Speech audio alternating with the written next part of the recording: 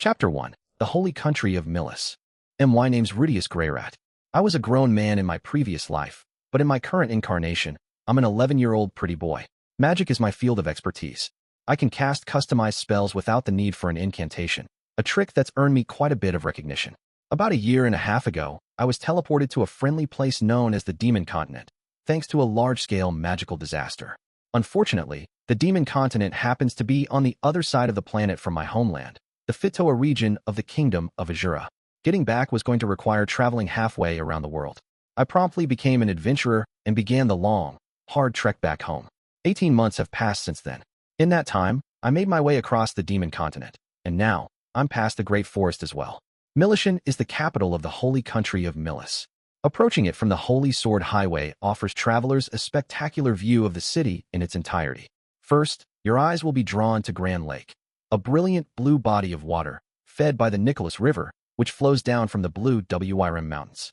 At the lake's very center, the Great White Palace seems to float above its waters. Further along the banks of the Nicholas, you'll spot two other distinctive landmarks, the city's radiant golden cathedral and the shining silver headquarters of the Adventurers Guild.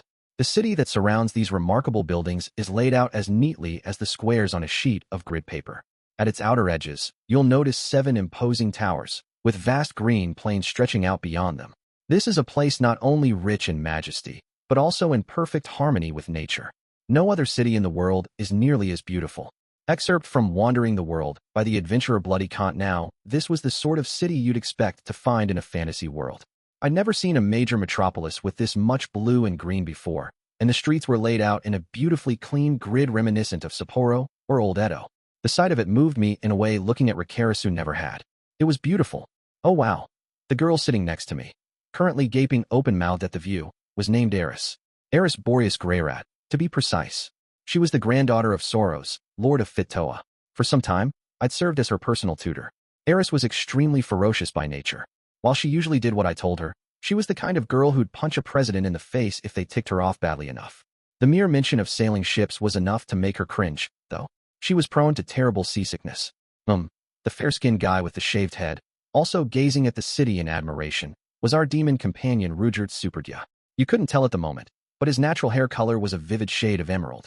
It was a trait he had in common with every other member of the infamous supered race. To most people in this world, green-haired demons were synonymous with death and destruction. But while Rudeus could definitely be dangerous and impulsive at times, he was basically a kind old guy with a soft spot for kids as far as Eris and I were concerned. I'd never thought of these two as particularly romantic people, but apparently they could recognize a beautiful thing when it hit them in the face. It's really something, in it? The last member of our little group was a man named Geese, who bore a strong resemblance to a monkey. Geese was an adventurer by trade and a good-for-nothing at heart, the sort of guy who got himself thrown into jail for cheating at gambling. He wasn't a member of our party or anything, but he'd asked to tag along with us to Millis, so we'd been traveling together since the Great Forest. I would have asked him why he was bragging about this place as if he'd built it, but it was understandable now that I'd seen the view. I would have done the exact same thing in his shoes. Yes, it's certainly something. But that lake is huge. Doesn't that cause all sorts of headaches during the rainy season? I was just being contrarian, honestly. I didn't want him getting too smug. Still, I really had been wondering about this. That lake was at the very center of the city, and in the Great Forest just north of here, they got 3 months straight of torrential rain every single year. Surely that had some effect on the weather here, as well. I hear it was a real nuisance way back in the day, sure, Geese replied. But now they've got the weather totally under control, thanks to those 7 magic towers. No way they'd drop a castle in the middle of a lake otherwise. You notice how it doesn't have any outer walls or anything? That's because the towers are protecting it with a magic barrier. No kidding. So, you'd have to take those towers down first if you wanted to capture the city, huh? Don't even joke about that. The Holy Knights would toss you in jail if they overheard. Got it. I'll be careful. Geese went on to explain that so long as the 7 towers stood, the capital was safe from natural disasters and even disease epidemics. I couldn't imagine how that worked, but it sure sounded convenient. Come on, let's go already.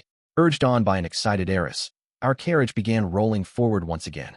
The city of Millishion was divided into 4 districts. To the north was the residential district, where most of the blocks were lined with family homes. There were some differences between the areas where common folk lived and those where the families of nobles and knights resided, but virtually every building in this district was a house of some sort. To the east, you had the commercial district, where most of the city's major businesses were located. You could find some retail shops here, but they tended to be small-scale operations, The district was mostly dominated by larger enterprises. This was where you could find Millishion's blacksmiths and auction houses. To the south was the Adventurers District, with the guild headquarters at its center. It was full of inns, bars, and shops catering to professional fortune seekers. It also had quite a few gambling halls and slums where failed adventurers lived, though, so you had to watch yourself. For whatever reason, the city's slave market was located here instead of in the commercial district. To the west was the Divine District, home to many of the Millis Church's ranking members. You could find the city's enormous cathedral here, as well as a spacious graveyard. The Holy Knights of Millis were also headquartered here. Geese went over all of this for us in surprising detail as we drew closer to the gates. We ended up circling around the outskirts of Millishion before entering the Adventurers District. According to Geese, outsiders entering through a different district were typically viewed with some suspicion and subjected to more lengthy inspections. This city had some annoying quirks, from the sound of things. The moment we passed through the gates, we found ourselves surrounded by chaos. Millishion looked gorgeous from a distance, to be sure, but it didn't feel that different from any other city on the inside. There were stables and sheep inns clustered near the city entrance. A little further along, merchants running open-air stalls hawked their wares loudly to the crowd. I could see weapon shops even further along the central avenue. Presumably, you'd find slightly nicer inns down the quieter side streets. Also, the shining, silver guild headquarters was large enough to be visible right from the gates. First off, we dropped off our carriage at a nearby stable. As it turned out, they were willing to deliver our luggage to the inn of our choice for no extra charge. That had never been an option in any other town we'd visited, but in a big city like this, I guess you needed to distinguish yourself from the crowd if you wanted to survive as a business. Once we'd wrapped up at the stable, Geese turned to us and made an abrupt announcement. "All right then, folks. I know where I'm headed next, so I guess this is goodbye." "Huh? You're leaving already?" That was a little surprising. I'd been expecting him to tag along to the inn with us, at least. "What's the matter, boss? You gonna miss me?" "Well, yeah, of course." I knew Geese was just teasing, but I responded honestly. We hadn't known each other very long, but he definitely wasn't a bad guy. A traveling companion you got along with was a valuable thing on long journeys like this. He'd made my life a lot less stressful for a while. Not to mention, with him gone, our meals were going to be a lot less flavorful from now on. That seriously sucked. Don't be blue, boss. We'll probably run into each other around town one of these days, you know. With a small shrug, Geese reached down and patted me on the head. But as he turned to leave, Eris blocked his path. "Listen up, Geese." She'd assumed her trademark pose, arms folded, chin jutting into the air. "You'd better teach me how to cook next time, got it?" The answer's still no, little lady. Talk about persistent. Scratching the back of his head, Geese slipped past Eris, then glanced over at Rudeus. "Hey, you take care of yourself too, Chief. Good luck to you as well. Don't get up to too much mischief, all right?" "Yeah, I hear you." With a little wave, Geese finally walked off into the crowd. Talk about a casual goodbye. You never would have known we'd spent 2 whole months on the road together. "Oh right. One last thing, boss." Just before he was about to disappear from view, the familiar monkey face turned back toward me for a moment. "Don't forget to stop by the Adventurers Guild soon, okay? HM? Sure. We'd be going to the guild eventually, since we'd need to earn some money." But why was he bringing that up now? I didn't get the chance to ask any follow-up questions. As soon as he heard my reply, Geese disappeared into the crowd. Our immediate priority at the moment was finding an inn. This was always our first order of business whenever we reached a new city. Most of the inns in Millishion seemed to be located some distance away from the main avenues, so we ended up wandering through side streets for a while until we found a little cluster of them. After a quick look around, I settled on a place called Dawn's Light Inn. The place wasn't too close to the city's main streets, but it was a good distance away from the slums. The area seemed safe enough. It offered all the amenities I was looking for, and seemed to be priced to attract C or B-ranked adventurers. The main downside was that it didn't seem to get much sun, but I could live with that. Once we had our room, the next step was to unpack and get ourselves organized, after which we'd head out to visit the town's most important locations, particularly the local guild. If there was any time, we'd engage in some idle sightseeing, then head back to our inn for a team meeting. That was our standard routine at this point, at any rate. "Couldn't we have stayed at a cheaper place?" asked Eris, looking around the inn quizzically. I had to admit, she did have a point, especially since I was always lecturing her and Rudeus about being careful with our money. At the moment, however, we had some financial breathing room. We'd been paid well for the 3 months we spent on guard duty in Doldia, and the Beast Folk's head warrior, Guys, had also given us a nice chunk of change. Those funds added up to a bit more than 7 Millis gold coins. We'd have to earn more money here eventually, but in the short term, we could afford a few modest luxuries. It can't hurt to upgrade every once in a while, right? Sometimes it's nice to sleep in a bed that's actually soft. A quick glance over at Eris suggested she wasn't entirely convinced. I went ahead and opened the door to our room. Anyway, it was a neat, tidy little space. I appreciated that they'd already provided us with a table and chairs in the far corner. The door had a functional lock, and the windows came with shutters. It wasn't quite comparable to the business hotels back in Japan, but by the standards of this world, this was definitely on the nicer side. Now that we'd reached our room, we had a few things to take care of. First, our equipment needed its regular maintenance. Second, we needed to take stock of our expendable supplies and make note of anything we were running low on. Then it was on to drying out the beds, washing the sheets, and a bit of general sweeping and cleaning. This was all totally routine for the three of us by now, so we got to work without exchanging words. By the time we finished up, the sun was setting and it was getting dark outside. This made sense, since we'd only reached Millishion in the early afternoon. Still, we weren't going to have time to stop by the guild today after all, not that it really mattered too much. After a quick dinner at the bar next to the inn, the three of us went right back up to our room. Once we'd settled down on the floor in a circle, I cleared my throat and got things underway. All right, I hereby call this dead end team meeting to order. This is our first meeting since we reached the capital of Millis. Everyone, let's make it one to remember. I had to actually say applause, please, and smack my hands together a few times before Eris and Rudeus hesitantly followed suit. Honestly, those two never failed to disappoint. Now then, we've finally made it this far, folks. That's a real accomplishment. There was some real emotion in my voice as I said those words. It had been a long, hard slog getting to this point. We'd spent more than a year on the Demon Continent, and a good 4 months in the Great Forest. Now, at long last, we'd reached the region of this world where humankind resided. The most dangerous part of our trip was behind us now. From here on out, the roads would be well maintained, and the terrain mostly nice and level.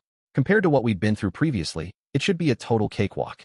Of course, in terms of sheer distance, we still had a very long journey ahead of us. The distance between Azura and Millis was roughly 1/4 of the planet's circumference. No matter how nice the roads were, we weren't going to manage that in a week. In fact, we probably had another solid year of travel ahead of us. Given that, our biggest long-term problem would probably be financial in nature. For the moment, I'm thinking we should stick around in this city for a while to save up some money. Why? Asked Eris, furrowing her brow. It was a reasonable question. I tried to answer as clearly as I could. Well, we've made it through the Demon Continent and the Great Forest just fine, but things tend to be much pricier in human territory. I thought back to the market research I'd conducted on our way over here. I never got the chance to poke around in Zamport, but I still remembered what most things went for in various parts of the Demon Continent, and in the small town we stopped at past the Blue Wyre Mountains. Pretty much everything across the board was more expensive in Millis and the Kingdom of Azura. This inn's nightly rate would have been completely mind-boggling by the standards of the Demon Continent.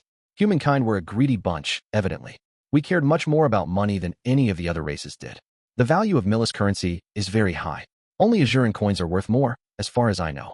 That does mean everything is expensive here, but it also means that jobs at the local guild will pay very well.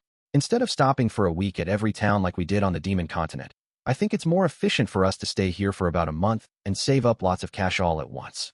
Once we had a nice pile of valuable Millis coins in our pockets, the rest of the journey would go much more smoothly. They'd go a long way toward getting us through the southern regions of the central continent. For one thing, we don't know how much they'll charge a supert for passage on the boat to the central continent, right? I said. Eris grimaced at the word boat. Our previous sea voyage was a miserable memory for her. I felt very differently, of course. My recollections of comforting her while she was seasick continued to be a source of great pleasure. All things considered, I think we should focus on earning money in Millishion for a while, then head straight for the Kingdom of Azura. We might not be able to do much about improving the reputation of the supert for a while, though. Is that all right with you, Rudeus? Of course, Rudeus replied, nodding slightly. I hadn't really expected him to object. At this point, I was helping out with that because I wanted to. Personally, I would have been happy to settle down here for a while and devote some real effort to changing the public's opinion of his people. 6 months or a year of diligent work in a major city like this could have a far-reaching impact. That said, we'd already spent a year and a half just making it this far. I didn't want to drag out this marathon of a journey even longer than necessary. I mean, I'd been missing for 18 months now, right? Paul and Zenith were probably worried sick. Wonder what they're up to right now? Oh, whoops. I never got around to sending them a letter, did I? I kept meaning to do that, but events were constantly conspiring to distract me. It must have slipped my mind half a dozen times by now. Well, no time like the present. Okay then, let's make tomorrow an off day, shall we? This wasn't a new concept for us. I'd announced off days several times in the past. At first, it was out of concern for Eris, but at some point, I started calling them primarily for my own sake. The girl never showed any signs of fatigue, and Rudeus was the toughest man I knew. I was definitely the weakling of this party. Of course, I was much stronger than I'd ever been in my previous life. I couldn't hold a candle to these two, but I was on the level of a typical adventurer, at least. Physical exhaustion wasn't usually an issue. Mental exhaustion, on the other hand, that was a different story. For one thing, I still had some hang-ups about killing living things. The more we went around slaughtering monsters, the more stress built up inside me. I wasn't calling this particular off day out of fatigue, though. I just wanted to make sure I didn't forget about writing that letter again. If we spent tomorrow gathering information, checking out the guild job list, and dealing with all the other things on our to-do list, it was going to slip my mind yet again. This time, I was going to take a day and finally get this taken care of. Are you feeling poorly again, Rudeus? No, this one's a little different. I need to take some time to write a letter. A letter? I nodded at Eris. We should let everyone back home know that we're okay, right? Well, all right. I guess I'll leave that to you then. Yeah, I'll take care of it. Tomorrow, I was finally going to get this done. I'd take my time, think back to my days in Buena Village, and write to both Paul and Sylphiette. Back when he shipped me off to serve as Eris' tutor, Paul warned me not to send him any letters, but under these circumstances, surely he wouldn't mind. The odds of a letter reaching them weren't that good, of course. Back when Roxy and I were corresponding between Azura and Chiron, it felt like maybe 1 in every 7 letters we sent actually got through, so we always had to send out multiple copies of the same message. I'd have to do the same this time as well. What will the two of you be doing, by the way? I asked. Eris replied promptly and energetically. I'm going to go slay some goblins. Goblins? Wait. Goblins. Are these the goblins I'm familiar with? Like, yellow-green guys, maybe half the size of a human, with the crude clubs? The ones that always feature prominently in fantasy-themed porn games? Yep. I overheard someone saying they've got lots of them popping up around here. That's exactly the sort of thing adventurers should be dealing with, right? Eris replied cheerfully. To be perfectly honest, I'd heard a bit about them on our journey. In this world, goblins were basically thought of as a kind of vermin. They reproduced rapidly and caused all sorts of trouble for people. They were intelligent enough to communicate verbally, so they might technically be classified as demonkind, but the vast majority of them lived like wild animals. So when their numbers started getting out of hand, they'd typically be exterminated. All right then, Rudeus, can you go along with her? And, oh, come on. I can handle a few goblins on my own. Eris interrupted indignantly. The look on her face suggested she was more than a little offended. What was I supposed to do here? Eris was a very competent fighter, and goblins were E-ranked monsters, not exactly a challenging foe. They didn't live on the demon continent, so I'd never actually seen one, but from what I'd heard, even a child who'd learned some basic swordplay could handle them. No sweat. Maybe it would be slightly overprotective to have her take our bodyguard along. After all, the girl could handle herself just fine against even B-ranked monsters, but still. When a girl adventurer gets beaten by a goblin, that's an instant sex slave bad end, right? I didn't know that much about the goblins of this world, but that was definitely their whole deal back in mine. And I mean, if I was the lucky goblin who managed to knock Eris unconscious, I'd certainly enjoy myself. Wouldn't anyone? Assuming they were a little green monster, of course. I totally would. Just hypothetically. If something that terrible happened to Eris the moment I took my eyes off her, I'd never be able to face Ghislaine or Philip ever again. It's all right, Rudeus, said Rudeus, snapping me out of my reverie. Let her handle this one alone. That was unusual. Normally, he stayed out of these sorts of arguments. For the last year and a half, Rudeus had been giving Eris lessons on how to fight all sorts of different monsters and enemies. His educational methods were a little too obscure for me to follow, but she'd clearly learned a great deal from him. If he was convinced she could do this, it was probably going to be all right. Okay then, don't get careless out there just because they're weak, Eris. Yeah, I know. Make sure you're well prepared before you head out, too. Of course, if things get dicey, just turn tail and run, all right. Right. Okay, and if worse comes to worst, just grab the little creep by the hand and scream, "This goblin's a molester," at the top of your... Oh, enough already. I can deal with exterminating some goblins, Rudeus. Whoops. Now I'd gone and made her mad. To be honest, I was still a little anxious about this, but I just have to put my faith in the judgment of our veteran warrior. In that case, I'll say no more. Good luck out there, Eris. Thanks, she said, nodding in satisfaction. Don't worry, I've got this. How about you, Rudeus? What will you be up to tomorrow? I think I'll go say hello to an acquaintance of mine. That had to be the first time I'd ever heard him use the word acquaintance. You don't say? I didn't know you had any of those, actually. Well, of course I do. From what I knew of his backstory, Rudeus had been wandering the wilderness all by his lonesome for quite some time. But after 500 years of that, I guess he'd probably run into a few people just by chance. It seemed a little strange that one of those people would be living all the way out here in Millishion. Then again, this was a huge city, so maybe it made sense statistically. What kind of person are they? A warrior. Oh, probably someone he rescued in the wilds of the demon continent back in the day, or something. Huh. Well, One way or another, I wasn't about to pry. I wasn't Rudyard's father and didn't feel the need to interrogate him on who he was hanging out with in his free time. The next morning, Eris and Rudyard headed out on their respective errands, and I went out into town to buy paper, pens, and ink. I figured I could take the chance to wander around the open-air stalls for a while until I had a decent sense for what most things cost in Millis. As it turned out, food was actually a good bit cheaper than it was on the Demon Continent. Naturally, the selection was also much, much better. There was plenty of fresh meat and fish available, and they even had a nice range of vegetables. The biggest single surprise was definitely the eggs, though. There were lots of them. They were all freshly laid, and they were incredibly cheap. I'd seen eggs for sale a few times in the Demon Continent, but those were laid by monsters rather than birds. The idea was to make them hatch, let the baby creature imprint on you, and then train it as you liked. Naturally, nobody ate those things. They were way too expensive to turn into an omelet. Chickens were a thing in this world, by the way. There had been a few people who raised them back in Buena Village, and from the looks of things, poultry was a major industry in Millis as well. All of a sudden, I was dying to eat egg on rice again. I know pretty basic stuff. But come on, it's a nutritionally complete meal all in itself. Sadly, while I had plenty of eggs available to me at the moment, there didn't seem to be any rice or soy sauce to go with them. Bread was apparently the cornerstone of the Millis diet, just like it was in Azura. Rice did exist in this world, even if it wasn't for sale in the market here. It was the staple food in the northern and eastern regions of the central continent, and Roxy once mentioned that it was available in the kingdom of Chiron as well. They mostly used it as the base for something like fried rice or paella, with lots of meat, vegetables, and seafood. Unfortunately, it sounded like they didn't do poultry farming in Chiron, so eggs were supposedly a rare commodity. Maybe the climate wasn't suitable for raising chickens. As for soy sauce, I'd never seen anything like it in this world. I once noticed something that looked a lot like a soybean while paging through a dictionary of plants, but it seemed possible that nobody had tried fermenting them and making them into sauce yet. No, can't let myself get pessimistic. There were eggs and rice here, right? In that case, there had to be soy sauce out there somewhere, too. I just needed to look hard enough. Someday, I'd collect all the ingredients and make my dream come true. Even if the eggs were a bit unsanitary, detoxification magic could handle a little food poisoning just fine. Once I'd finished up with my quick survey of the local market and purchased a basic stationery set, I started to make my way back toward the inn while trying to figure out exactly what to put in this letter. This was going to be the first time I'd ever written to Paul or Sylphiette. Should I start with my years in the Boreas household? No, the important thing was to let them know I was safe.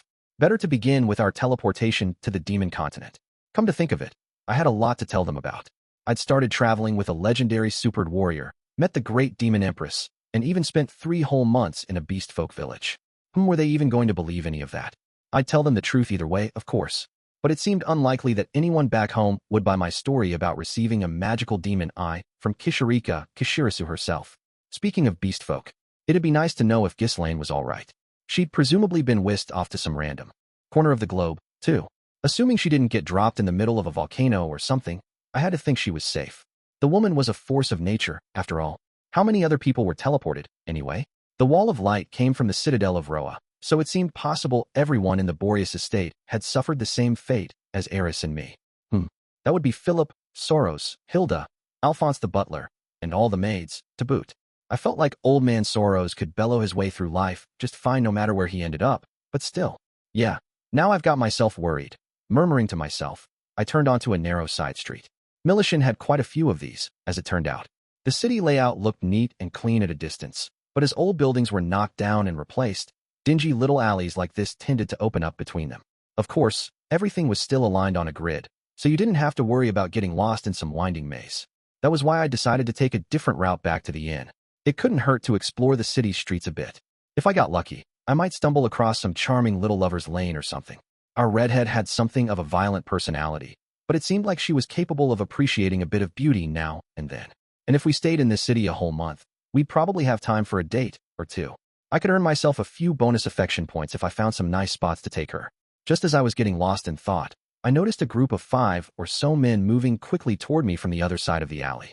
They didn't look like adventurers at a glance, but more like common street punks. Their outfits seemed intended to intimidate. Just a bunch of rowdy kids, probably. Still, it was kind of rude to spread themselves across a cramped little alleyway like this. The polite pedestrian always left room for someone heading the other way. A kid like me didn't need that much space, true, but at this rate we were going to run into each other. They really ought to be approaching me single file and averting their eyes out of, "Move it, kid." I instantly pressed myself against the alley wall. Don't get the wrong idea now. I just wanted to avoid any senseless squabbling. I mean, they seemed to be in a very big hurry, and I wasn't. It's not like I got out of their way because they looked kind of scary or anything. Really, I promise. I ain't scared of no delinquents. Cross my heart and swear to die. Think about it, anyway. You can't judge a book by its cover, right? They did look like a bunch of street punks, but for all I knew, one of them was actually some famous master swordsman. If I'd gotten overconfident and objected to their rudeness, I might have found myself getting sliced to pieces by the nobleman of fury or something. I mean, this was a world where a little girl on the verge of starving in the street could turn out to be a great demon empress, right? No reason to get in a fight over nothing. That was my initial conclusion, at least. But as they shoved past me, I noticed that two guys in the middle of the group were carrying a burlap sack, and there was a small hand sticking out of it. It seemed like they were carrying off a kid, inside a bag, no less. Again with the kidnappers? This world had an ample supply of those, if nothing else. Criminals were always snatching up children every chance they got. It wasn't a regional issue, either. It happened everywhere, from the kingdom of Azura to the demon continent, the great forest, and the holy country of Millis. From what Geese told me, kidnapping tended to be a very profitable line of work. The world was mostly at peace right now, with the exception of a few minor conflicts here and there. A few slaves did trickle onto the market from the central and northern regions of the central continent, but that was about it. And many people wanted slaves. That was particularly true of the richer countries like Millis and Azura, where the wealthy upper classes were constantly looking to buy people. Basically, the supply just wasn't large enough to meet demand. Kidnapping victims fetched high prices on the market, and as long as this was true, the issue was never going to go away. To eliminate the practice entirely, you'd apparently have to start a massive war or two. In any case, what now? Given the number of men, we were probably talking about a premeditated crime. It wouldn't be surprising if the kid in that bag was the son or daughter of someone relatively prominent in these parts. To be honest, I didn't really want to get mixed up in this. The last time I rescued children from a gang of kidnappers, I ended up being taken for one of the criminals and tossed into a jail cell. And that was only a few months ago, so the memory was still painfully fresh. Was I going to just leave the kid to his fate, then? No, of course not. There'd always be kidnappers out there, to be sure. And this was bringing back some unpleasant memories. But none of that justified looking the other way. The first rule of Team Dead End was never abandon a child in peril. And the second rule of Team Dead End was never, ever abandon a child in peril. Dead End was a team of good guys. We stood steadfast in the face of evil. We rescued children every chance we got. And little by little, we spread the good word about Rudeus and the Supered. I turned back and quietly followed the 5 men with the burlap sack. My sneaking skills had apparently leveled up at some point. I guess following Eris and company around in Doldia was good practice. The kidnappers reached and entered their destination, a nondescript warehouse, without so much as a glance in my direction. Pretty sloppy bunch. They obviously needed to improve their sense of smell, for one thing. The warehouse in question was located in a quiet corner of the adventurers' district, tucked away even further from the crowds than the inn we were staying at. You couldn't see this place from the street. The only way to reach it was by squeezing through a narrow alleyway. There was no way a horse-drawn carriage could get to it. It wouldn't even be possible to carry anything bulky out. I wondered why the hell anyone would put a storage facility in such an inaccessible location. The warehouse had probably been built some time before the buildings that now surrounded it. Sometimes the city planners can really screw you over, huh? Not that it really mattered. Once I felt confident that the group wasn't just stopping by, I moved around to the back of the building and used earth magic to float off the ground, which allowed me to slip into the building through a relatively high window. I lowered myself to the floor, crept over to a jumbled stack of wooden boxes, hid inside one, then cautiously peered out to get the lay of the land. The 5 kidnappers were standing around on the other side of the dimly lit warehouse, talking things over. From what I could gather, they had lots of friends drinking in the bar next door, and somebody needed to go inform them that the job was taken care of. I had 2 basic options at this point. I could try to take these 5 out before they brought the whole gang over here, or I could stay put, get a careful look at their buddies' faces, and just sneak out with the kid when I got the chance. The latter approach sounded much more appealing, so I decided to settle into my box and get comfy. What was in this thing anyway? Thanks to the poor lighting, I hadn't really gotten a good look at its contents. Whatever they were definitely made of cloth. Too small to be shirts or pants, though. And for some reason, lying in a pile of them made me feel oddly tranquil. I reached out and took one into my hand. The shape and texture of it was familiar. A carefully sewn piece of fabric with some definite depth and 3 distinct holes. In one particular section, the cloth was twice as thick. I thought I could sense a tinge of powerful mystic energy when I touched that bit. Whoa, hold on, these are panties. Who's there? Oh crap, they heard me. Damn it. I never expected them to lay such a devilish trap. What the hell? Is there someone in the boxes? Show yourself. Hey, go tell the boss. We need everyone over here. Well, this definitely wasn't good. While I sat around, they were already calling in the cavalry. It was clearly time for a change in plans. I just have to grab the kid now and make a quick getaway, right? Seemed like the best option. Wait, no, they'd see my face. What was I thinking? I had a perfectly suitable mask right on hand. Whoa, I'm a burning hunk of ecstasy, baby. Just kidding. For a moment, I paused to consider stripping off my robe to better hide my identity, but then I remembered I wasn't even wearing it. Didn't have my staff, either. I'd just been on a shopping trip, after all. Alright then, let's roll. Whoa, he's wearing panties on his head. Man, what a freak. The men were momentarily dumbfounded by my sudden, dramatic appearance. I took the opportunity to launch into a monologue. Hear me, greedy miscreants. How dare you tear innocent children from their families? Shame on you. Shame. People call this kidnapping. The audience didn't seem to appreciate my Romstol impression. Maybe they weren't up on their old mecha anime. Who the hell are you supposed to be? I am Rudeus of Dead End. What? Dead End? Oh crap. I messed up. Introducing myself that way was pure habit by now, so the words just slipped out of my mouth. This was one case where I really shouldn't have said anything. Sorry, Rudeus. As of today, you're a creepy weirdo who rescues children while wearing panties on your head. Don't worry though. I will save the kid, no matter what the cost. Curse you, foul kidnappers. Thanks to you, an innocent man has just been badly slandered. Your villainy won't go unpunished. Look, kid, go play hero somewhere else. We ain't. I didn't come here to talk, you fool. Sunrise Atayak. Gurg. I cut the conversation short by firing off a stone cannon spell. It was always nice to get a few preemptive attacks in. This was the same approach I'd used to rescue the great demon empress from that dirty old pedo back in Windport, actually. Take that. And that. G.U.H. Black. In the blink of an eye, I knocked out the 4 men who'd remained in the warehouse.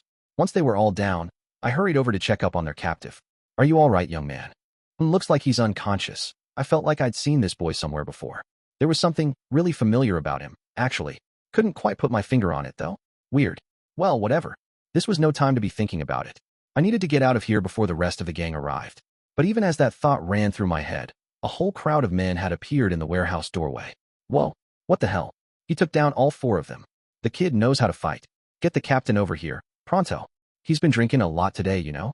He's still one hell of a fighter, even when he's plastered. 2 men turned and ran off, presumably to get their captain. That still left more than 10 people for me to deal with, and now I had to assume more reinforcements would be coming. This was not good. This was not good at all. Maybe I really should have looked the other way, or waited until tomorrow, when I could have convinced Rudeus to help me out. Charging in solo was definitely a mistake. At this point, my only option was to take down the entire gang. What kind of a freak is this guy? He's wearing panties on his head. Wait, was he here to steal our underwear? Oh god, is he some kind of sex criminal? Now that I looked more closely, there were actually a few women in the group as well. Sorry, Rudeus. Seriously, I owe you one. With one final apology to the man I'd so deeply wronged, I turned my focus to the task at hand. Fortunately, these thugs were nothing special. They kept rushing at me in a straight line, so it was easy enough to fire off a stone cannon before they got too close. They weren't quick enough to dodge my magic, and a single hit was enough to knock most of them unconscious. None of them were even armed. There were no magicians to worry about, either. Everything was going better than expected so far. D-damn, we can't even get close. What the hell is with this kid? Is he using some sort of magic item? What's taking the captain so long? By the time I'd knocked out maybe half of them, the others started getting visibly agitated. Maybe I'd be able to blast my way out of here without too much trouble after all. The captain will be here soon, everyone. We just have to hold out until then. Well, so much for that. 2 women had appeared in the warehouse doorway. One of them was a warrior clad in a suit of bikini armor. The other was a robed magician. It hadn't taken very long for this wave of reinforcements to arrive, but I guess that wasn't surprising. Their whole gang was apparently drinking just next door. The warrior woman was showing off a lot of skin, for some reason. I hadn't seen a single fighter on the demon continent dressed nearly so skimpily. She stood out even more in comparison to the magician, who was wearing a perfectly ordinary outfit. Damn, who is this woman? I can't tear my eyes away. I'll keep him busy, Shiera. Cover me. Right. The bikini lady drew the sword at her waist and rushed toward me. Meanwhile, the robed magician in the rear took up her staff and... oh, crap. Bikini lady's breasts were swaying like crazy every time she took a step. Don't let them jiggle that vigorously, girl. They're going to break free. It was honestly bizarre. If nothing else, you'd expect bikini armor to keep your chest firmly in place so it wouldn't cause you any problems in battle. Her whole outfit seemed to serve no practical purpose whatsoever. Oh man, just look at those things go.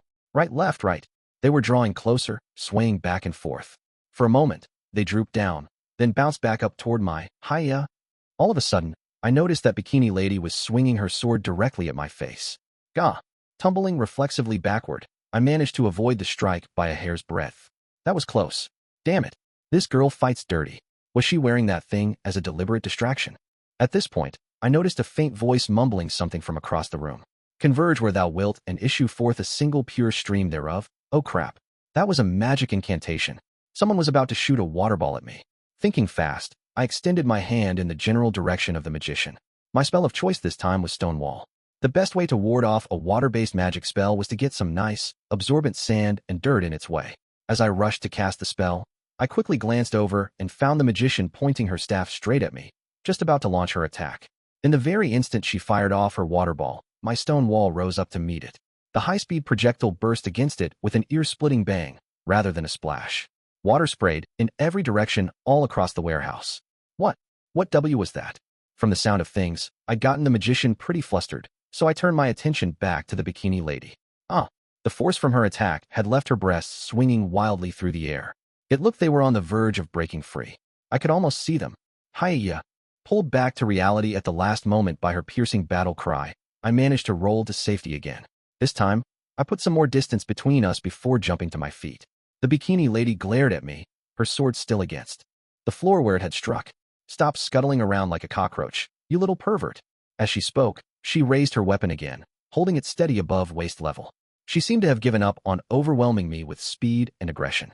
Instead, she began to close the distance between us slowly but steadily. Following her lead, I inched backward too.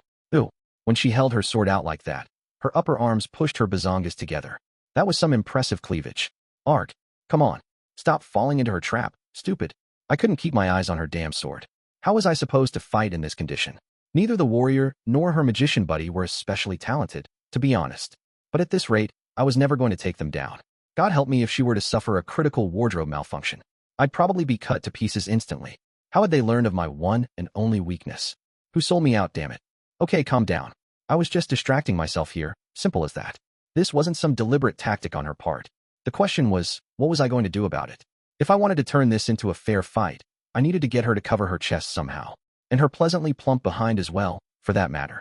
How could I manipulate her into putting some actual clothes on? Maybe I could say something to try to get her all embarrassed. No. If she'd chosen this outfit deliberately, that approach might backfire. Gasp. Of course. Now I had it. Are you familiar with the story of the North Wind and the Sun, everyone? Once upon a time, the North Wind and the Sun competed to see which of them could compel a certain traveler to undress. The North Wind tried to blow off her clothes with cold, piercing gusts, but the traveler simply piled on extra layers of clothing instead. The Sun, however, simply warmed her up until she started taking off her clothes of her own volition. In other words, if I made things nice and hot in here, she'd totally strip off that. No. That's exactly what we don't want, remember? Right. Cold. Cold was we needed here. You've got nowhere left to run, called the woman warrior. I glanced behind me and realized I'd backed myself all the way against the warehouse wall. It wasn't a problem, though. I'd already worked out my strategy. Without a word, I held out both my palms toward my skimpily attired assailant. Icicle field. The moment I channeled my magical energy through my right hand, bitterly cold air rushed out of nowhere to fill the warehouse. The temperature dropped by 30 degrees centigrade almost instantaneously. All of a sudden, it was like we were standing inside a refrigerator. What the? I could already see goosebumps on the bikini lady's upper arms, but I wasn't done yet. This time, I let my magic energy course into my left hand. Blast! A great gust of wind sent the woman flying backward. By the time she'd stopped tumbling, I'd sent her all the way to the entrance of the warehouse. I was thinking I'd call this little combination spell Polar Blast. Hachu. The air in here was so frigid now that I felt like I might catch a cold myself, but I'd achieved what I set out to do perfectly. Shivering and sneezing, the bikini armor woman frantically gestured to her friends for a coat. I was out of the woods now. Once those breasts were hidden from view, there was no way she'd get the better of me. All that was left now was to knock everybody senseless and make my getaway. I'm here, people. Sorry to keep you waiting. Or so I thought, until my newest challenger barged in. The man in the doorway looked familiar. Something about his face actually made me feel kind of nostalgic. I'd seen this guy somewhere before, right? But where? It wasn't coming to me. TCH. This little punk's made a real nuisance of himself. Huh? Hick. Stay back, everyone. No reason to gang up on some snot-nosed kid. I'll take him down personally. The man was obviously confident in his skills, but it also looked like he might be drunk. Even from a distance, I could see him swaying unsteadily, and his face was tinged red. Seriously though, the more I looked at this guy, the more familiar he seemed. With the brown hair and the slightly thuggish face, he kind of resembled Paul. Come to think of it, he sounded a lot like him, too. Yeah, if you put Paul on a starvation diet and didn't let him get a good night's sleep for a couple months, he'd probably end up looking something like this. It made me kind of hesitant to launch any serious attacks at the guy. But of course, there was no way my father would actually be hanging around with a bunch of kidnappers in Millis, of all places. Hey you think you can just waltz in here and knock my people around, huh? Well, I'm gonna make you live to regret it. The man stepped in front of his group, spat a few fiery words in my direction, and drew a pair of swords from their sheaths. Anyone capable of dual-wielding competently had to be a master swordsman. From his stance alone, I got the distinct feeling he was on a totally different level from the bikini armor lady. Was stone cannon going to be enough to deal with him? I don't really want to use anything that might kill the guy, though. Perhaps sensing my hesitation, the man abruptly charged forward. Wah!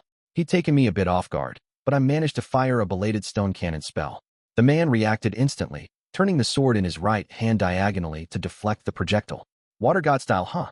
That's not all I've got to offer, buddy. He was almost on top of me now. Acting on sheer reflex, I set off a shockwave and sent myself flying backward through the air. Whoa. I activated my Eye of Foresight to peek into the future to help me dodge his follow-up attacks. The man was quick with his swords, but his footwork seemed a bit sloppy. It was probably related to all the alcohol in his system. Maybe I could do this, after all. TCH. He moves just like the kid, damn it. Shiera, come lend me a hand. Just like that, the bikini armor lady and her magician friend stepped forward again. What happened to taking me down by yourself? Huh? What kind of a man are you, anyway? The woman warrior, now all covered in an overcoat, circled around to my side, and the magician was already starting to chant another incantation. This was definitely not good. The man's attacks were fierce and persistent, and I had my hands full just dodging them all. Fortunately, I still had a trick or two up my sleeves. Using the vocal magic of the beast folk, I stopped the man in his tracks for just an instant, giving me time to send him flying with a quick shockwave. Stone cannon. Keeping one eye on the man as he tumbled backward, I fired off a quick offensive spell at the female magician. Next, just as the bikini armor lady was swinging her sword at me, I used my Eye of Foresight to evade the strike and land a solid counterpunch. The magician had been focusing on her incantation. My spell hit her head-on and knocked her unconscious. The woman warrior staggered backward, but she wasn't out of the fight yet, judging by the fury in her eyes. And of course by now, the man was coming right back at me again. Shiera, you'll pay for that one, you little shit. Just as he took a step forward, I transformed the floor underneath him into a tiny patch of muddy swampland. His foot plunged straight into it, and he tumbled clumsily forward onto the floor. Captain.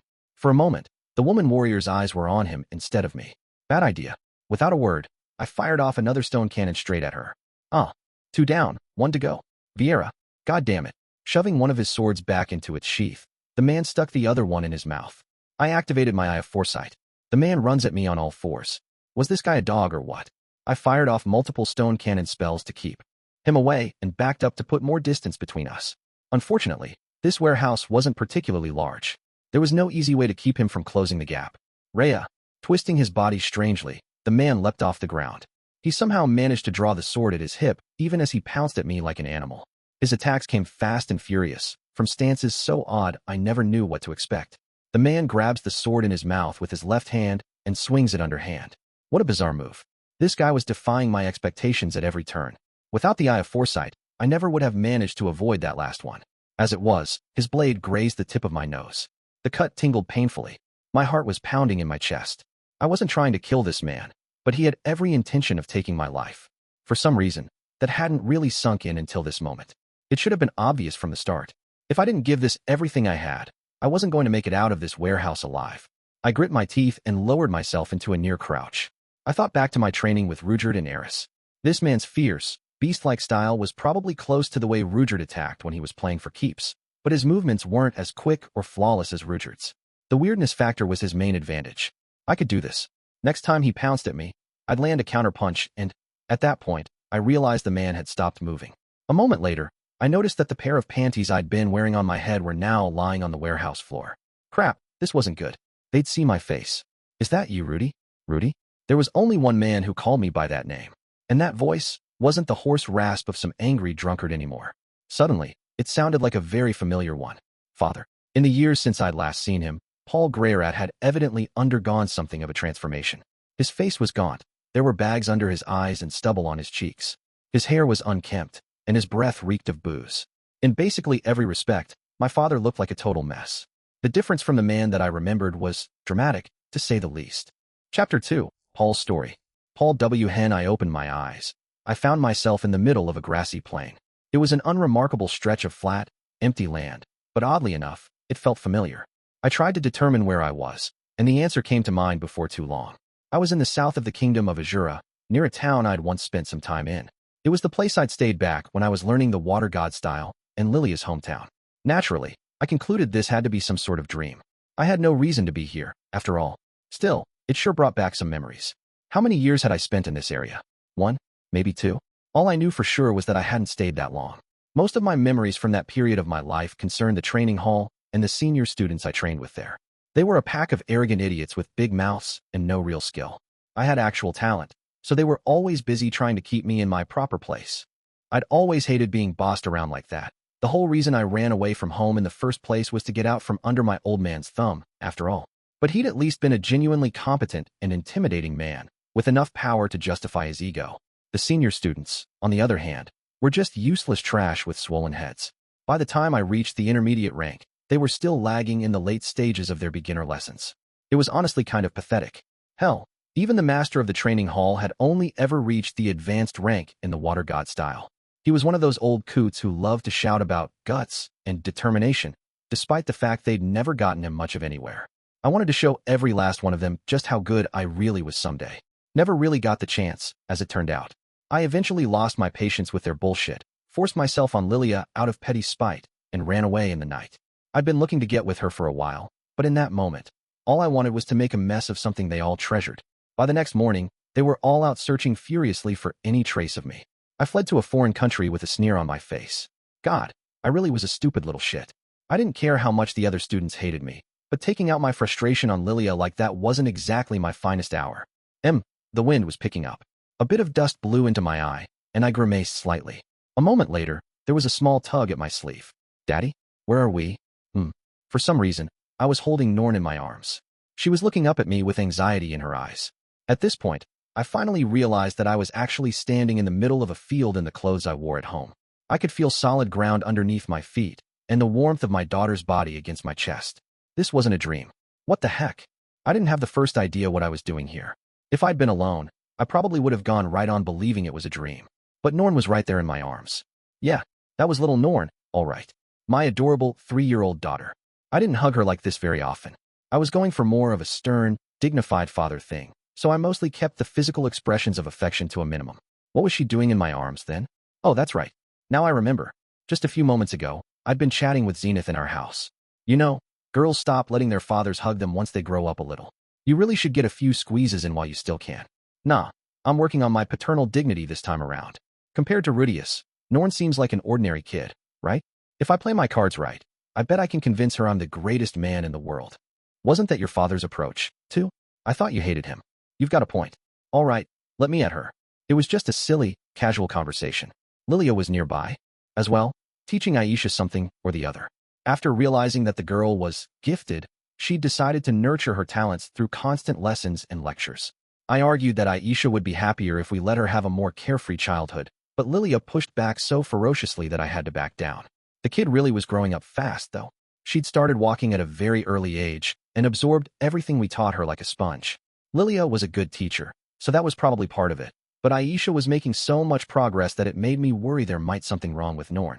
When I brought up to Lilia, she told me, Aisha's nothing special compared to young Master Rudeus. And Miss Norn's a perfectly normal child. I didn't really care if Norn was normal or not, honestly. But when I pictured her growing up in the shadow of 2 brilliant siblings, it made me feel a little bad for her. I remembered thoughts like those running through my mind. And then I was suddenly enveloped in a blinding white light. Yeah, I remembered now. There wasn't some sort of gap in my memory. The fact that I still had Norn in my arms was proof of that. The girl had been walking around on her own for some time now, but I was holding her to my chest. Something very strange was going on. That much was immediately obvious. Daddy, Norn spoke to me again in an uneasy voice. She'd been watching my face this whole time. It's all right, Norn. Gently patting her on the head, I looked around the area. Zenith and Lilia were nowhere to be seen. Were they somewhere close nearby? Or was I the only one who'd been brought here? In that case, why was Norn still with me? One possibility did come to mind. I'd once triggered a very nasty trap in the depths of a labyrinth, a hidden teleportation circle, and this felt very similar. At the time, I was lucky enough to be teleported close nearby, but I'd reflexively grabbed Lionelise by the sleeve as the trap went off, which got her dragged along as well. She was pretty pissed off at me. If you're unlucky, a teleport trap is the sort of thing that can be instantly lethal. It wasn't really my fault I stepped on it, since our monkey of a scout should have spotted the thing beforehand, but that wasn't important right now. Basically, teleportation magic was capable of instantly moving both you and anyone you were in physical contact with to a different location. That would explain why Norn was still with me, but the others weren't. Why had I been teleported, though? There'd been no warning at all. Had somebody done this to me deliberately? To be honest, I did have enemies all over the place. It wouldn't be surprising if someone launched a sneak attack on me, given all the bad stuff I'd done in the past. But teleportation magic? That just didn't make any sense. For one thing, there was no known incantation for it. To teleport someone, you needed to use either a magic circle or a special magic item. Teleportation items were banned worldwide, and the creation of teleportation circles had been forbidden for so long that the art itself was all but lost. Why would anyone go to such extreme, dangerous lengths just to take revenge on a single man like me? And why would they just dump me in some empty field? Could one of the students from the training hall have been responsible? Maybe they were still nursing a grudge and teleported me away so they could get their hands on Lilia. Maybe they put me here to send a message, and when I made it back to my house, I'd find Zenith and Lilia being despoiled by a gang of vicious thugs. Damn, that did sound like something those bastards would think of. Daddy, don't worry, Norn. It's okay. We'll get back home soon enough. Trying to reassure myself as much as Norn, I set off toward the nearby town. Fortunately, I had an azure and gold coin hidden away in my sword sheath for emergencies. And thanks to old habits from my adventuring days, I always kept my sword on my person, even when I slept. The only time I took it off was when I made love. My adventurer card was tucked away inside the holder, too. Just a small precaution against exactly this sort of emergency. I made my way to the local guild and exchanged my gold coin for smaller denominations. The receptionist handed me back 9 azure and silver coins and 8 large coppers. They'd apparently hiked their fees at some point, but I had more than I needed anyway. I quickly reviewed the tasks that were available, found one for an emergency delivery, and accepted it on the spot. My card had run out of magic years ago, so the lady behind the counter had to recharge it for me first. When the words on it reappeared, she exclaimed in surprise and asked me why a S-ranked adventurer was taking on a job like this. Since it was an emergency request, the normal restrictions didn't apply, but under normal circumstances, it would have been an E-ranked task. I didn't have any real reason to hide my situation, but I didn't feel like taking the time to explain. I fed her some vague non-explanation, then asked if I could borrow a horse. This was one of the special perks the guild offered S-ranked adventurers. When you accepted an urgent delivery job, they loaned you a ride free of charge. Of course, you needed to give the horse back once the job was done. But this time, I was planning to ride off in a totally different direction. I did feel bad for the client, but I had an emergency of my own to deal with. The horse they brought out for me turned out to be quite an impressive specimen. I'd gotten lucky. That delivery job must have been very urgent indeed. There was a real possibility I'd lose my status as an adventurer for this stunt, but I could live with that. I wasn't planning to make my living that way ever again. I hoisted Norn onto the horse, then hopped up behind her. We galloped out of town immediately. Halfway through the trip, Norn fell ill. The girl had no experience riding horseback, and I kept us traveling day and night. It was probably just too much for her to handle. With the time it took to nurse her back to health, I didn't make it back to the Fitoa region for a good 2 months. It took so long, I almost wished we'd just taken a carriage from the start. I'd long since failed the delivery job, of course, but the breach of contract fee wasn't too painful. At the moment, though, I was in the depths of despair. We hadn't reached Buena Village yet, but I'd finally discovered just how grave the situation really was. Everything in the Fitoa region had vanished. I was bewildered, totally bewildered. What the hell had happened? Where was Buena Village now? Where were Zenith and Lilia? The citadel of Roa had disappeared, too. Did that mean even Rudeus was gone? This can't be happening. At some point, I'd fallen to my knees in shock and anguish. The words "they were wiped out by a teleport trap" echoed inside my mind. It was a phrase I'd heard more than once back in my adventuring days, when I was still exploring labyrinths. Teleportation traps were the one thing you had to watch out for. They split your party up and left you uncertain of your own location. Triggering one was a very, very bad idea. I heard numerous stories of veteran teams that were totally wiped out as a result of those things. Once, I'd seen a stunned man recounting how his whole party had stepped on a teleportation circle. He'd managed to team up with another adventurer and fight his way out of the labyrinth, only to discover that all his friends had perished. But why had this happened here? To us? Daddy, aren't we home yet? Norn's voice snapped me back to reality. Her small hand was clutching at my sleeve. Without saying a word, I hugged her close. What's wrong, Daddy? That's right. I'm her dad. This girl still didn't understand what had happened. But she wasn't worried, because she had me with her. I was her father. I was a father now, damn it. I couldn't show any weakness. I had to stay calm and confident. Everything was going to be all right. Teleportation was a dangerous trap, and I didn't have any idea why this had happened. But I was alive, wasn't I? Zenith was a former adventurer in her own right. And although Lilia wasn't as nimble as she used to be before her poisoning, she still knew how to use a sword. Aisha, though? Damn it. Was Lilia touching her in that moment? I couldn't remember.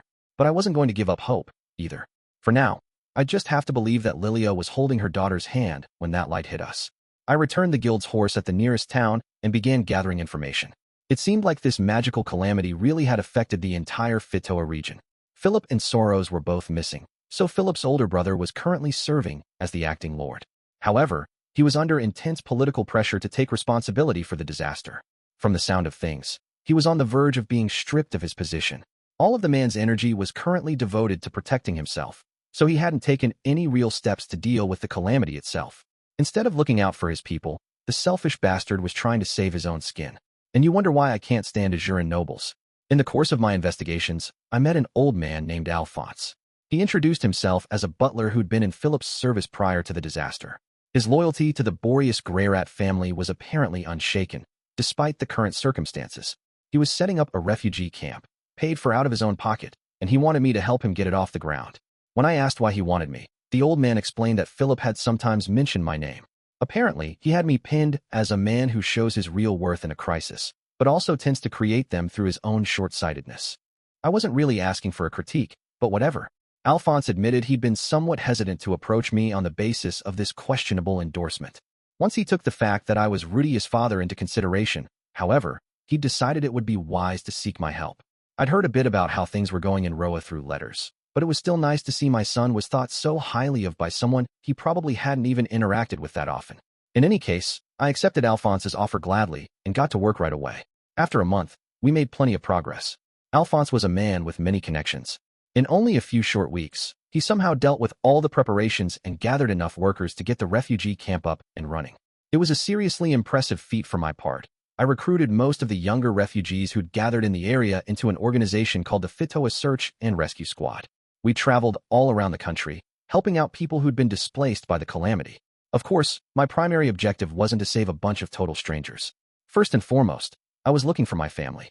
At this point, the power struggle in the royal capital apparently resolved itself, since Alphonse began to receive disaster recovery funds from the government. I left a note behind at the refugee camp for Rudeus and set out with my squad for the holy country of Millis, home to the headquarters of the Adventurers Guild. Azura and Millis were two of the biggest countries in the world. I figured the information I was looking for had to be in one or the other. It felt like the logical approach. Honestly, I thought I'd find everyone soon enough. Talk about blind optimism. My first 6 months in Millis were productive enough. As it turned out, a large number of Fitoans had been teleported to this continent, and we went around rescuing every last one of them. Some had already been sold off as slaves, and forcibly liberating someone else's property was against the law in Millis. But the thought of someone selling Zenith or Lilia into slavery made me so furious that I never hesitated to break that law. I stuck stubbornly to a policy of rescuing everyone we found. Once I'd decided on that course of action, I turned to Zenith's family for help. As it happens, my wife came from a noble house with some real power in Millis. They were well known for producing many famous knights, among other things. With their assistance, I started to lay the groundwork for freeing all the slaves we'd located. All in all, our efforts went smoothly. We moved fast and found many of the stranded, penniless Fitoans quickly. Once we extracted them from whatever predicament they'd landed in, we provided those capable of heading back home themselves with traveling funds, recruited any willing volunteers into our squad, and found places for the children and elderly refugees to stay. Freeing the slaves took more effort, of course. We paid for their freedom where we could. When that wasn't an option, we had Zenith's family put the pressure on. And when that didn't work, we looked for chances to snatch them from their owners. Naturally, forcibly snatching away slaves didn't endear us to the Millis nobility as a whole. Some of them even sent their personal forces after us. We had a number of fatalities. Still, I wasn't about to stop. I had the moral high ground here. I was saving desperate people who needed help. And for that reason, my squad stuck with me despite the danger. I used everything I had, the Greyrat name, my connection to Zenith's family, and my reputation as a former adventurer, to find ways around the obstacles in our path. But no matter how hard we worked, no matter how thoroughly I searched, I couldn't seem to find any information about Zenith or Lilia. Hell, I hadn't even heard anything about Rudeus yet. That boy stood out like a sore thumb everywhere he went, but now it felt like he'd fallen off the face of the planet. Before I knew it, an entire year had slipped by. By this point, we were hearing about fewer and fewer stranded Photoans. We probably found almost everyone we were going to find in both the Millis continent and the southern regions of the central continent. There were still some smaller villages we hadn't searched yet, and a number of slaves we hadn't managed to free, but that was about it. My squad was working systematically to liberate the remaining slaves. Once we got our hands on them, the rest was simple enough.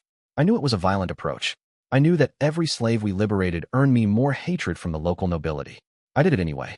Sometimes that got my people attacked in the street. Sometimes they were badly injured, or even killed. And some members of the squad blamed me for that. Maybe they were right. Maybe I could have prevented things from taking such an ugly turn. But no matter what anyone said, I wasn't going to change my approach now. I was too committed to the path I'd chosen. We started getting more news about dead Photoans than live ones. There had been more bad news than good from the start, but the ratio just kept getting worse. To be frank, the people we found alive were very much in the minority. The Itos, Chloe, Laws, Bonnie, Lane, Marion, Monty, all of them were gone now. Every single time I learned of another dead acquaintance, my blood ran ice cold. Sometimes members of the squad would break down in tears at the latest piece of awful news. More than once, we arrived just a little too late to save someone, and a friend or family member would take their anger out on me, demanding to know why I'd taken so long to get us to that one town or village. There was a risk we'd get ourselves stranded somewhere if we didn't plan our movements carefully, though, so I didn't think my strategy was wrong. Under my leadership, we'd managed to save several thousand refugees.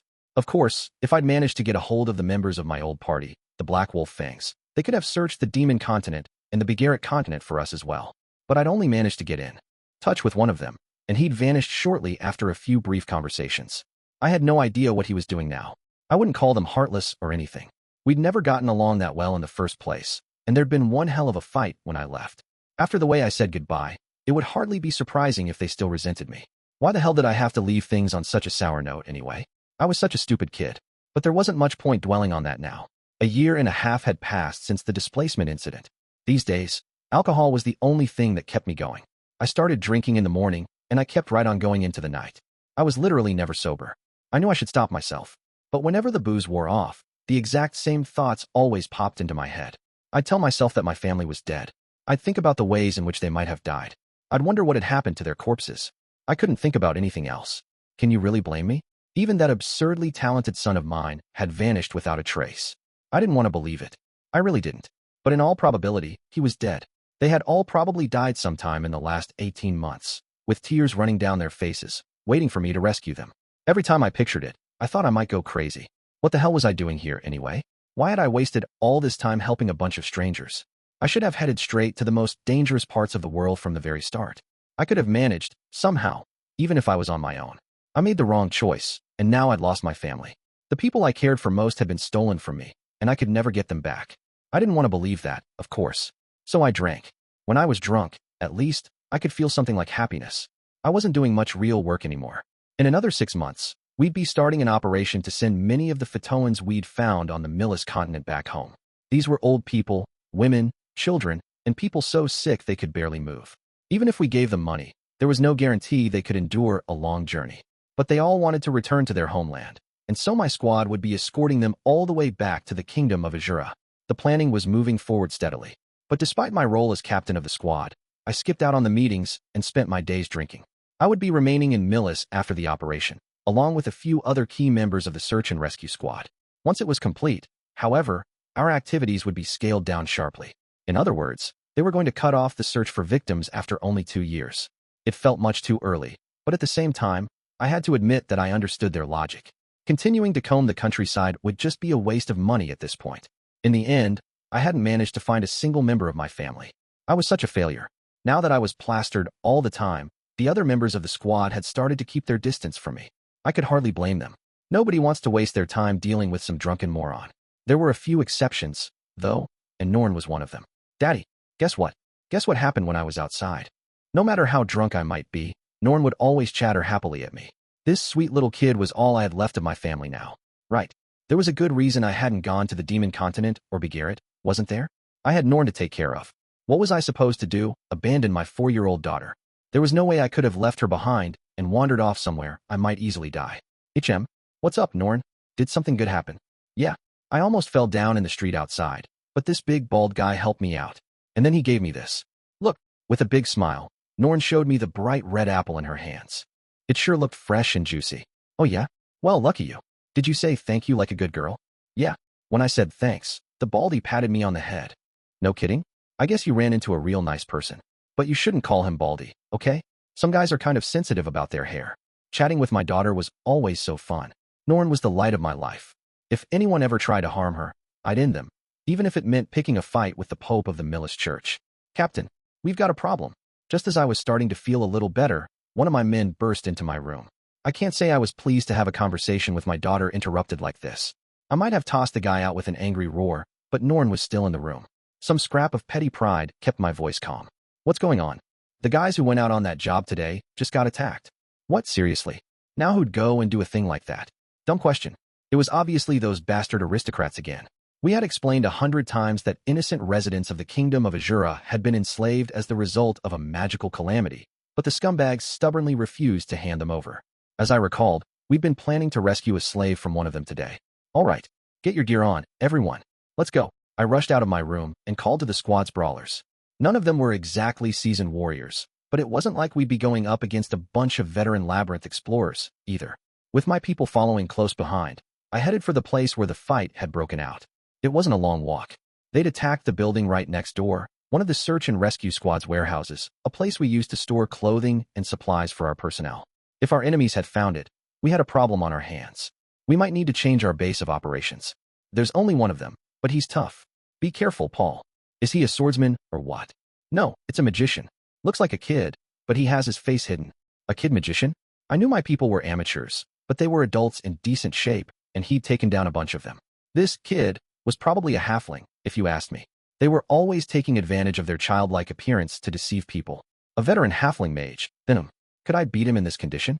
I was confident I could handle a typical thug or three no matter how drunk I was, but nah, it should be fine. I've got plenty of tricks up my sleeve. Shaking my head, I stepped into the warehouse. Chapter 3, Family Squabble. Paul was staying at a place called the Dawn Door Inn, but he led me to the bar next door. There were 10 or so round wooden tables inside, and at the moment, I was seated at one across from my father. It was still daytime, but we weren't the only ones in the bar. In fact, every seat was taken. The guys I'd knocked out in the warehouse earlier were sitting around having their injuries tended to by the group's healers. It went without saying that the looks they shot me weren't too friendly. Everyone here was apparently a member of Paul's gang, and the most attention-grabbing of them all was definitely the woman warrior sitting diagonally behind Paul. She had short chestnut hair that curled outward at the ends, a pouty mouth, and a fairly charming face. But it was her figure and her outfit that really made her stand out. Her chest was huge, her waist was thin, and but was plump. For some reason, she was still wearing that bikini armor. I guess she was in her late teens. It was the same girl who'd given me so much trouble earlier. Paul had called her Vieira. She definitely had the kind of body I could see my old man drooling over. I myself found it difficult to look away when I glanced in her direction, and that absurdly skimpy clothing certainly didn't help matters. Bikini armor itself wasn't so rare in this world.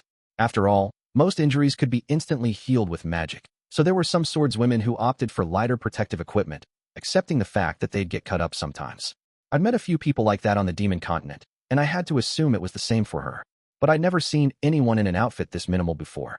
Normally, armor like that was worn over lightweight clothing, not bare skin, and you'd wear protectors to cover at least some of your joints. I guess we were just sitting around in a bar right now, so it would make sense to not bother wearing those. By the same token, you'd normally wear a coat over that sort of armor when you weren't fighting. That was what the ladies on the Demon Continent did, at least. Although some of the more elderly swordswomen sometimes didn't bother. Wait, hadn't she put on an overcoat back at the warehouse after I cast that spell? Why the heck would she take it off again? Well, whatever. Might as well enjoy the eye candy while I could. Yes indeed. Splendid, splendid. Whoops. I'd accidentally met the girl's gaze while ogling her. She gave me a quick wink, so I returned one of my own. Hey, Rudy. Rudy. At this point, I noticed that Paul was speaking to me, and regretfully tore my eyes away from the woman warrior. Hello, father. It's been a while. Yeah. It's good to see you're still alive, kid. Paul's voice was full of exhaustion. The man really had changed quite a lot. And not for the better, that's for sure. I'd never seen him so haggard or disheveled before. Well, thanks. To be honest, I was having a very hard time making sense of this situation. What on earth was Paul doing here? This was the holy country of Millis. It was about as far from the kingdom of Azura as Mongolia was from Africa. Had he come out here to look for me? No, that couldn't be right. He didn't even know I'd been teleported to the demon continent. There had to be some other reason. What happened to his job protecting Buena Village? So, what are you doing here, father? The question seemed like a reasonable starting point to me, but Paul reacted with obvious surprise. What? You did see my message, right? Your message? What was he talking about? I didn't remember getting any messages from him. For some reason, Paul frowned sullenly at my confusion. Had I managed to upset him somehow? You mind telling me what you've been doing up until now, Rudy? Mostly trying to survive. It's kind of a long story. I was really hoping Paul would explain the situation first, but since he'd asked, I decided to tell him the story of my road to Millishion. I began with my teleportation to the demon continent with Eris, describing how we'd been rescued by a demon, became adventurers, and spent a solid year traveling all the way to Windport. In retrospect, it had been a pretty fun journey. We got off to a rough start, true, but by the 6th month or so we'd gotten used to the adventurer life. I gradually started to enjoy telling my own story. My descriptions of events grew more eloquent, and I began to describe various episodes in increasingly dramatic ways. It was all nonfiction, but I found ways to weave everything into one big, spectacular tale. For starters, I split our adventure on the demon continent into 3 clear parts. Chapter 1. I meet my dear friend Rudeus, and we make a name for ourselves in the city of Rikarisu. Chapter 2. Vowing to help Rudeus in his quest and right various wrongs, the great magician Rudeus sets out on a great journey. Chapter 3. I fall into a cowardly beastfolk trap and find myself a helpless captive in their village. There might have been a few slight exaggerations thrown in here and there, but I kept the narrative rolling smoothly. After a while I was enjoying myself so much that I started waving my hands around and adding dramatic sound effects to the action scenes. Also, I opted to leave out the whole affair with the man-god. And then, as we finally arrived at Windport, the first thing that met our eyes, just as I was wrapping up Chapter 2 of my chronicles of a rambling journey across the demon continent, I abruptly fell silent. For some reason, Paul's mood had taken a turn for the worse. There was something very much like a scowl on his face, and he was drumming his fingers on the table in irritation. Was it something I said? I didn't really understand why he was upset, so I decided to try and continue. So anyway, after that, we headed for the Great Forest. Enough, Paul said, his tone distinctly irritated. I get the picture, okay? You spent the last year and a half playing around. The way he put that kind of ticked me off. Excuse me? I had a lot of trouble out there, actually. Oh yeah? When? He'd caught me off guard with that one. My voice came out a little strange. The way you just described it, the whole thing sounded like a damn walk in the park. Well, yeah, that's because I deliberately told the story that way. Maybe I'd gotten a little too carried away, in retrospect. Look, Rudy, let me ask you one thing. What is it? Why didn't you bother trying to find out if anyone else had been teleported to the demon continent? I fell silent. It was the only thing I could do. I didn't have a good answer to his question, after all. There was only one possible reply. One simple reason. It had slipped my mind. At first, I did have my hands completely full with our party's problems. But even after we started to get a handle on things, it never occurred to me that anyone other than us might have been sent to the demon continent as well. I guess I forgot about that. I sort of had my hands full. Did you though? You found the time to help out some random demon you'd never met before, but couldn't spare a thought for the other people who'd probably been sent out there too? I fell silent again. Maybe I had gotten my priorities wrong. Fine. But I couldn't see the point of raking me over the coals about it after the fact. The thought just hadn't occurred to me at the time. What was I supposed to say? So what? You didn't look for anyone. You didn't even bother to write a single letter. You just wandered around enjoying the adventurer life with some cute little lady and an invincible bodyguard. And then, once you get to Millishion, the first thing you do is stumble on a kidnapping, put some panties on your head, and pretend you're some kind of hero? With a mocking snort, Paul reached out to grab a bottle of alcohol from the next table over. He drained half of it in a single long swig, then spat loudly on the floor. His attitude was really starting to piss me off. I wasn't going to tell him not to drink booze, but we were kind of in the middle of an important discussion here. Look, I did the best I could, okay? I was stranded in a totally unfamiliar place with no money, and I felt like I had to focus on keeping Eris safe. Can you really blame me if I missed a few things? I'm not blaming you or anything, kid. Paul's tone was as mocking as ever. I couldn't help raising my voice this time. Why do you keep taking jabs at me like this then? My patience had its limits. I didn't understand why the man was acting like this. Why? Once again, Paul spat on the floor in disgust. That's what I want to know. What? Excuse me. This conversation was getting more confusing by the second. What was he even trying to say here? This Eris kid is Philip's daughter, right? Yeah, of course. I've never laid eyes on her myself, but I'm sure she's one cute little lady. Was that why you didn't send any letters? Might have made it tougher to make a move on her if she picked up too many bodyguards, I guess. Oh, come on. I already told you. I just forgot. Nothing like that thought had even crossed my mind. True, Eris was the daughter of a powerful family. The Greyrats had a lot of influence. If I'd spoken to the local lord in Zamport, they might have given us a bodyguard or two. Of course, I'd ended up in a prison cell in a beastfolk village before I had the chance to try anything like that. Hadn't I explained this to him already? Oh wait. No, I never got to that part, actually. Still, I really did feel like I'd done the best job I could under the circumstances. I wasn't saying that I'd made the best possible decisions at all times, but I didn't think Paul had any right to criticize me after the fact. When we fell silent for a moment, the bikini armor lady put a hand on Paul's shoulder from behind. Captain, why don't you just leave it at that? He's still a young boy, you know. There's no reason to be so harsh on him. I couldn't help snorting. Typical Paul, really. For all his big talk, he couldn't even control himself around women. Where did a guy like that get off talking down to me like this, anyway? I hadn't laid a finger on Eris, just for the record. To be sure, I had my moments of temptation. Sometimes my sinful urges almost got the better of me. But at the end of the day, I'd never touched her. I'm not sure you have any right to lecture me about women, father. What? Paul's eyes narrowed ominously at this point. But at the time, I didn't notice. Who's that girl behind you, anyway? Vieira? What about her? Tell me. Do Mother and Lillian know you're working so closely with such a pretty woman? No, they don't. How the hell would they? Paul's face twisted bitterly, but I wasn't even looking at it. I was too busy enjoying the fact that I'd finally gotten the upper hand. So you get to cheat on them to your heart's content, then? That's quite an outfit you've got her wearing, by the way. I guess I'll be getting a new brother or sister sometime soon. All of a sudden, I found myself lying on the ground with my face throbbing painfully. Paul was looking down on me with hatred in his eyes. I've had about enough of this shit, Rudy. He punched me. Why? What the hell? Look, if you made it here, you passed through Zamport at some point, right? Yeah. So what? So you know already, don't you? What was he on about? This seriously didn't make any damn sense anymore. All I could tell was that Paul was hiding something from me, and that he was pissed off I didn't know what that something was. What a joke. I wasn't all-knowing, damn it. The world was full of things I didn't know. I have no idea what you're even talking about. I sprang to my feet, and I took a swing at Paul. Even as he dodged the punch, I was activating my eye of foresight. He catches my leg and trips me. I stepped down hard on Paul's foot, and pivoted to throw another punch toward his chin. He dodges my punch, and hits me with a counter. The man moved well for someone so obviously drunk. I channeled magic into my right hand. If I was no match for Paul in a close-range brawl, I'd just have to use my spells. The whirlwind I called forth hit my father head-on. With a wordless shout of surprise, he spun backward through the air, soaring all the way behind the bar's counter. The crash of breaking bottles filled the room as he hit the floor.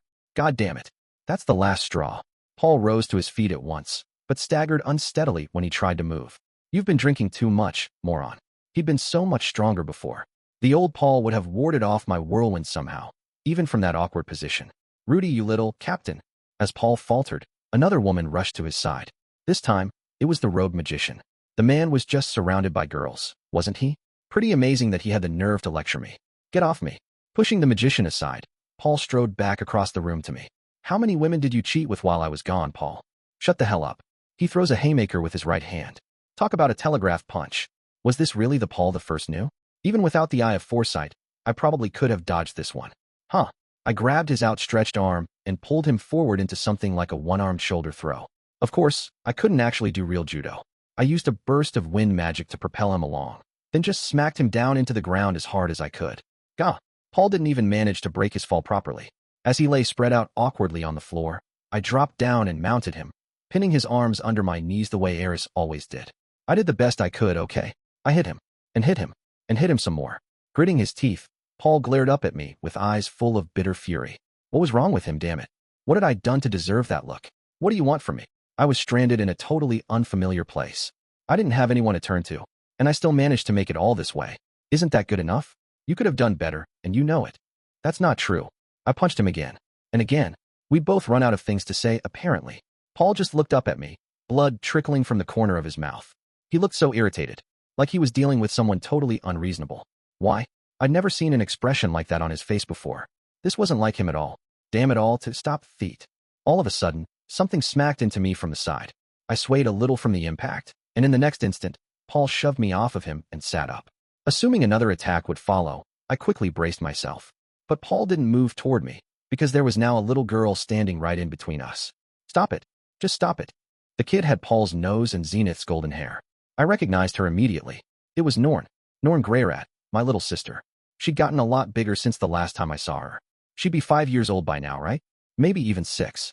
Why was she standing in front of me with her arms spread wide? Stop picking on Daddy. I blinked in confusion. Huh? Picking on Daddy? What? No.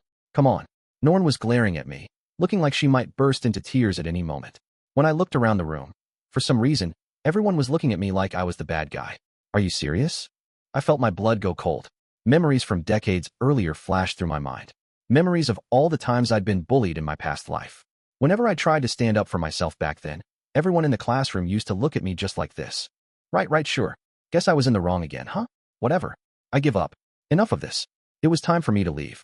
I hadn't seen anything worthwhile here, and I hadn't done anything, either. Might as well just head back to the inn to wait for Eris and Rudeus. We could leave this city right away, maybe even tomorrow or the next day. It wasn't the end of the world, really. The capital was hardly the only place we could earn some money. I mean, Westport had to have a guild branch of its own, right? Listen, Rudy, you weren't the only ones who got teleported by the calamity. Everyone in Buena Village was, too. Paul was saying something or other, although it didn't really register. What? What was that just now? I left a message for you with the guilds in Zamport and Westport. Didn't you become an adventurer? Why the hell didn't you read it? Huh. I hadn't seen anything like that in Zamport. No, wait. Right. We'd never had the chance to visit the Adventurers Guild there, had we? I went straight to pick up Rudeus after we arrived, and that outing ended with me locked in a prison cell in the Doldia village. While you were off enjoying your little vacation, a whole bunch of people died. I'd seen the displacement incident with my own 2 eyes. I'd seen the scale of that magical calamity. Why hadn't I figured any of this out on my own? Even the man god referred to it as a huge disaster. I had no reason to assume it never reached Buena Village. So, everyone back home had disappeared. Does that mean Sylphie's missing too? You more worried about some girl than your own mother, Rudy? Paul said, scowling irritably. My breath caught in my throat. What? Why you haven't even found Mother? That's right. I can't find her anywhere. Or Lilia, either. The words hit me like a punch to the gut. My legs trembled and gave out under me. I stumbled backward, barely managing to catch myself on a chair before I fell. We've been looking, though. We've been looking for everyone who vanished. That's the whole point of the search and rescue squad. The search and rescue squad? Everyone here was part of an organized search party, then? But why would a search and rescue team snatch people off the street? Because some of the displaced were sold into slavery. According to my father, it was a common scenario. You're teleported to a totally unfamiliar place. You have no idea where you even are. And then somebody takes advantage of that to deceive you and enslave you. Paul and the other squad members had compared countless records against their lists of missing people, gone to see every enslaved Fitone they located, and then tried to convince their owners to release them. But apparently, many of these people firmly refused to give up their property. Under the slave laws of Millis, it didn't matter how you ended up a slave. Once you were one, you were nothing more than your owner's private possession. So Paul had resorted to forcibly liberating slaves. Stealing a slave was a crime, naturally, but there were certain loopholes in the law. The squad had taken full advantage of them to liberate many people. Of course, they were willing to respect the wishes of anyone who chose to remain in their current situation. But virtually every slave they found begged tearfully to be taken back to their homeland. The boy they'd saved today had been one such case. No wonder the kid had looked so familiar. It was Somel, one of the children who used to pick on Sylphie back in the day. For the last year, he'd been forced to work as a kind of male prostitute here. Paul and his companions had heard the bitter cries of countless enslaved Fitoans, some of whom they still hadn't managed to rescue. They'd made a lot of enemies among the local nobility, and members of the squad had begun to drop away as a result of their increasingly forceful methods. Paul was under a mountain of pressure from all sides. Every day was a nerve-wracking ordeal, but nonetheless, he persevered. The only thing that mattered was finding and rescuing the victims of the calamity, and everything he did for them. I thought you'd figured out the situation a long time ago, Rudy. I assumed you were already out there doing your part. All I could do at this point was hang my head. He wasn't being fair. How was I supposed to know about all this?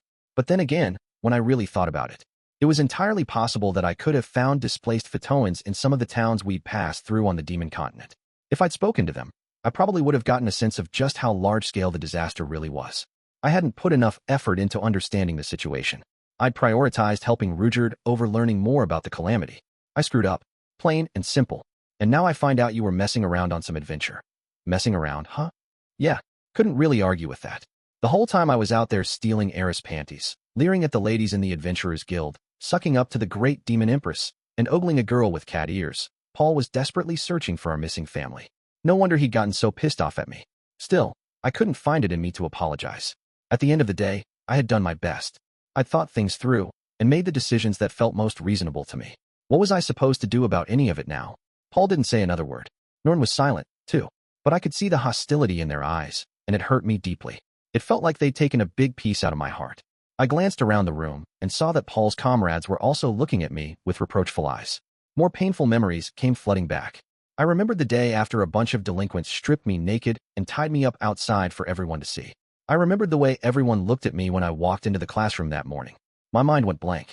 At some point, I'd made my way back to our room in the inn. I collapsed onto the bed. I wasn't sure what had happened to me, or why. I wasn't sure of anything. My brain wasn't really working at the moment. Something inside my clothes crinkled audibly. Rooting around in them, I found the writing paper I'd bought that afternoon. I crushed in my hands and tossed it away. With a long sigh, I lowered myself back onto the bed and hugged my knees to my chest. I didn't want to do anything at all. I'd never been treated this coldly by a parent before, not even in my previous life. When all was said and done, Mom and Dad had always been pretty soft on me. But now, Paul had totally rejected me. He'd looked at me the same way my brother in my former life had on the day he kicked me out of the house. Where had I gone wrong? I thought I'd done a decent job, all things considered. Even now, none of my major decisions stood out as fatally flawed. The closest thing that came to mind was the way I'd turned to Rudeus for help at the very beginning. I'd taken the man-god's advice on that one, even though I deeply mistrusted him. It hadn't helped that I described my travels as cheerfully as possible. That was partly because I'd gotten carried away, but I also hadn't wanted to get Paul worried, and I had my pride, too. I wanted to convince him that I could handle myself just fine. Paul was in no mood for a light-hearted tale of adventure, though, and neither were the other members of his team. I'd definitely chosen my words poorly. For one thing, I never wanted to imply that Sylphie was more important than my mother. But Paul and Norn were both there. Wasn't it only natural for me to assume that Zenith was okay as well? No, that's just an excuse. In that moment, the thought of Zenith hadn't even popped into my head. What about the whole womanizing thing, though? Paul was the one who brought that up, and I never laid a finger on Eris. Surely a cheating scumbag like him didn't have any right to lecture me. Oh, wait, now it made sense. Maybe he hadn't touched those girls, either. Yeah, that would explain why he'd flipped out on me. Okay, I'd piece the whole thing together now. I just have to go back tomorrow and talk to Paul again. We both just got a little emotional today, that's all. I'd dealt with this sort of thing before. Once we talked it out, he'd understand. Yeah, everything should go fine next time. I was worried about our family too, of course. If I'd known they were missing earlier, I would have looked for them too. It really sucked that I'd spent over a year on the demon continent without gathering any information. But at the end of the day, I was still alive. I still had a chance to make things right. All we had to do was plan out a slow, thorough search. Finding a couple of stranded people in a world this big was going to take a while no matter what. Paul understood that, surely. Once I got him calmed down, we could figure out our next move. We want to focus on the places nobody had searched yet. I'd help out too, of course. Once I dropped Eris off back in Azura, I could either just keep traveling up to the north, or head off somewhere else entirely. Yeah, alright then. First of all, I'll go see Paul again. I'll go back to that bar and, suddenly overwhelmed by nausea, I scrambled out of bed and ran to the toilet. Before long, I'd puked up the contents of my stomach. I'd worked things out on a rational level, but I still didn't feel any better. It had been a long time since I faced this kind of hostility from a family member, and it hurt too much for me to bear. It was early afternoon by the time Rudeus returned to the room. Looking a bit happier than usual, he took out a small envelope and started to show it to me. But when I looked up at him from my seat on the bed, he stopped and frowned. Did something happen, Rudeus? I ran into my father. He's here in the city. Rudeus' expression grew even sterner. Did he say something unpleasant to you? Yes. You haven't seen each other in some time, correct? Well, yeah. But you had a fight? Yes. Tell me the details. I described the entire incident from start to finish as honestly as I could.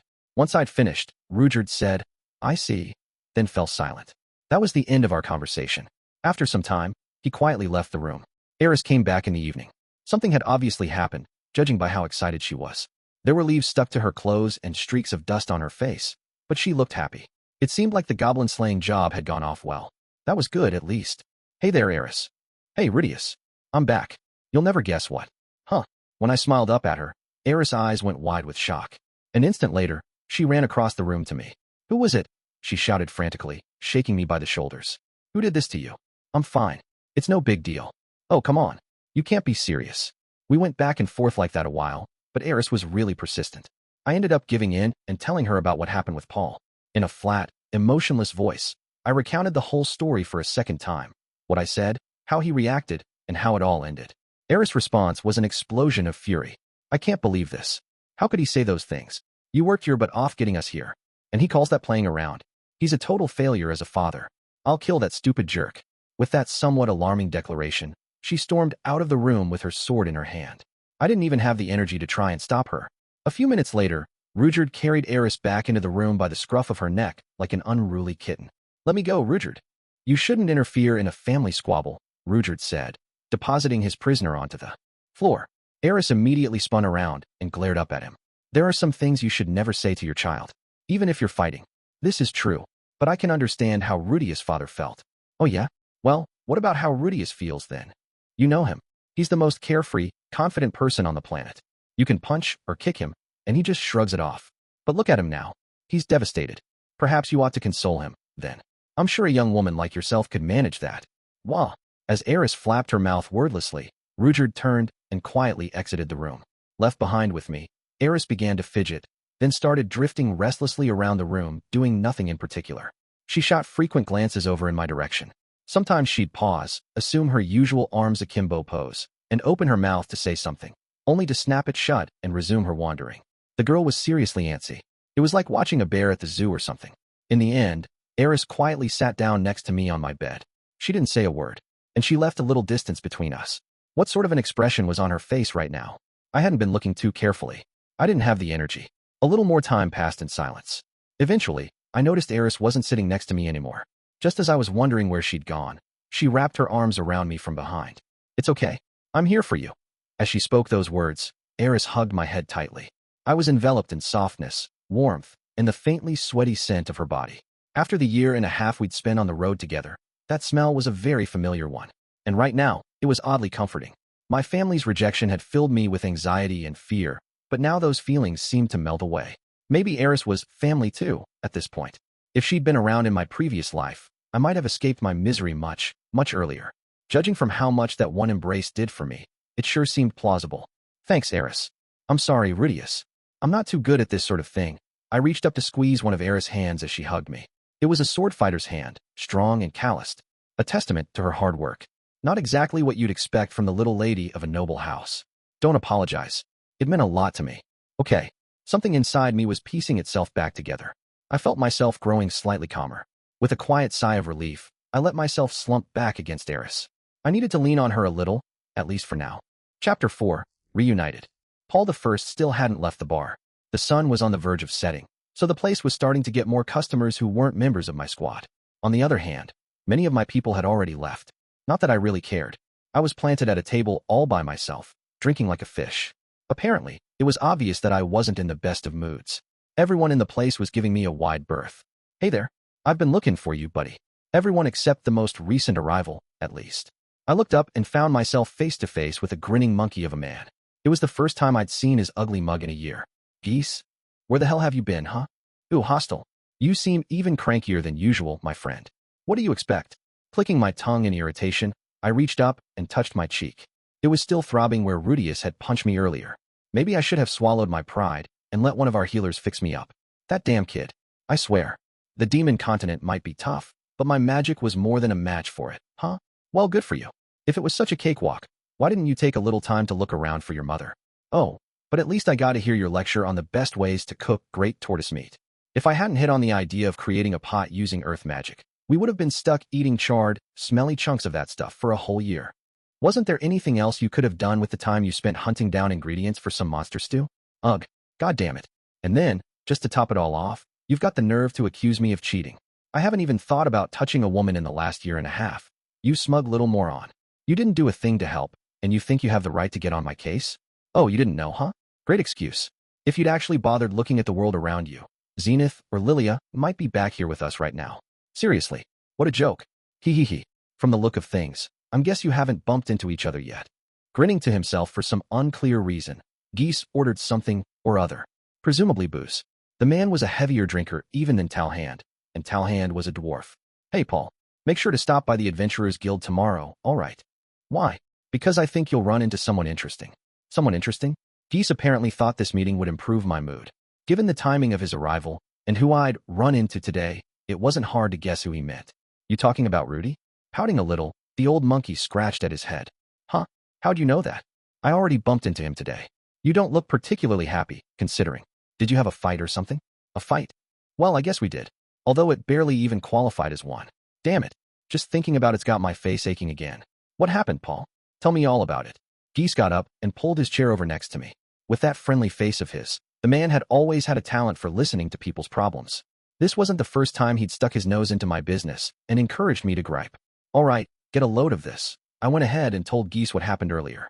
I'd been happy to see Rudeus, of course, but it felt like we weren't really on the same page about the situation, so I asked him what he'd been doing up until now.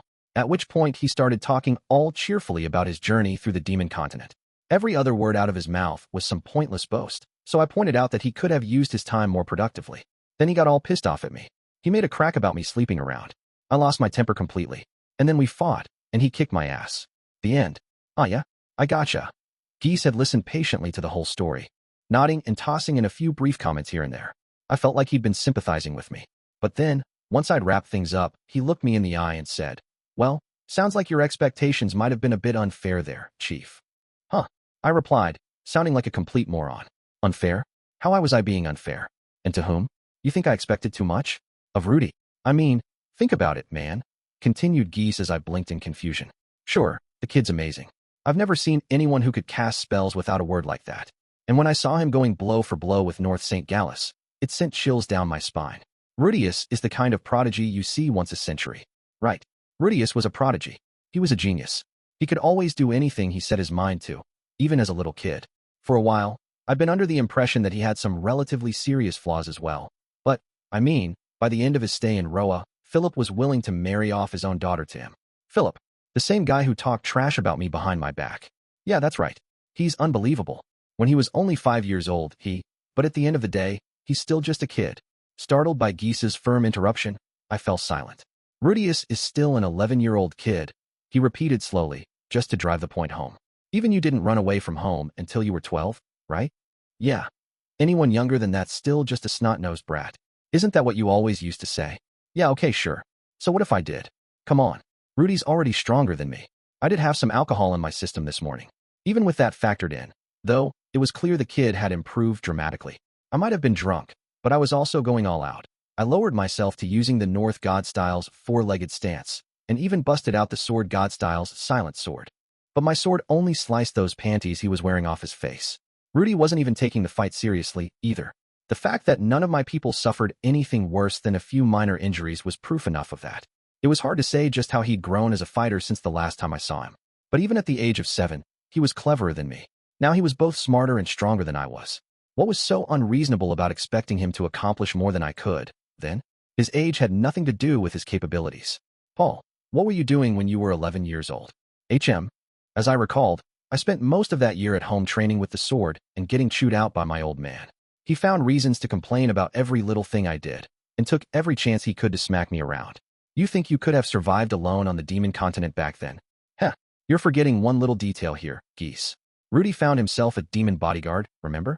This guy speaks human, demon god, and beast god, and he's strong enough to take down an A-ranked monster single-handed. Anyone could have made it back with a chaperone like that.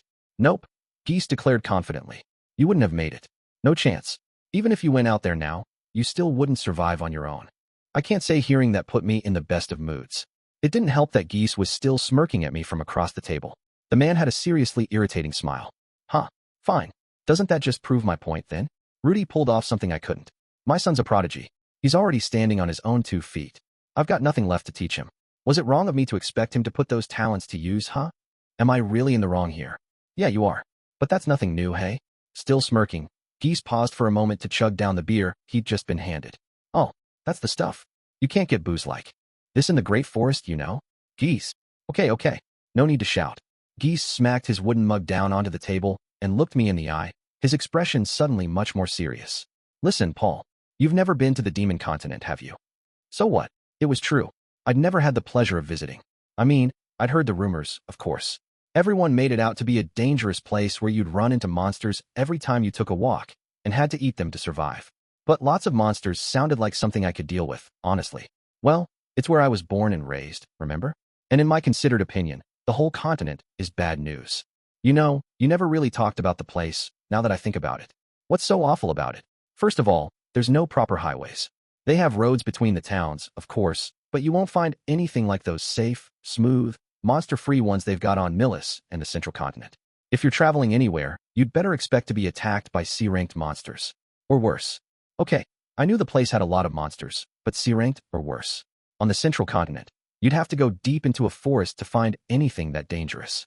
Many monsters at that rank traveled in large packs, or had some lethal special ability. I feel like you're exaggerating just a little there, Geese. Nope. I'm not telling you any tall tales right now, man. That's just how the demon continent is. The place is crawling with nasty monsters. Geese looked perfectly serious, but that was how he usually looked when he was lying to you. I wasn't going to fall for his crap this time. Now, let's say we dump a kid out in the middle of a place like that. This is a real talented kid, mind you, but he's got no real-world combat experience. Right? No real-world experience, huh? Seemed like we were talking about Rudy again. Come to think of it, I'd never heard of him getting into any actual battles before. But he'd apparently managed to fight off some would-be kidnappers in Roa, and Ghislaine thought he might be able to beat her if he had enough distance at the start. I didn't know a single sword fighter better than Ghislaine. If she couldn't close in on him safely, then there probably weren't 1,000 people on the planet capable of beating him at his ideal range. All in all, his lack of hard experience didn't seem like such a big deal to me. Didn't Alex R. Kalman, the second North god, cut down a sword emperor in the first battle he ever fought? At this point, a grown-up appears and offers to help the kid out. This guy's a demon, and a really strong one, too. In fact, he's a superd. You've heard of them, I'm sure. Of course. To be frank, I wasn't sure I bought that part of the story. From what I'd heard, there were only a handful of superd left, even on the demon continent. So, the kid has someone offering him aid when he's in desperate straits. This guy's willing to help him navigate a place he knows nothing about. And the superd are terrifying, of course. He has no idea how this guy might react if he refuses. You'd basically have to accept that offer, right? Yeah, probably. But as the days roll on by, clever little Rudeus starts to ask himself a question. Why exactly is this guy helping me out, anyway? Sure, that did sound like Rudeus. The question might never have occurred to me, but the kid was always sharp about that sort of thing. I'd known just how weirdly perceptive he was ever since that day he stepped in to save Lilia from Zenith's wrath. Problem is, he can't figure it out. He doesn't know what this guy's really after. Well, how would he? You can never know what a stranger's really thinking. That's the whole reason guys like Geese manage to make a living. This superd's helping out for now, but he could easily abandon or betray them. Someday, or so Rudeus thinks. And that's why he decides to try and get on the guy's good side. I don't know about that plan, Geese. Does a superd even have a good side? Okay, don't get all clever. You know what I mean, right? Rudeus decides to appeal to this guy's emotions. He wants to make him feel like they're all buddies. That would explain why Rudy had spent so much time helping out this demon guy. And it did make sense, actually. Not only was he scoring brownie points with his protector, he also had a chance to develop his own skills as an adventurer in case he needed to rely on them later. I had to admit, that sounded rational. It was probably the safest path he could have chosen. Humph. The boy did have a good head on his shoulders, didn't he? TCH. You'd think a kid that smart could have found some time to look around a little, too. Geese held up one hand and spread out his fingers. He's in an unfamiliar land, he said, folding one down. He's on his first adventure ever. No matter how smart he is, this is all brand new to him. He needs to learn the basics fast, before someone takes advantage of him. He's trying to keep a demon who might betray him at any moment happy.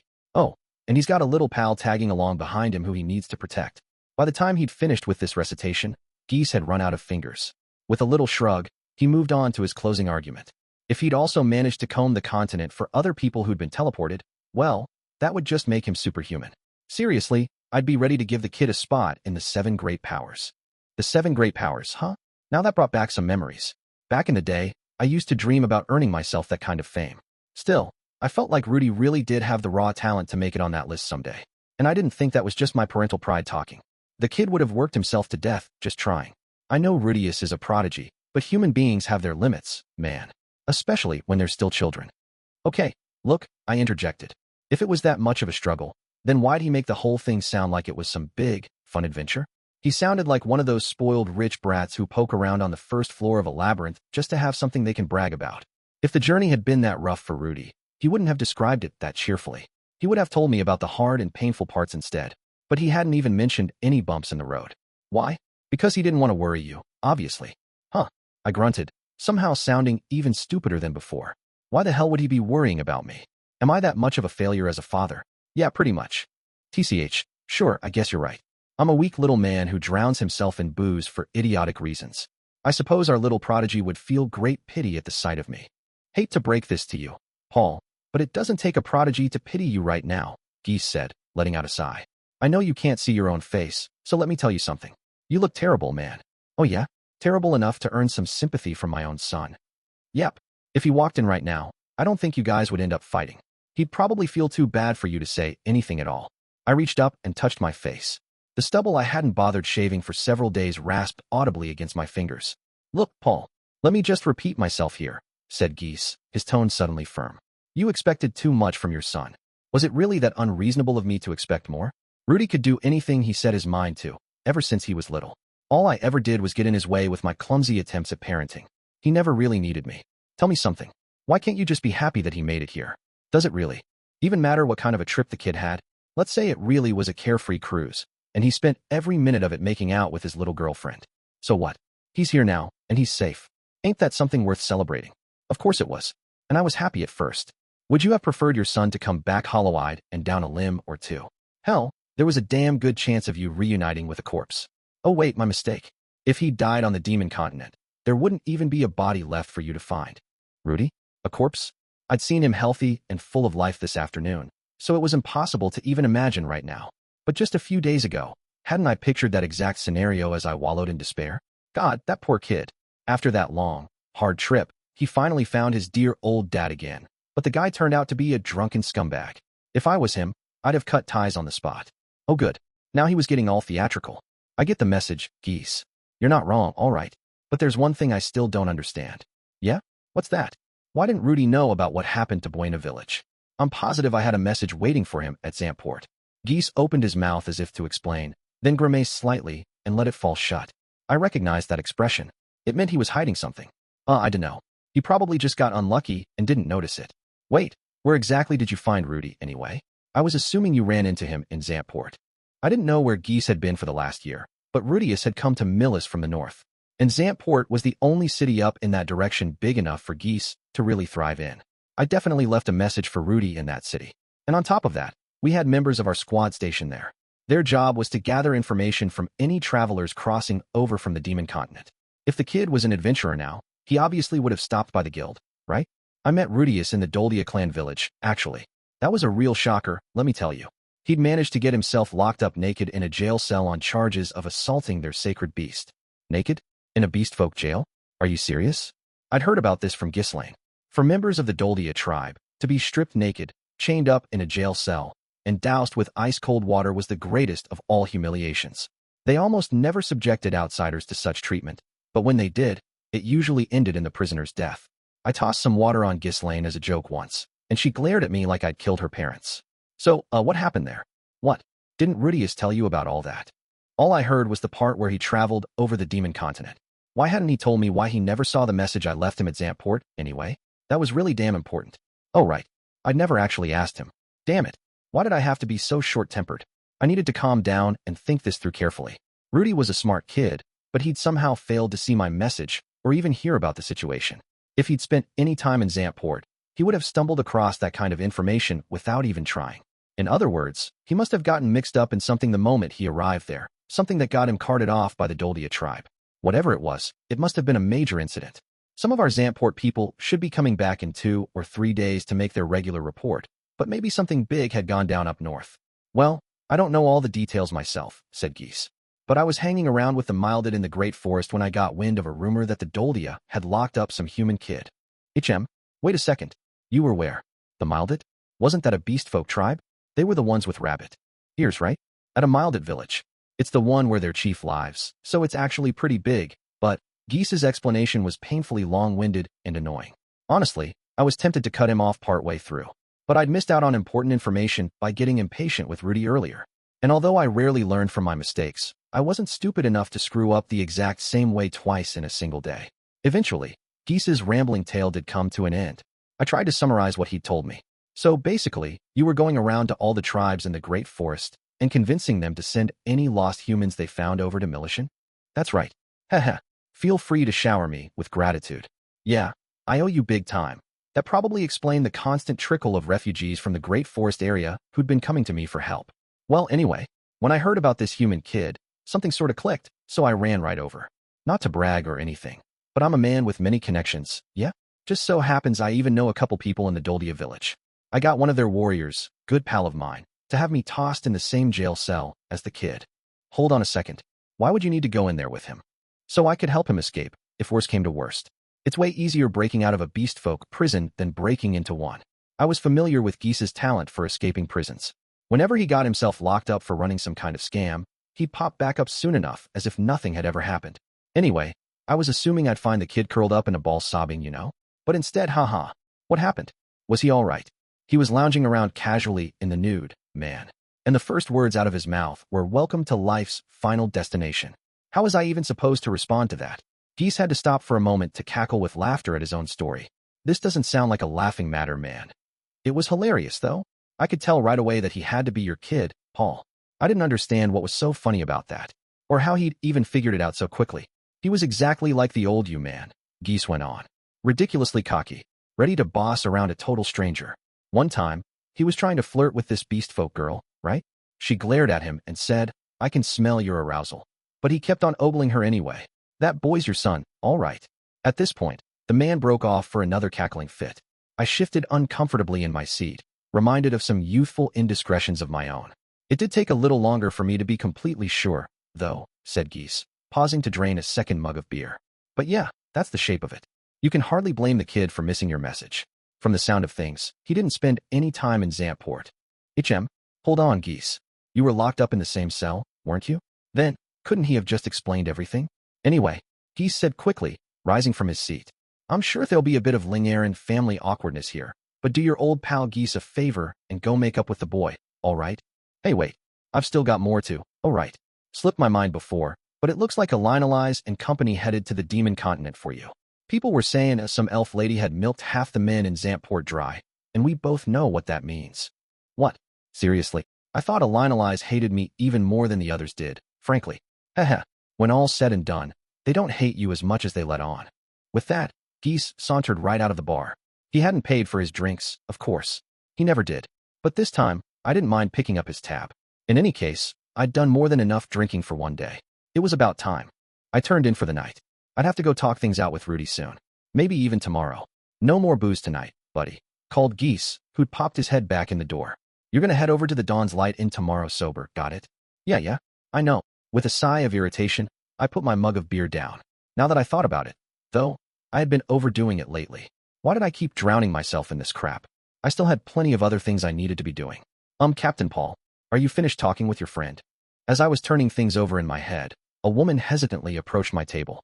There was an apologetic expression on her face. My head wasn't clear enough to recognize her at first, but after studying her face for a few seconds, I realized it was Vieira, one of my squad's members. What's with you, girl? Felt like wearing something modest for once. Well, yes. With an ambiguous nod, Vieira lowered herself into the seat Geese had just vacated a minute earlier. For some reason, she wasn't wearing her usual provocative getup tonight. She'd changed into some perfectly unremarkable outfit that made her look more like an ordinary city girl. I was worried that what happened with your son earlier might have been my fault, sir. What? Why would you think that? Well, it seemed like the way I dressed might have caused him to misunderstand the nature of our relationship. That's got nothing to do with it. The little punk took one look at the size of your chest and jumped to his own conclusions. There was a reason Vieira dressed like she did.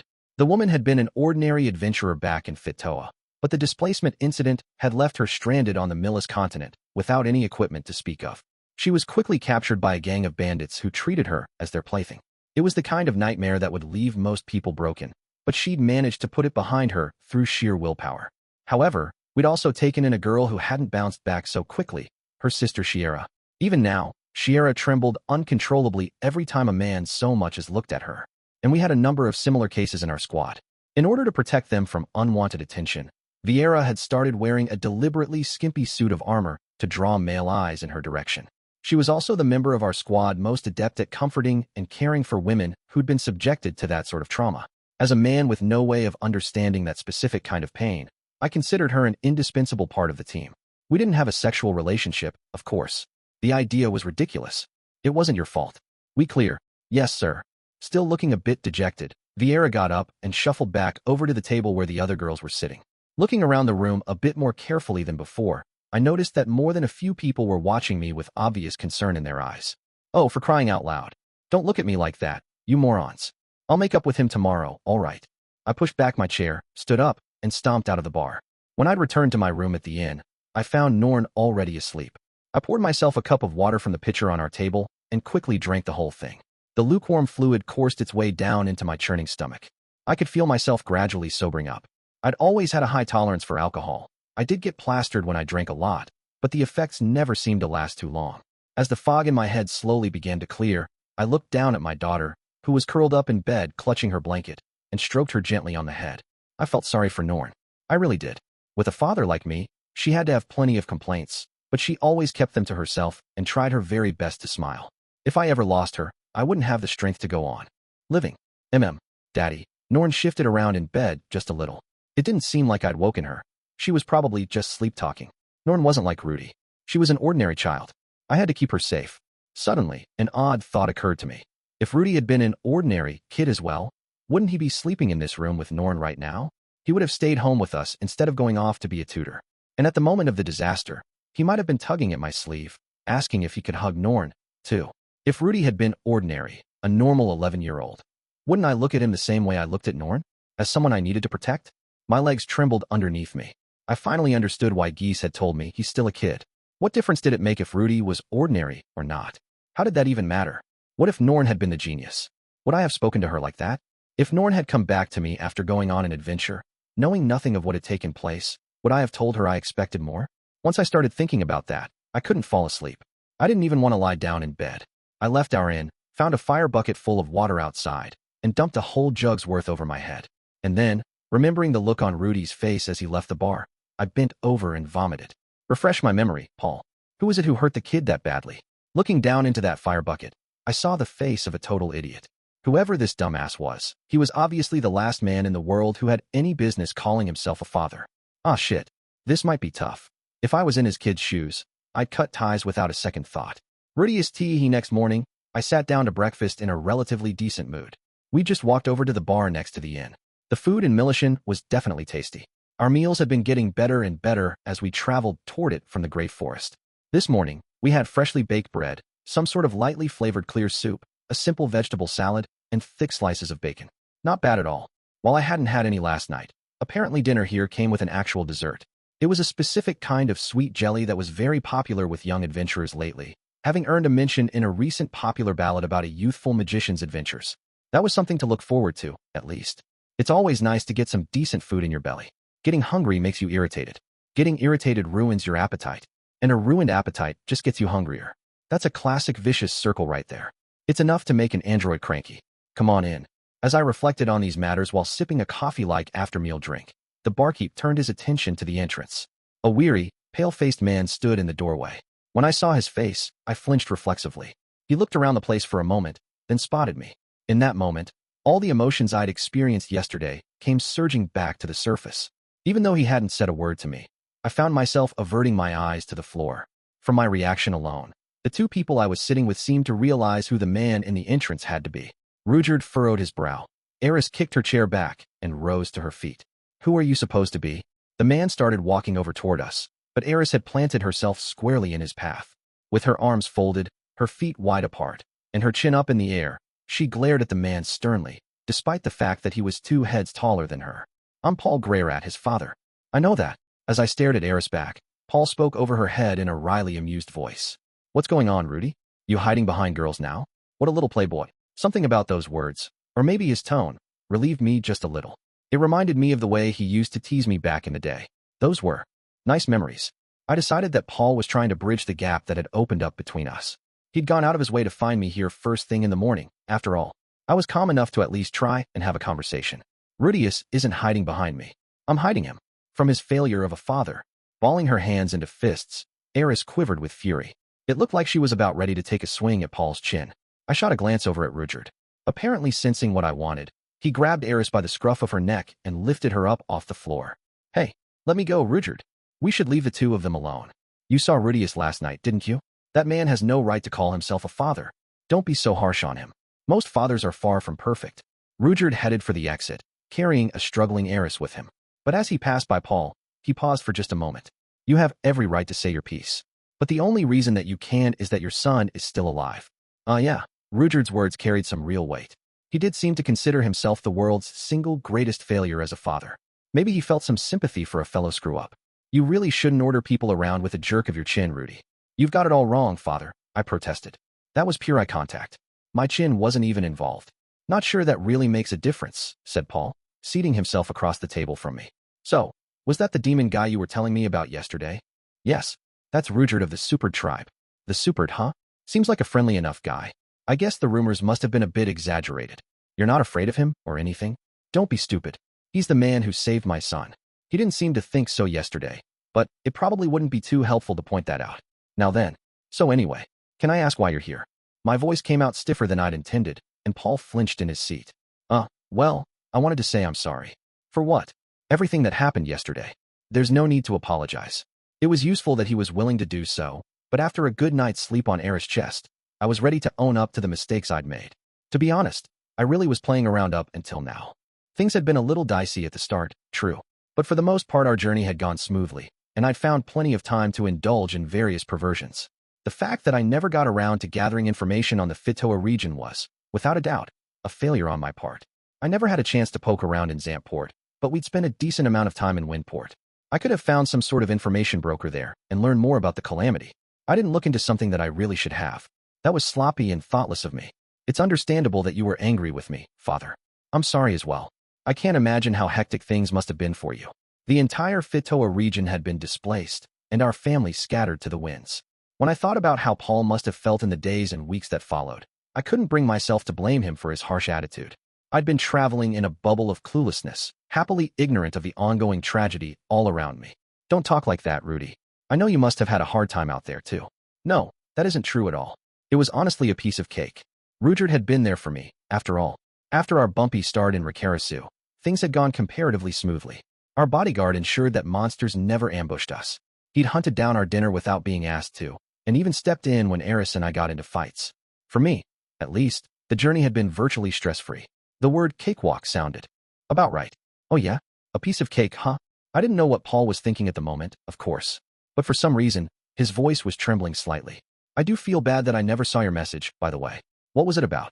I just said that I was fine, and asked you to search the northern part of the central continent. I see. Well, I can head there to look around once I drop Eris off back in the Fitoa region. Why was I talking like a robot? Everything I said right now came out sounding weirdly tense. It almost felt like I was anxious. But why would I be? I'd forgiven Paul, and he'd forgiven me. Things definitely weren't the same as before, but this was an emergency situation, right? And everyone gets tense in an emergency. Sure, that made sense. Putting that aside for now, could you go into a little more detail about the current situation in the Fitoa region? Yeah, sure thing. Paul's voice was just as stiff as mine and quavered slightly every time he spoke. Was he on edge as well? No. I should try to figure out my own behavior first. There really was something odd about this. I couldn't seem to act the way I usually did. How had I spoken with Paul before this? We used to be pretty casual with each other, didn't we? Let's see. Where do I even start? His voice still tense, Paul gave me a thorough summary of what had happened back in Fitoa while I was gone. Every building in the region had disappeared, and every resident had been teleported to some random corner of the planet. Many deaths had already been confirmed, and many more people were still unaccounted for. Paul described how he had recruited volunteers for the search and rescue squad and molded them into a functional organization. He'd chosen to base their operations in Millishion because it was home to the Adventurers Guild headquarters and a good central spot from which to gather information. The squad had another base of operations in the capital of the Kingdom of Azura, and the former butler Alphonse ran things there. Alphonse was also the overall leader of the organization and was actively providing aid to the refugees who'd made it back to the Fitoa region. Paul also explained that he'd left messages for me in cities all around the world. He'd been hoping that we could split up and search for the missing members of our family separately. As the oldest and most independent of his children, it probably had been my responsibility to help. I was still a child, yes, but I had the mind of an adult. If I'd actually seen Paul's message, it would have stirred me to action. Zenith, Lilia, and Aisha were all missing, and it was entirely possible I'd passed by one of them somewhere on the demon continent. That was just a fact, and it was enough to make me regret everything I'd done there. I'd been in such a hurry that we rarely stayed in a single town for more than a few days. Norn was all right, though. Yeah, we got lucky there. She was touching me when it happened. According to Paul, that was just how teleportation magic worked in general. If you were in physical contact with someone when it hit you, you'd be sent to your destination together. Is she doing well? Yeah. She seemed a little uneasy about moving to such an unfamiliar place at first, but now she's basically the squad mascot. Really? That's good to hear. At least Norn was safe and happy. That was definitely the one silver lining in this whole ugly mess. It was something worth celebrating, for sure. But for whatever reason, I was still feeling kind of gloomy. Our conversation ground to a halt. This felt weirdly awkward. Paul and I weren't like this before, were we? What happened to the way we used to crack jokes and banter with each other? Very peculiar. After a while, Paul said something or other, but I couldn't manage much of a response. My replies grew increasingly brief and listless. At some point, all the other customers had filtered out of the bar. Before too long, we'd probably be asked to leave so they could get ready for the lunch rush. I guess Paul picked up on that as well. He moved on to our final major topic. What are you planning to do next, Rudy? First of all, I'm going to take Eris back to the Fitoa region. There's not much of anything left in Fitoa, you know? I know, but we're still going. Even though Philip, Soros, and Ghislaine were still missing, and we probably wouldn't find any familiar faces waiting for us, we had to go. Getting back there had always been our objective, after all. We'd follow through on our initial goal. And once we arrived in Fitoa, we could witness its state with our own eyes. After that, I could head up to search the northern part of the central continent. Or maybe even ask Rudeus to help me get all the way back to the demon continent. Hell, I could even try heading to the Begarit continent. I didn't know the language, more or less. After that, I'll start searching other parts of the world. All right. With that, the conversation petered out again. I had no idea what else there was to say. Here. At this point, the barkeep abruptly thumped 2 wooden cups down in front of us. Tendrils of steam rose gently from the liquid inside them. That's on the house. Oh, thank you. Now that I thought about it, my throat was painfully dry. Once I realized that, I also noticed a few other things. I'd been clenching my hands tightly. My palms were damp with sweat. My back and my armpits also felt oddly chilly. And my forelocks were plastered to my forehead. Hey kid, I won't pretend I know what's going on here, but, HM? At least look the guy in the face. It was only when I heard those words that it hit me. I'd been avoiding Paul's gaze this entire time. After averting my eyes when he walked in, I hadn't looked him in the face again. Not even once. Swallowing anxiously, I looked up at my father. His face was full of uncertainty and angst. He looked like a man on the verge of breaking down in tears. Why are you making that face? What face? Said Paul, smiling weakly. With his listless expression and hollow cheeks, he looked like a completely different person from the man I'd known before. But for some reason, I felt like I'd seen a very similar face somewhere before. Where was that? I had the feeling it was a long time ago. Now I remembered. I'd seen it in the bathroom mirror, back in my old house. This would have been a year or 2 after I'd become a total shut-in. At that point, I still thought I had time to turn things around. But I was also aware that there was a growing gap between me and everyone I knew, one that I might never be able to bridge. Still, I was simply too afraid to go outside again. And so, feelings of anxiety and frustration steadily built up inside me.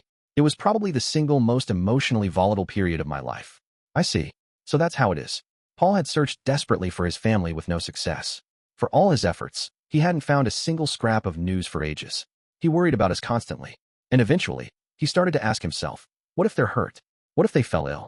What if they're already dead? The more he thought about it, the more worried he grew. And then, at long last, I showed up, with a cheerful smile on my face. It was so very different from what Paul had imagined that he grew irritated despite himself. I'd once experienced something similar. Not long after I began my life as a loser, somebody I knew from junior high stopped by to visit and started to tell me about what was going on at school. I was deeply depressed and in so much pain, but he talked about his life like he didn't have a single care in the world. It made my stomach hurt. I ended up snapping and hurling harsh insults at him. The day after that, I told myself that I'd apologize to him the next time he dropped by, but he never came over again. And I didn't reach out to him, either. I let some sort of stubborn pride hold me back. I remembered now. That was exactly when I'd seen that face in the mirror. I've got a proposal, Father. What? Under these circumstances, I think we need to try and act like grown-ups. Yeah, I guess I wasn't too mature yesterday. I'm not sure what you're getting at, though. The gloom inside my heart was melting rapidly away. I finally understood how Paul felt now. Once I had that piece of the puzzle, the rest was simple enough, really. I thought back to the past again, to the day Paul had chewed me out for fighting, and I'd fired back sharp words of my own. At the time, I'd been less than impressed with his parenting skills. But he was only 24 then, very young for a father, so I decided not to judge him too harshly. It had been 6 years since then. Paul was now 30 years old. He was still a good bit younger than I had been in my previous life, and he'd already accomplished more than I ever had. When I'd fought with my friend, I didn't even try to patch things up. I just found ways to convince myself that it was all his fault. By comparison, Paul was making a much better effort. I wasn't the same person I was back then. I'd sworn to myself that I was going to change, hadn't I? I'd forgotten about that lately, but I couldn't let myself repeat the same stupid mistakes over and over again. This was a much bigger fight than our last one, yes. But I was behaving the exact same way I did on that day 6 years ago. We were both making the same stupid mistakes all over again. I thought I'd come a long way since then, but instead, it seemed that I'd been treading water. I had to acknowledge that. And more importantly, I had to take a real step forward. Let's pretend yesterday never happened. It was a simple enough proposal. I was deeply hurt by what Paul said to me in that bar. The pain had been almost unendurable. My friend, who'd stopped by out of concern for me, must have felt something similar when I pushed him away. And that was how things ended. We never saw each other again. It wasn't going to turn out that way this time. I wouldn't let my bond with Paul be broken. The two of us didn't have a fight yesterday. Right now, in this moment, we're seeing each other again for the first time in years. Got it. What are you talking about, Rudy? Don't overthink this, please. Just spread your arms open wide. Go on. Okay. Paul spread his arms, looking a little dubious. I promptly threw myself into them. Father, I've missed you so much. His body smelled faintly of alcohol. He seemed to be sober right now, but I wouldn't have been surprised if he was still nursing a hangover. When had he started drinking so heavily, anyway? I felt like he'd barely touched the stuff back in the day. Rudy. Paul didn't seem to know how to react. Resting my chin on his shoulder, I slowly murmured a little advice. Come on. You've just been reunited with your son. Isn't there anything you want to say? This was all a bit ridiculous, yes. But even so, I hugged Paul's solidly built body with all my might. It wasn't just his face that had gotten thinner. His body felt like it was a size or two smaller than it was before. Of course, I'd done some growing in the last few years, so that probably had something to do with it. But it was obvious that my father had been through some very hard times. After a moment's hesitation, Paul managed to mumble, I missed you too. And once he got those first words out, it was as if the floodgates opened. I missed you too, Rudy. I missed you so damn much. I searched and searched, but I couldn't find anybody. I started thinking you might be dead. I started picturing you. When I looked up at Paul again, tears were streaming down his cheeks. It wasn't exactly a pretty picture. The man was sobbing like a baby. I'm sorry. I'm so sorry, Rudy. Well, great. Now he's got me going too. I patted the back of Paul's head a few times. For a while, the two of us just cried together. And so, for the first time in 5 years, I was finally reunited with my father. Chapter 5, Objectives Confirmed. After that, Paul and I spent a long time just talking. We didn't discuss anything particularly important, deliberately sticking to more trivial topics for the most part. First of all, he told me all about how things had gone back in Buena Village during the years I spent in the Citadel of Roa. Paul had 2 wives at this point, but that apparently hadn't translated into twice the fun. Zenith and Lilia had had some secret discussions and worked out an agreement. As a general rule, Paul was expected to keep his hands off Lilia. The one exception would be if Zenith were to get pregnant for the 3rd time, but in that case Paul would be required to get her approval beforehand. Zenith was still a bit conflicted about their arrangement, but I guess she'd mostly come to terms with it. That was certainly very convenient for my father. I was a little envious, to be honest. So, do you think I had a 3rd little sister on the way? Nah. For some reason, it wasn't happening for us. I don't know why. We made you on our first try. You took one shot at it and got yourself a son this perfect? What a lucky man you are, father. You really think you're funny, don't you? This didn't seem like the sort of conversation an 11-year-old should be having with his father, but we were both enjoying it anyway. One thing we didn't discuss was whether Zenith and Lilia were even still alive. It was the elephant in the room, but we both knew bringing it up would only put us in a miserable mood. Was Sylphie managing all right without me? Oh yeah, that girl's amazing, Rudy. I guess you've got some talent as a teacher. From the sound of things, Sylphie had been doing well. She spent her mornings running and practicing basic magical techniques, and in the afternoons, she usually worked on her healing spells with Zenith. Incidentally, little Aisha had also started getting lessons from Lilia after a few years, although those mostly covered stuff like etiquette rather than spellcasting. Anyway, that kid's definitely... I guess earnest is the word. She was always coming over to our place to do something or other in your room. Do you know if Sylphie happened to find anything in there? What? Was there something hidden away you didn't want her seeing? No, of course not. Don't be ridiculous, father. Haha, what a preposterous suggestion. Well, it's all gone now either way, I guess.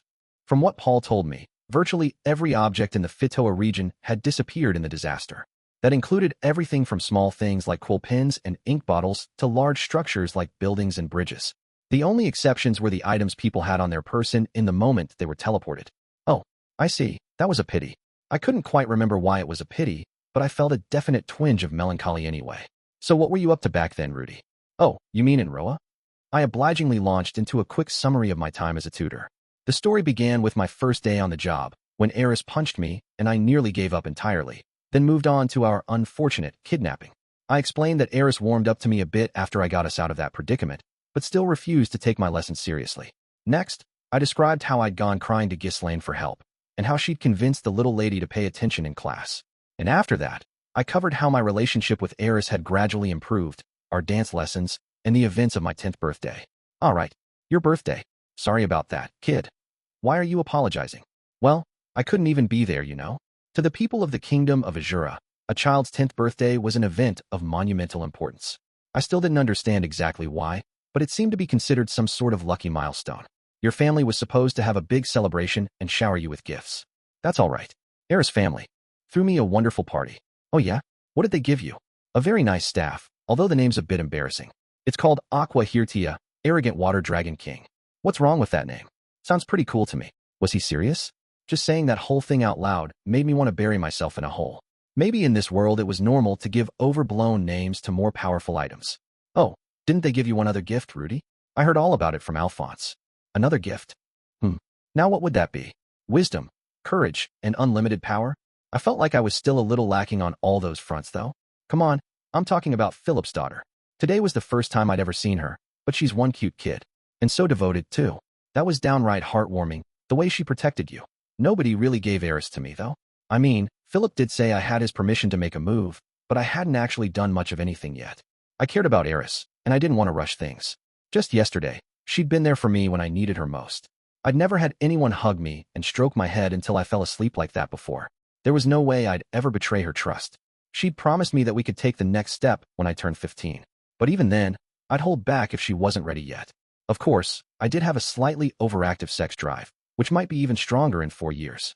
There was a chance I wouldn't be able to control myself. But, for the moment, I was planning to try. Eris is important to me, yes. I'd rather not talk about her like she's some object I received from her parents, though. Well, I guess you're marrying into their family, so it's more like they're receiving you. Wah, who's marrying into what? You're going to join the nobility with Philip's support, right? What are you talking about? When did anyone say anything about that? Huh? It was a year or so before the disaster, I think. Philip sent me a letter saying you and Eris were really hitting it off, so he wanted you to marry into his family. If you ask me, the Azuran nobility are a bunch of rotten scumbags, but I said you could do what you wanted. Interesting. So Philip had already reached out to Paul about that before our conversation on my 10th birthday. Even if I'd shot down the idea, he was probably planning to spend the next few years trying to push the two of us together. That wasn't some spontaneous proposal at all. In any case, that explained why Paul jumped to a few conclusions about me and Eris. Two young people in love, stranded in an unfamiliar land, all alone and deeply anxious. You'd kind of assume they would get to know each better over the course of their journey. From the look on your face, I'm guessing Philip set you up. It would appear so, yes. The two of us heaved simultaneous sighs. Philip was a devious man, but you probably had to be to survive in the ruthless, cutthroat world of the Azuran high nobility. Either way, it seems like you're pretty friendly with the little lady. Does that mean Sylphie's? Paul hesitated mid-sentence. Oh, sorry. Forget I said anything. Sylphie remained among the missing, as far as either of us knew. Still, I found myself considering the question Paul had begun to ask. I did care about Sylphie, but what I felt for her wasn't quite the same as what I felt for Eris. She was more like a little sister to me, or maybe even a daughter.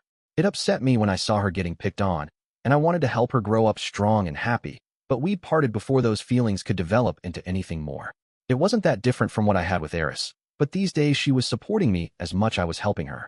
If you asked me which of them I was more interested in right now, the answer would have to be Eris. But of course, it wasn't like I'd done a thorough side-by-side comparison. It was all about the amount of time we'd spent together, really. Eris had been a part of my life for years now. People love writing stories about guys reuniting with their childhood friends, but it's easier to fall for someone when you've spent a long time at their side. By now, I'd been with Eris for twice as long as I'd been with Sylphie, and our years together had been eventful, to say the least. Of course, that didn't mean I wasn't worried about my missing friend. I hope Sylphie's all right. Well, the girl isn't quite on your level, but she'd been working her butt off. I mean, she can use healing magic without incantations, you know? That's enough to make a living anywhere you go. Healers are real valuable, at least outside the Millis continent. Oh, right, huh? Wait, did he just say what I think he said? Hold on. Sylphie can cast healing spells silently. Yeah, Zenith was shocked at first. But you can do that too, can't you? Not with healing magic, no. I didn't understand the underlying principles behind those spells, so I'd never managed to cast them silently. No matter how many times I used them, I couldn't figure out the mechanisms by which they healed the body. No kidding. Nope. I can only cast those spells if I use the incantations. Well, I'm not going to pretend I know much about magic, but they say everyone's naturally better with some kinds than others, right? I guess Sylphie's just got a knack for healing. Maybe Sylphie had gotten way stronger than me since we were separated. Now I was a little afraid of seeing her again. What if she took one look at my magic and said, "You haven't improved at all, Rudy?" Paul and I kept on talking for a while. By the end of our conversation, the chasm that had opened up between us disappeared entirely. In the early evening, two of Paul's comrades came over to fetch him. Specifically, it was the bikini armor lady and her magician pal. The former was wearing drab, ordinary clothes today, for whatever reason. It was a dramatic change from that getup she had on yesterday. She had been one of the causes of our fight, though. Maybe she was trying to be considerate? Father. Yeah. I do trust you, of course. But after everything that happened yesterday, I just want to formally double-check. You're not having an affair, are you? Hell no. That was good to hear. We both jumped to conclusions yesterday. Instead of getting the actual facts, we just accused each other of being sex-crazed idiots without. Whoops. No. I'd already officially erased those events from history. In any case, it didn't seem like Paul had any time or energy to spare for womanizing right now. He was focused on finding his family, and he wasn't about to risk breaking it apart. I'd have to learn from his example and cut back on my own perverted antics. Rudy, you're going to escort Eris back to the Fitoa region, right? Before he left, my father apparently wanted to confirm that my mind was made up. Yes, I replied with a firm nod. But would you rather I join the search and rescue squad as well? No, that won't be necessary. We have an obligation to deliver any members of the Boreas family we find back to Azura, either way. That makes it sound like a very important mission. Are you okay with leaving it in my hands? I can't think of anyone better suited for the job. And you've already earned her trust, obviously. Evidently, Paul had a lot of faith in me. Maybe too much faith, honestly. I felt like he tended to overestimate my capabilities. It didn't really matter, though. Whatever he thought of me, I was going to try and live up to his expectations this time. Of course, said Paul with a smirk. I could always assign her a couple bodyguards if you'd rather stay here in Millishion instead. Oh, please. In purely rational terms, splitting up from Eris here was a valid option. Not that I'd stay in Millishion in that event. I could just go off and search another part of the world for my family. Returning to the demon continent might be a reasonable approach, for example. But that was only true on a purely rational level. I couldn't just abandon Eris for my own benefit. I had to get her back home safe. Also, the idea of leaving my job half done so I could work on something else brought back a few unpleasant memories. In my previous life, I'd never really finished anything I started. I didn't want to fall back into that destructive habit. Knowing me, it would probably end up with Eris failing to reach Fitoa safely and my solo search of the demon continent turning up absolutely nothing. Better to focus on one thing at a time, then. There was also the whole Rudeus issue to consider. After all, it was hard to imagine our stubborn friend getting along with some random members of the search and rescue squad, and he'd probably be furious if I tried to drop out of our party now. In his book, that would qualify as conduct unbefitting of a warrior. It's nice of you to offer, but I do think it would be best for me to escort her back. Yeah, it's not like we've got anyone stronger than you in the squad, anyway. Not surprised you wouldn't want to hand the job off. There was a hint of a grimace on Paul's face as he said those words. Maybe he was a little self-conscious about the fact I'd beaten him in a fight. He was clearly tipsy at the time, so I felt like it didn't count, but if I said so now, it would probably be more humiliating than anything else. Sometimes the best move is just to keep your mouth shut. Anyway, how long will you be staying in Millishion? Well, we're planning to earn money here for the next leg of our journey, so probably about a month. We can cover your traveling expenses, said Paul, turning toward the two young women waiting behind him. He spoke to the meek-looking freckled magician. We've got some set aside, right? Yes. Mr. Alphonse entrusted us with funds to be used in the event we located any members of the Boreas family.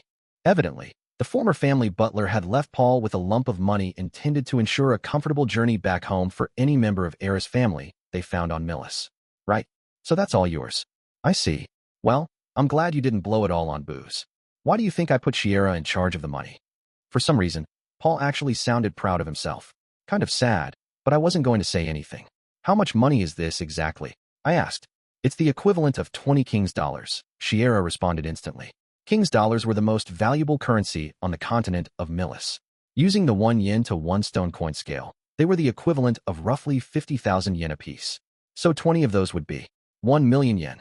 1 million what? Said Paul, raising an eyebrow. Okay, so maybe my initial reaction was a little too gleeful. Can you really blame me, though? For the last year and a half, I'd been obsessing over every coin we spent, and now they dropped a cool million in my lap out of nowhere. Seriously though, with that kind of money, you could spend your whole life messing around. Well, you could probably build yourself a house in the south with that much, I guess. But it's not going to last you a lifetime. What? But it's a million, man. 1 million yen. That's like, what, 1,000 greener coins. You could even buy a supered passage on a boat with that. Oh, that reminds me. There's still one other problem we'll have to deal with, actually. Seriously? What's that? Back in Windport, they wanted a ridiculous amount of money to let us supered on the boat to Millis. I'm not sure how things are in Westport, but I'm assuming they'll demand some huge fare as well. I don't know if even 20 King's coins will be enough. Right? Paul folded his arms thoughtfully. Surely he wasn't going to suggest that I leave Rudeus behind or anything. Shiera, what do they charge to bring a supered over to the central continent? With a small nod, Shiera promptly replied, 100 King's coins. Had she memorized all the fares or something? This girl seemed to be really on top of things. She did kind of look like the quick-witted secretary type, come to think of it. As I looked in Shiera's direction, our eyes briefly met.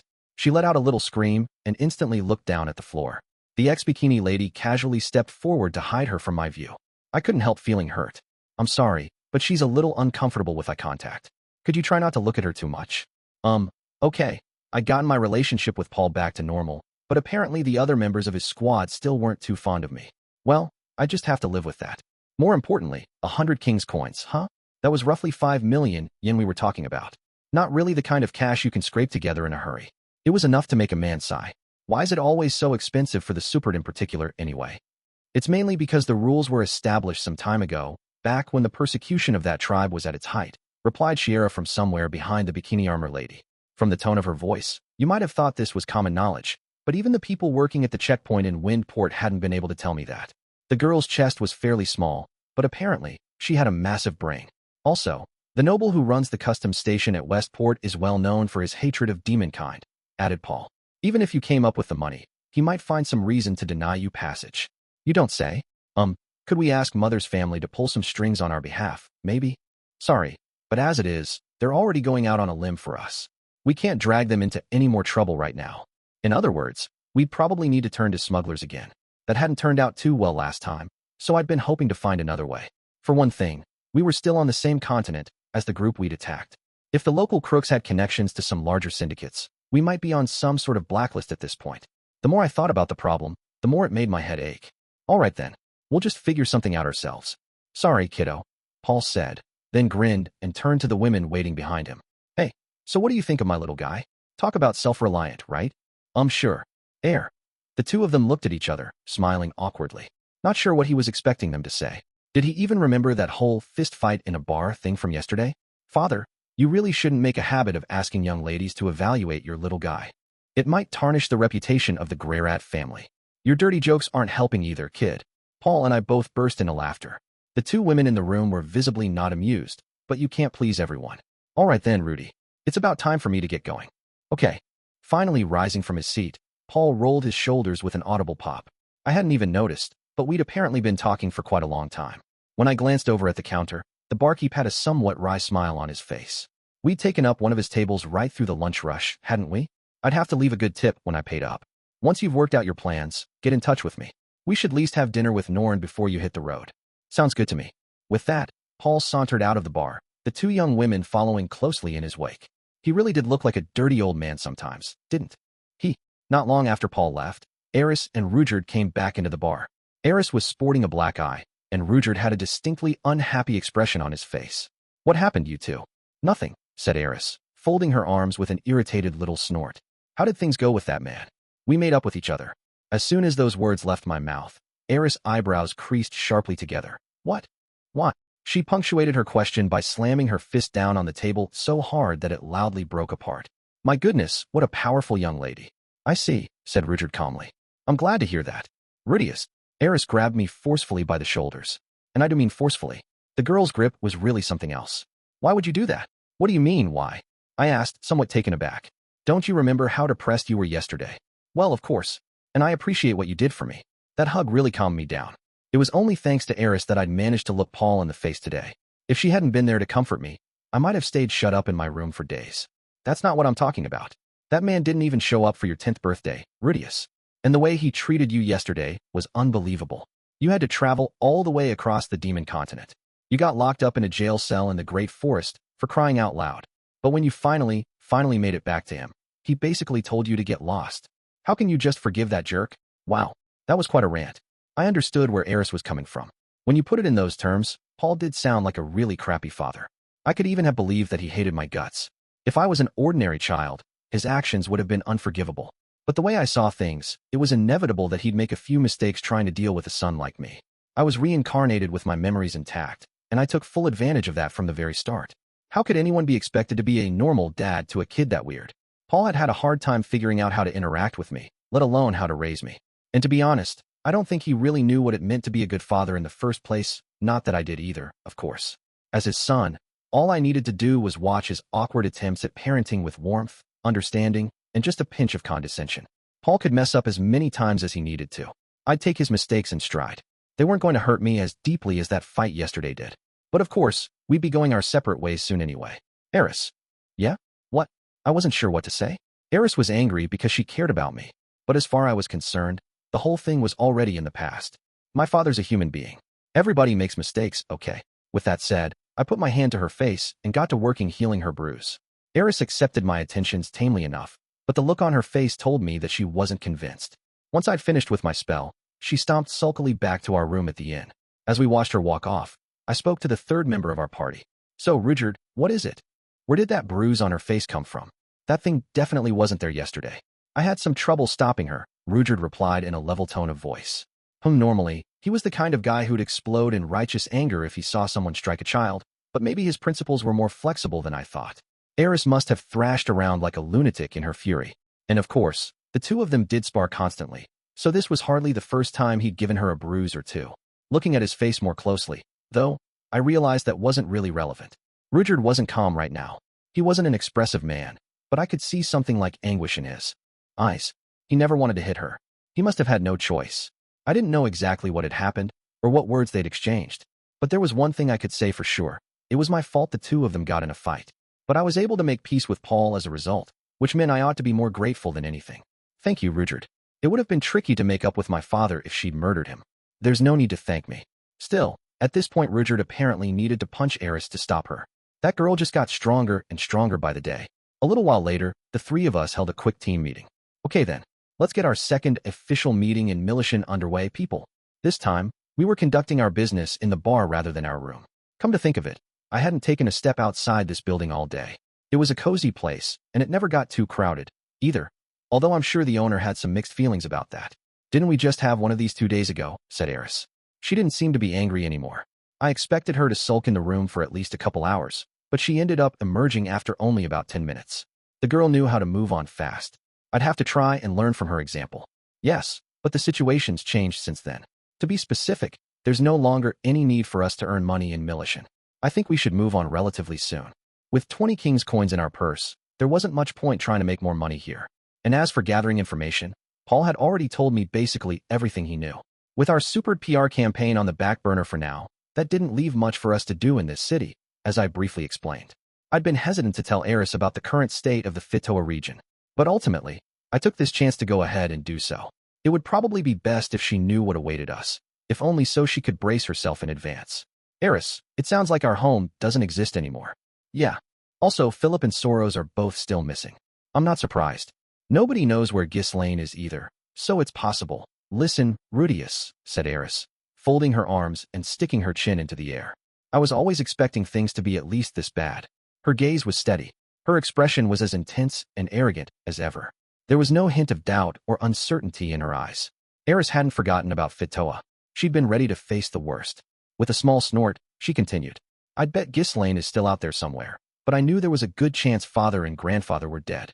The two of us had been stranded in the middle of the demon continent, after all. I guess she'd realized that many others might have landed in equally dangerous situations. Of course, there was a chance she was just putting on a brave face right now. With Eris, it was hard to tell the difference between actual confidence and bluster. Oh, and I knew you were trying to hide all this from me, by the way. I wasn't clear on exactly what she thought I'd been hiding. From the sound of it, though, this wasn't just an act. Eris had been thinking things through in her own way. In other words, I was the only one who'd forgotten entirely about the Fitoa region. That was kind of embarrassing. I see. Well, all right then. Eris really was one impressive young lady. Having reached that conclusion, I decided to move on to our next topic. In any case, I was thinking we could depart Millishion about a week from now. Are you sure? Asked Rudeus. Why wouldn't I be? Once we leave, you might never see your father again.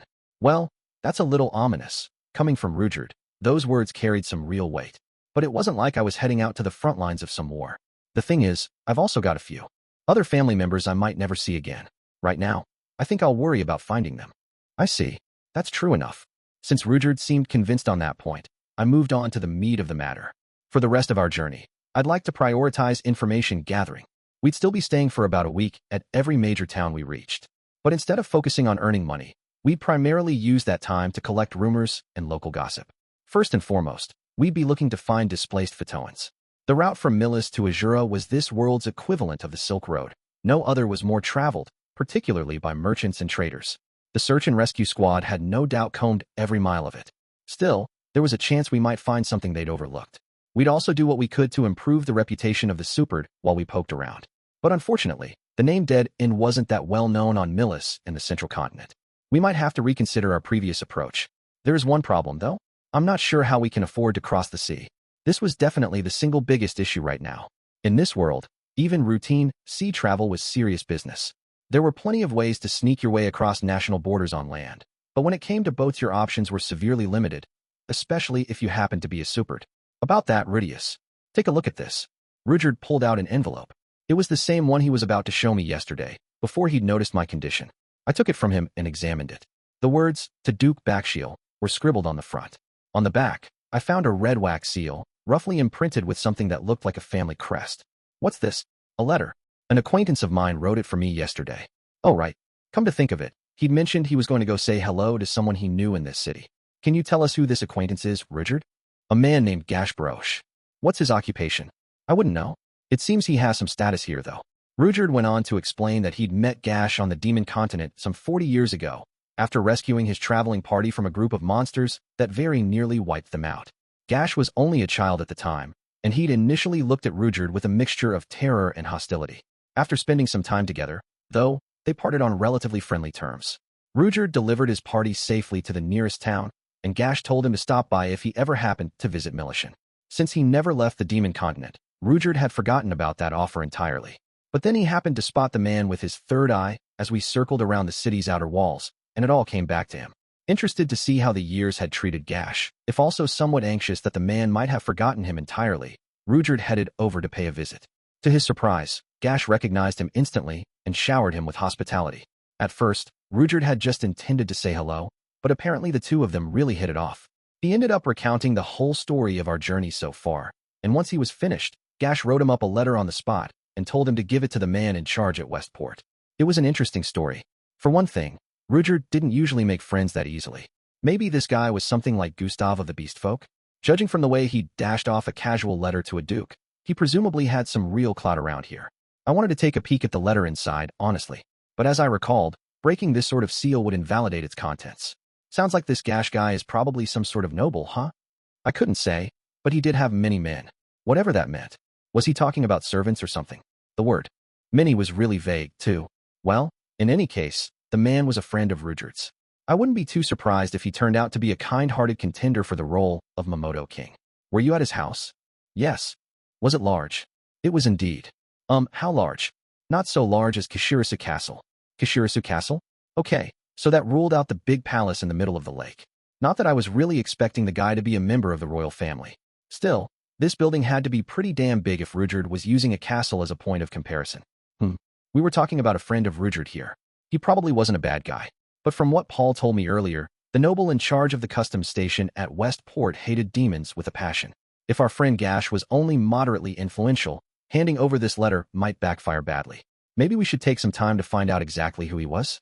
Rudeus looked so proud when he took out that letter, though. If I voiced any suspicions about his new buddy, he'd probably give me an earful about trust and honor. Well, whatever. It wasn't like I had any better ideas. For now, I might as well go with the flow and keep Rudeus happy. I could secretly ask Paul about the name Gashbrosh later. Okay then, I said. Let's hope that letter does the trick. Rudeus responded with a small nod of approval. That basically wrapped things up for now. We'd be setting out from Millishion in 1 week. Until then, we'd accomplish what we could inside the city. Personally, I wouldn't mind leaving first thing tomorrow morning. With a small smile at Eris' proposal, I declared our team meeting officially adjourned. Chapter 6:1 week in Millishion.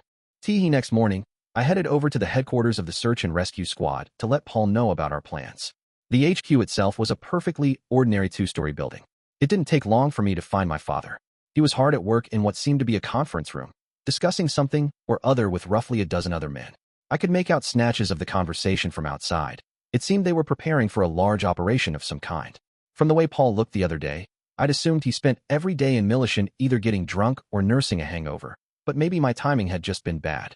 Right now, he was the picture of a focused, competent leader.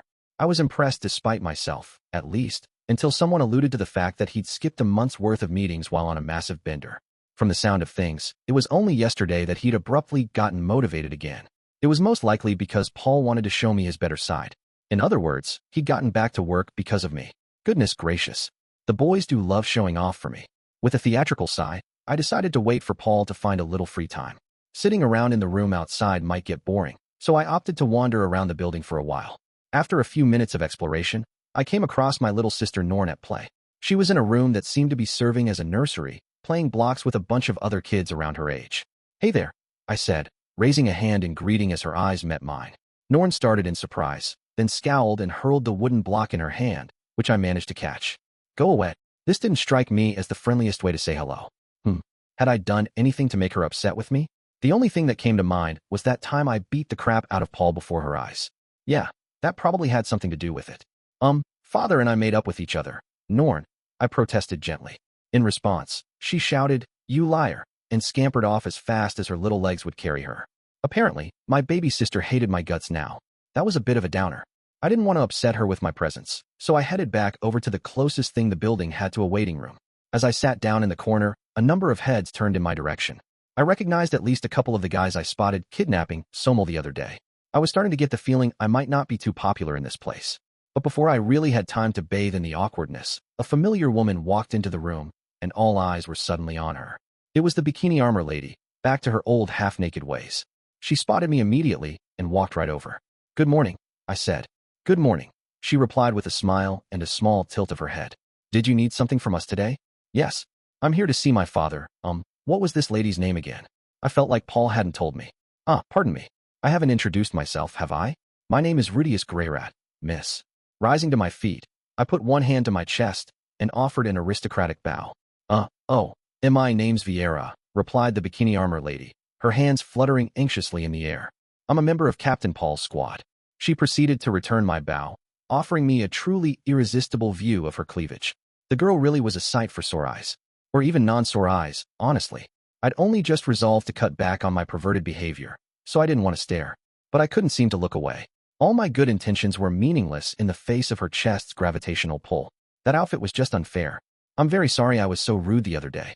My father's something of a womanizer, so I'm afraid I got the wrong idea." No, it's all right. I can understand why you'd think that, given how I was dressed." Viera emphasized her words by shaking her head vigorously. Certain other parts of her body also moved as a result. That bikini armor did seem to be fixed in place to some degree, but it wasn't enough to keep her from jiggling when she made sudden movements. Those things were big, after all. Whoops. I was doing it again. With an effort of will, I managed to tear my eyes away. "I'm not sure it's a great idea to hang around a bunch of men in that armor if you can help it, miss. I'd imagine some people might find it a bit distracting. Maybe you could put on a cloak over it, at least?" Viera smiled awkwardly. "I'm sorry, but there's a reason that I wear this." Maybe I was imagining things, but it felt like a lot of people were looking over at me all of a sudden. Had I said something I shouldn't have? Well, whatever. I'd have to ask Paul about this later. "Do you know when Father's meetings will be over?" Viera cocked her head thoughtfully to one side. "Well, he has a whole month's worth of work to catch up on at the moment. I expect he might be very busy for a while." "All right then. When you get a chance, could you let him know that I'm planning to leave Millishion 7 days from now?" "Really? That seems awfully soon." "Well, it's what we're used to at this point." "I see. In that case, let me go get Shiera for you. Just a moment, please." With that, Viera pattered off somewhere or other.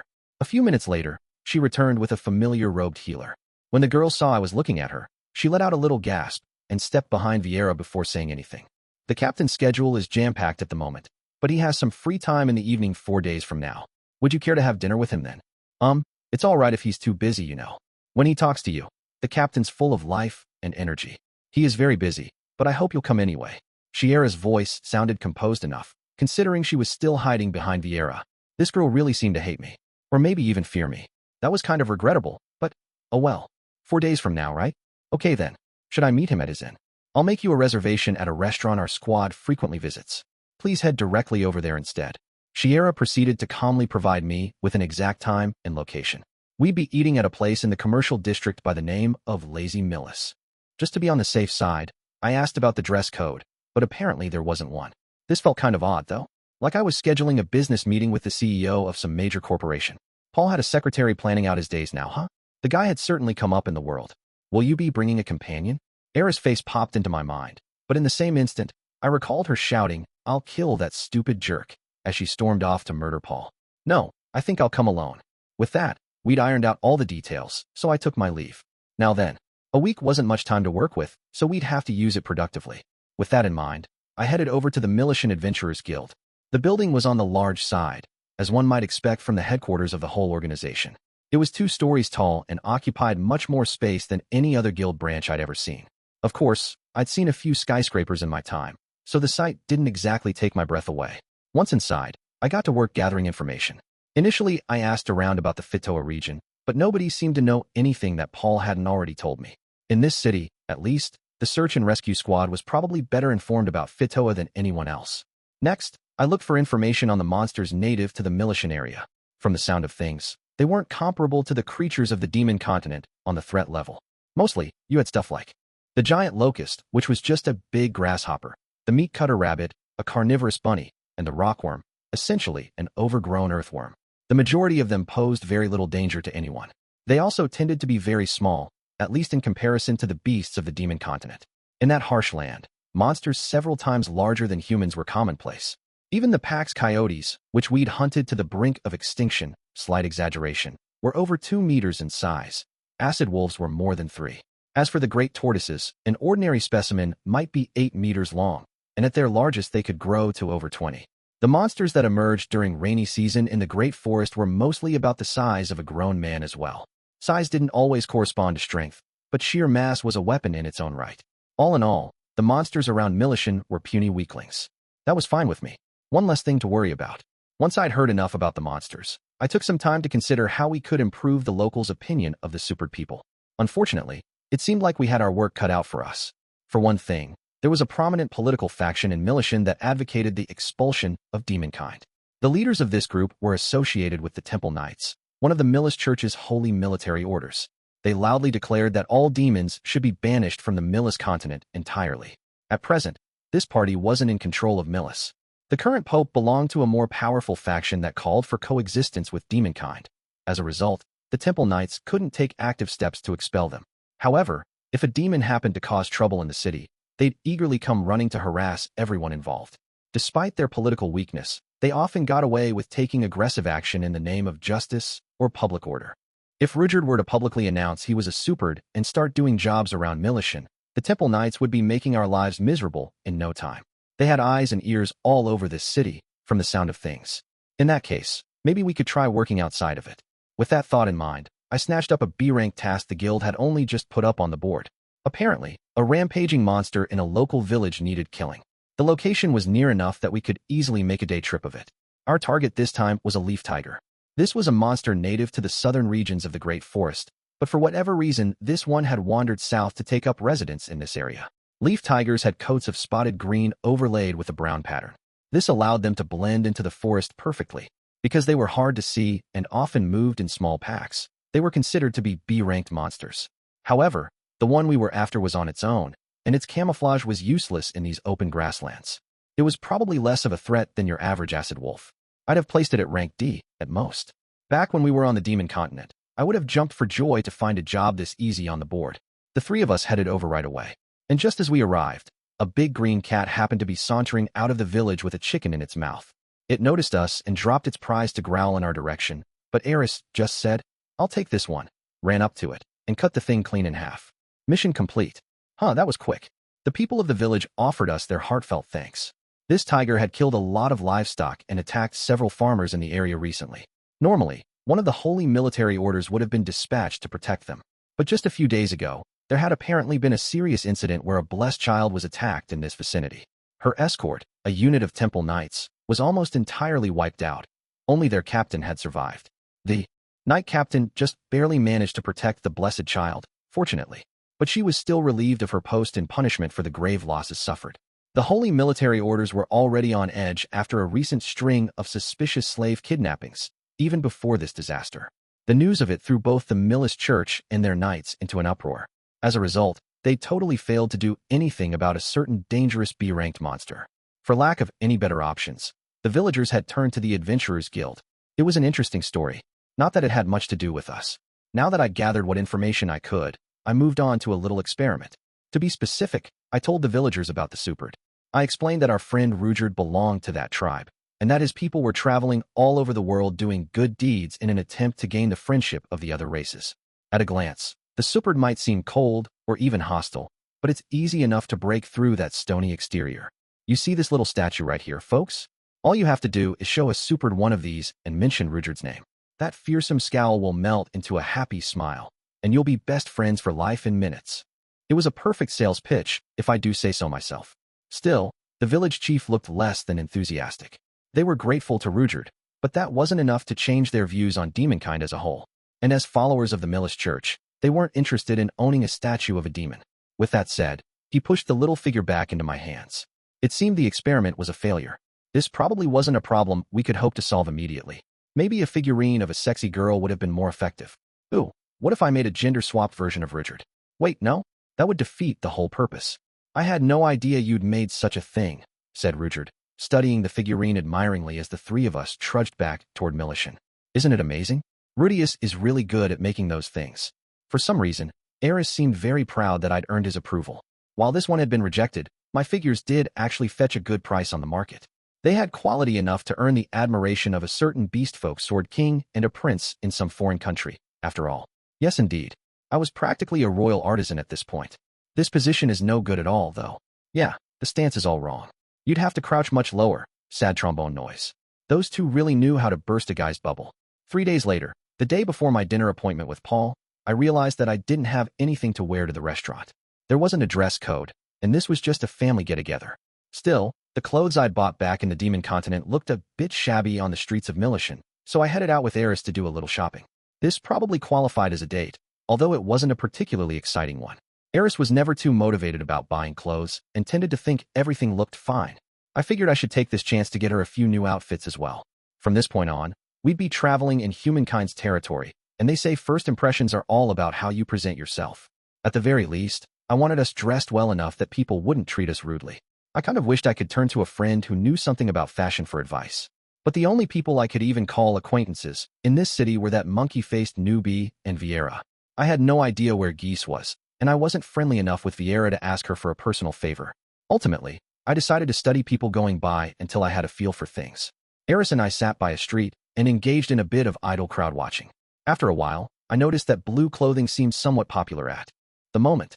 Also, some people had cloaks or jackets on, but many others didn't bother. The climate here was nice enough that most outerwear was on the lighter side. Looks like blue's in style right now, doesn't it? Blue doesn't work at all for you, Rudeus. Wow, blunt. Fortunately, I really didn't care that much about the trends of the hour. What does work for me, then? You've got that thing Geese gave you, right? Just go with that. She was talking about that for vest, right? That thing was a little big on me, though. It was long enough to look more like a coat. That said, it wasn't uncomfortable at all, so I did wear it sometimes. Mostly on colder days. That one's not bad, but I feel like it's a bit too long for me. Yeah, I guess so. Why don't you just cut it down to size, then?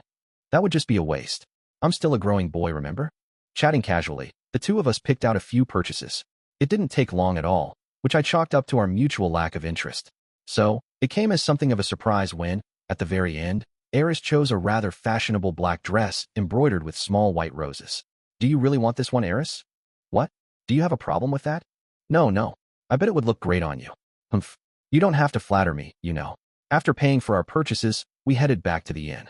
Finally, the big day arrived. In the afternoon, I let Rudeus and Eris know that I'd be having dinner with my father that evening. Rudeus said, "I'm glad to hear that," with a slightly relieved expression on his face. I could actually see the happiness in his eyes. From the looks of things, he very much wanted me to leave this city on good terms with my father. Not that he had any cause to worry, of course. I was going to take full advantage of this family bonding opportunity. "I'm coming too," announced Eris. Turning, I found her staring me down in her usual arms akimbo pose. Oh, what? Is that a problem? If it wasn't for the other day, I would have given in immediately, but Eris clearly still felt some hostility toward my father. That was probably an understatement, in fact. It seemed like she hated his guts. I could understand how she felt to some degree, but I'd already decided to make nice with Paul. If that was the only issue, I might have brought her with me and tried to get the two of them on better terms. But this dinner was going to be our first meal as a family in many years, you know? And I hadn't patched things up with Norn yet, either. Also, I did say that I'd be coming to the restaurant alone. Would you mind staying here instead, Eris? All things considered, I wanted Eris to show a little self-restraint here. Carrying a bomb into the middle of a raging forest fire didn't strike me as the best of ideas. Formally introducing her to the family could wait until the two of us got a little more intimate than we were right now. Yes, I would mind. I'm coming too, got it. Silly me. The word self-restraint wasn't part of Eris' vocabulary. Rudeus, could you say something here? When I turned back to Rudeus in search of help, I found him holding a hand to his chin in thought. His intense gaze moved from my face to Eris, and then back again. You've made up with your father, haven't you? It shouldn't be a problem, then. Let her come along. Wow. Stabbed in the back. Was this the same guy who'd punched Eris to stop her from intervening last time? Oh well, I guess I'd have to let the majority rule on this one. Well, if you say so, Rudeus. What did you expect? Just one thing, Eris. I want to stay on good terms with my father, so please be polite to him, okay? Fine. Judging from her tone of voice, she had no intention of actually keeping that promise. Not exactly reassuring. Afterwards, I went upstairs to put on my brand new clothes, then headed over to the restaurant as a brand new me, aka Nudius. Eris tagged along in the black dress we'd bought the other day. I did my best to avoid the narrower side streets. There were lots of kidnappers lurking in those dark alleys, and they could get a little violent in some places. No reason to risk our new clothes getting messed up. The main avenues had their dangers too, of course. Since it was around dinner time, quite a few people were buying something like yakitori from the outdoor stalls. If I bumped into one of those guys, the result would no doubt be tragic. And if one of them walked into Eris, her Boreas punch would probably leave both of us drenched in their blood. As a precautionary measure, I kept my eye of foresight active. By constantly looking 1 second into the future, I was able to navigate us safely through the crowds. I felt a bit bad for using such a powerful ability for something this mundane, but at least we reached our destination without incident. That whole thing with the reservations had gotten me a little nervous. As it turned out, though, Lazy Millis was a perfectly ordinary place. It was a standalone bar and restaurant, not part of an inn. Most of the clientele seemed to be relatively respectable locals. When I gave my name to the waiter up front, he brought me and Eris over to our table immediately. The fact that there were two of us went unremarked on. Paul was already sitting at the table with an awkward smile on his face, along with a very grumpy-looking Norn. Sorry, am I a bit late? Nah. Sorry about this, kiddo. Shiera got kind of carried away for some reason. I told her the usual place would be fine, but nothing wrong with a change of pace every once in a while, right? I started to pull out a chair, then stopped as I noticed that Eris was looking rather grumpy herself. This technically wasn't the first time she'd met Paul, but maybe introducing them would be a good idea. Father, this is Eris. As I told you the other day, she's Philip's daughter, and a member of the Boreas. Oh, right. Cutting me off mid-sentence, Paul rose to his feet and turned to Eris. He straightened up and put one hand to his chest, then lowered his head slightly. It was a practiced bow, no less smooth than Philip's. It's a pleasure to make your acquaintance, miss. I'm Paul Greyrat, Rudeus' father. Taken aback, Eris tried to glance at me, but couldn't manage to totally break eye contact with my father. I'm Eris Greyrat, sir. The expression on her face was still grumpy. Nonetheless, she grabbed the ends of her dress and gave an awkward little curtsy. It felt like she'd missed her chance to start screaming or throwing punches. I had to admit, I was impressed with Paul. Apparently, he'd learned a thing or two about handling girls from his years as a womanizer. Since when could he pull off a bow like that, though? All right then, why don't we all sit down? In any case, our family dinner got underway without any bloodshed. Eris and I settled into our seats. For the moment, Eris was keeping quiet, but it was obvious she'd bare her fangs in an instant if things took a wrong turn. Paul still looked a bit uncomfortable. And as for Norn, well, she hadn't even glanced at me yet.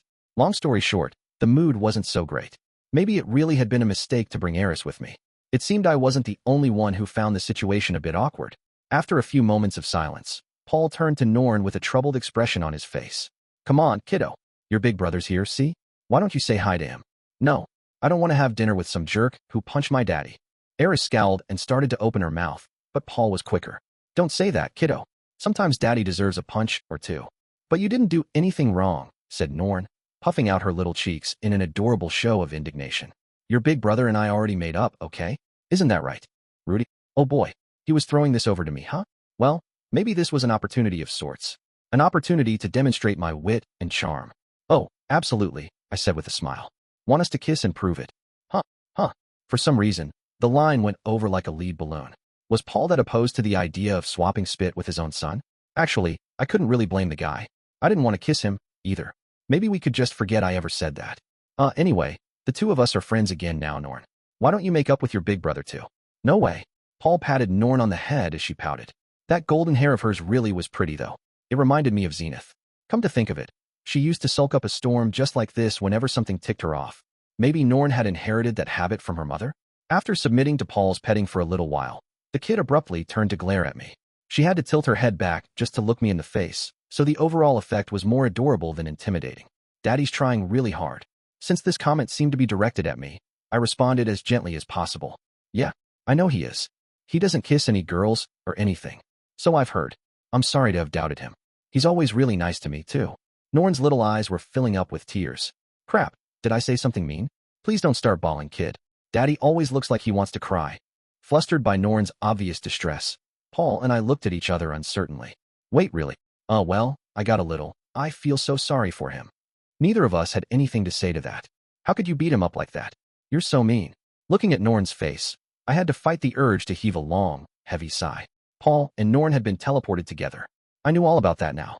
She'd gotten very sick during their journey back to Fitoa and was nearly attacked by monsters several times along the way. And it was her father who'd protected her from all those dangers. With her mother, maid, and sister missing, and her heart bursting with anxiety, Paul was the only person she could rely on. For years, he was the only family she had left. And then some stranger showed up out of nowhere, knocked him down, and started punching him in the face. That would be enough to traumatize most kids her age. Norn, look, that was all it's all right, father. If she was a little older, the three of us might have found a way to talk this through. At her age, though, that was probably impossible. Both Paul and I had made mistakes and jumped to conclusions. We'd reconciled by acknowledging our faults.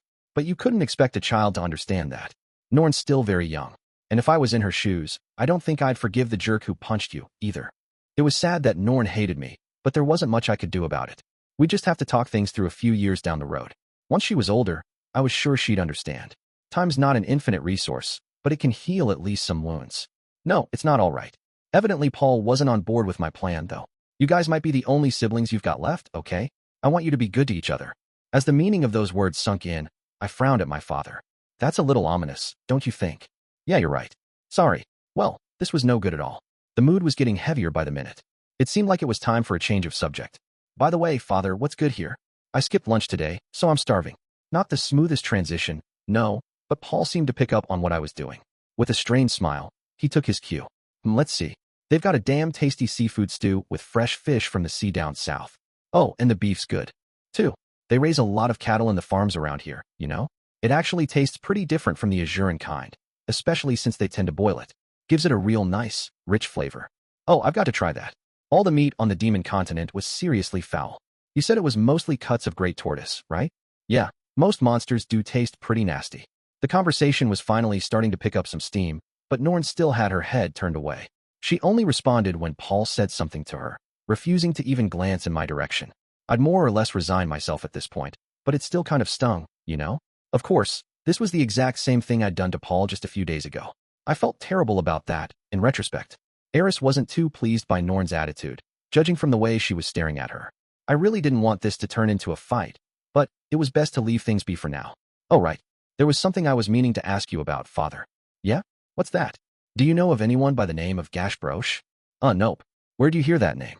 I took the chance to tell Paul about Rudeus letter and the mysterious friend who'd written it for us. I'd made a rough copy of the emblem on the wax seal, so I took that out and showed it to him. A sheep, a hawk, and a sword, huh? Looks like the family crest of a paladin.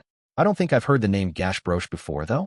Not that I'm familiar with all the Millis nobles or anything. I see. Do you think Shiera might know something about him? Dunno. I'll ask her later. It wasn't reassuring that he'd never heard of the guy, but we'd just have to wait and see.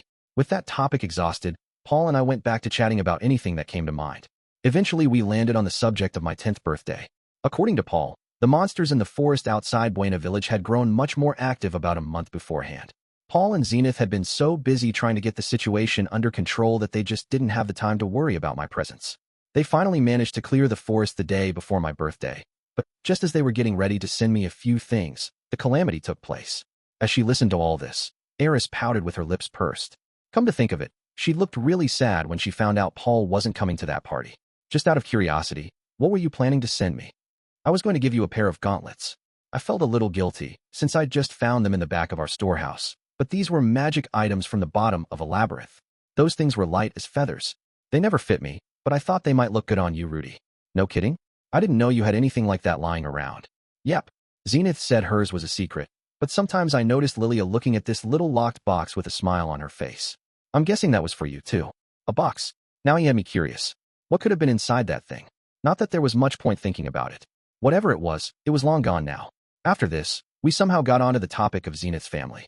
They were evidently well known among the Millis nobility, and had a history of producing many talented and righteous knights.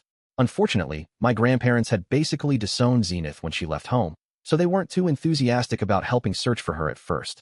They'd changed their tune completely once they got a look at Norn, though. This world was different from my old one in a lot of ways, but the power of a cute grandkid was evidently universal. I wonder if they'd give you more money if I stopped by? I think that would probably backfire. Yeah, you're right. I could try to act like a sweet little tyke for them, but my true nature would most likely reveal itself in time. It wasn't worth the risk.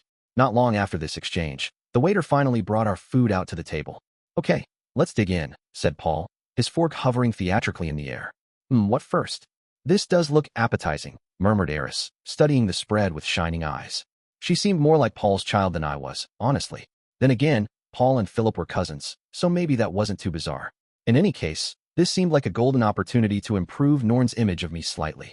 Father, your manners are... Cut it out, Daddy. You've got to pray before you eat. The two of us had spoken almost simultaneously. Norn looked over at me in surprise, but turned away sulkily a second later. Haha. Okay, kids. Fine. Paul scratched his head ruefully, and Eris looked a bit reluctant, but they both leaned back in their chairs for the moment. The four of us proceeded to say a short Millis-style prayer. All this involved was clasping your hands together and closing your eyes for a few seconds. Eris and I weren't believers, and Paul probably wasn't either, but this was just good table manners in this world.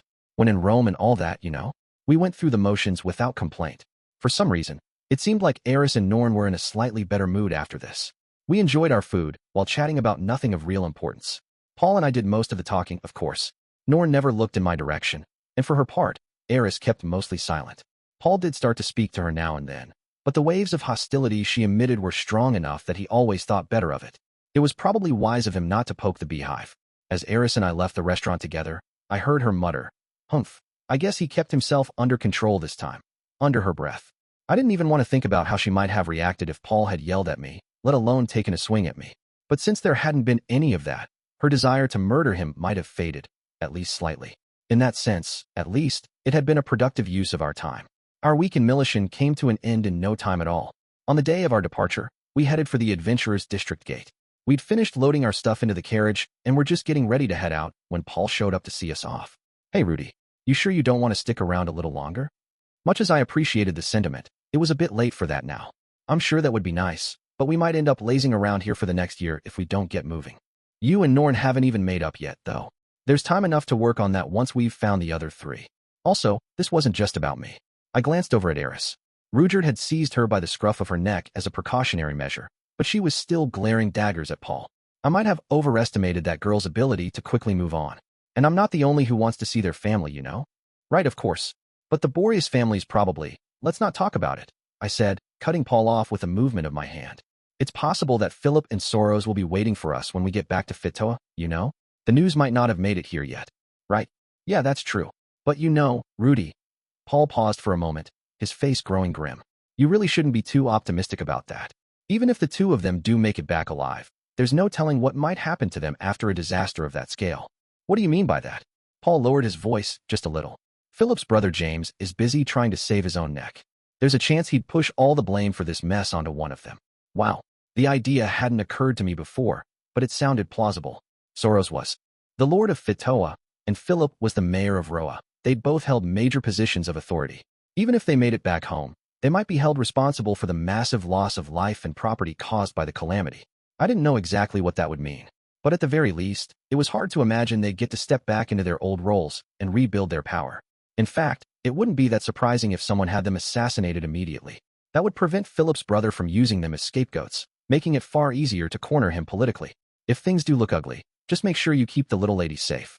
Some people might trot out a bunch of crap about the duties of the nobility, but you don't have to pay them any mind. Of course, I said, nodding with the most serious expression I could muster. I'll be careful, Father. Paul smiled proudly and nodded back. Oh, And I asked Shiera about that letter, by the way. She's never heard of the guy, either. I see. She did say he probably wasn't anyone dangerous, though. All right then. Would you mind thanking her for me? Paul nodded slightly. And then, finally, he turned around and spoke to the little girl who'd been standing behind him. Come on, Norn. Say goodbye to your big brother. Don't wanna. Norn didn't move from her hiding spot behind her father. Half her face was peeking out, though. Talk about adorable. I found myself wondering if she'd grow up into a beauty like her mother. I don't know how long it will take, Norn, but let's meet again someday. Don't wanna. Right until the very end, my little sister refused to look me in the face. Smiling awkwardly, I headed back to our carriage. And just like that, our party left the city of Millishion behind. Paul Just like that, Rudeus was back on the road again. The kid was as impressive as ever. He figured out his plans in no time, then put them into action immediately. Elise once told me I was rushing through my life, didn't she? You had to wonder what she'd think if she got a look at him. It might be fun to get the two of them to meet sometime, but maybe that wasn't such a great idea. Yeah, the last thing I wanted was to end up as that woman's father-in-law. Just as I'd reached this conclusion, someone slapped me on the shoulder. I turned to find a monkey-faced man grinning at me. Hey there, Paul. You done saying goodbye to your son? Geese. I was grateful to this jerk, more grateful than I could express in words. If it wasn't for him, I probably never would have made up with Rudeus. I seriously owe you one, man. Hey, don't sweat it. At this point, I noticed that Geese was dressed for the road. What's with you, though? You going somewhere? Yeah, not sure where just yet, but there's plenty of places you folks ain't poked around in yet, right? It took a moment for me to realize what he was saying. Geese was going to keep searching for my family. That came as a shock, frankly. Of all the members of my old party, Geese had struggled the most after I disbanded it. He wasn't a fighter, but a jack of all trades without any real specialties. No other party would take him in, and he wasn't strong enough to handle tough jobs on his own. He'd been forced to leave the adventuring life behind. He had all the reason in the world to resent me, even hate me. Why are you doing this, Geese? Why are you trying so hard to find them? The corners of Geese's mouth twitched up into his usual ironic smirk. Just feels like my fortune. And with that typically cryptic explanation, he turned and walked away. I put my hands on my hips and watched him go with a wry smile on my face. The man had a lot of ideas about luck, and none of them had ever made much sense to me. But this time, I wasn't exactly complaining. All right then. Once Geese disappeared from view, I reached down and hoisted Norn up onto my shoulders. All of a sudden, I was bursting with energy and motivation. First things first, we had to make sure that the refugee relocation operation went off without a hitch. And once that was done with, I'd find the rest of my family, no matter what it took. With my resolve fixed firmly in my heart, I headed back into the city. Interlude, Eris the Goblin Slayer. Apologies for the abrupt digression, but let's talk about a young man named Cliff Grimoire. Cliff was 12 years old at present, right between Eris and Rudeus in age. As a young child, he'd resided in an orphanage in Millishion. This facility was operated by the Millis Church and served as a symbol of its power and prestige. Naturally, it didn't lack for funding or support. Its children were well taken care of in every way, and many were eventually adopted. After several years in this upscale institution, Cliff was adopted at the age of 5 by his current foster father. This was Harry Grimoire, an elderly man of high rank in the Millis Church. Once Cliff joined Harry's household, he underwent a rigorous educational program designed to nurture his natural talents. In only a few short years, he attained an advanced rank in healing, detoxification, and divine strike magic. He also learned to cast spells of the intermediate rank in all the disciplines of offensive magic, and even advanced tier fire spells. In a word, Cliff was a prodigy. Everyone around the boy showered him with praise. Everyone told him that he would one day make his mark on the world. In these respects, his early years were similar to those of Rudeus. But unlike Rudeus, who had the memories of his previous life to keep him humble, Cliff grew arrogant. The kid was full of himself, quite frankly. Very much so. In a sense, it was hard to blame him. Even among his instructors, there was no one who could use such a wide variety of magic as proficiently as him. Some could cast Saint-tier healing spells, true. Others had mastered Saint-tier detoxification spells. However, only Cliff was advanced in 4 distinct disciplines. The sheer breadth of his skills was such that some said he was a sage in the making. The boy's ego grew larger by the day. Gradually, he stopped listening to his tutors entirely. Someday in the future, Cliff would be expected to succeed his foster father and take a position in the Millis Church. Cliff was aware of this, of course, but at present, he longed to be an adventurer. Why an adventurer, you might ask? The cause lay in his early years back at the orphanage. Many of those raised in this facility went on to become adventurers. Those children who were not adopted by their 10th birthday were sent to a school operated by the Millis Church, where they underwent 5 years of training in the practical combat arts of swordplay and magic. After graduating, they took on jobs suited to their particular talents. Those who produced superb results in academics, swordplay, and magic sometimes became knights, but the majority of these graduates ended up as adventurers. These young men and women would frequently stop by to visit their old home. They relished the chance to catch up with their old teachers and to tell exciting stories of their adventures to the children living there. Many of the orphans, captivated by these tales, dreamed of following in their footsteps, and Cliff was no exception. Of course, he didn't believe his dream would ever come true. Despite what his heart wanted, he understood his present circumstances clearly. A child adopted from an orphanage couldn't hope to choose his own destiny. He could accept that, at least at first. But the dull routine of his daily life wore on Cliff, and the constant praise he received swelled his head. And so, one day, he hit on the idea of fleeing his home to register as an adventurer. He just wanted to put his skills to the test, really. Even some of his magic instructors had made a name for themselves as young adventurers. Surely he ought to gain some similar experience while he was young. At least, that was what he told himself. With the staff his foster father had given him for his 10th birthday in his hands, Cliff headed from the Divine District to the Adventurer's District, where he bought himself a blue magician's robe. Now that he was dressed the part, he headed over to the guild. Concerned that the church would quickly track him down if he registered as a healer, he decided to list his profession as magician instead. For some reason, he thought this would make a difference. Soon enough, Cliff's registration was complete. He was now officially an adventurer.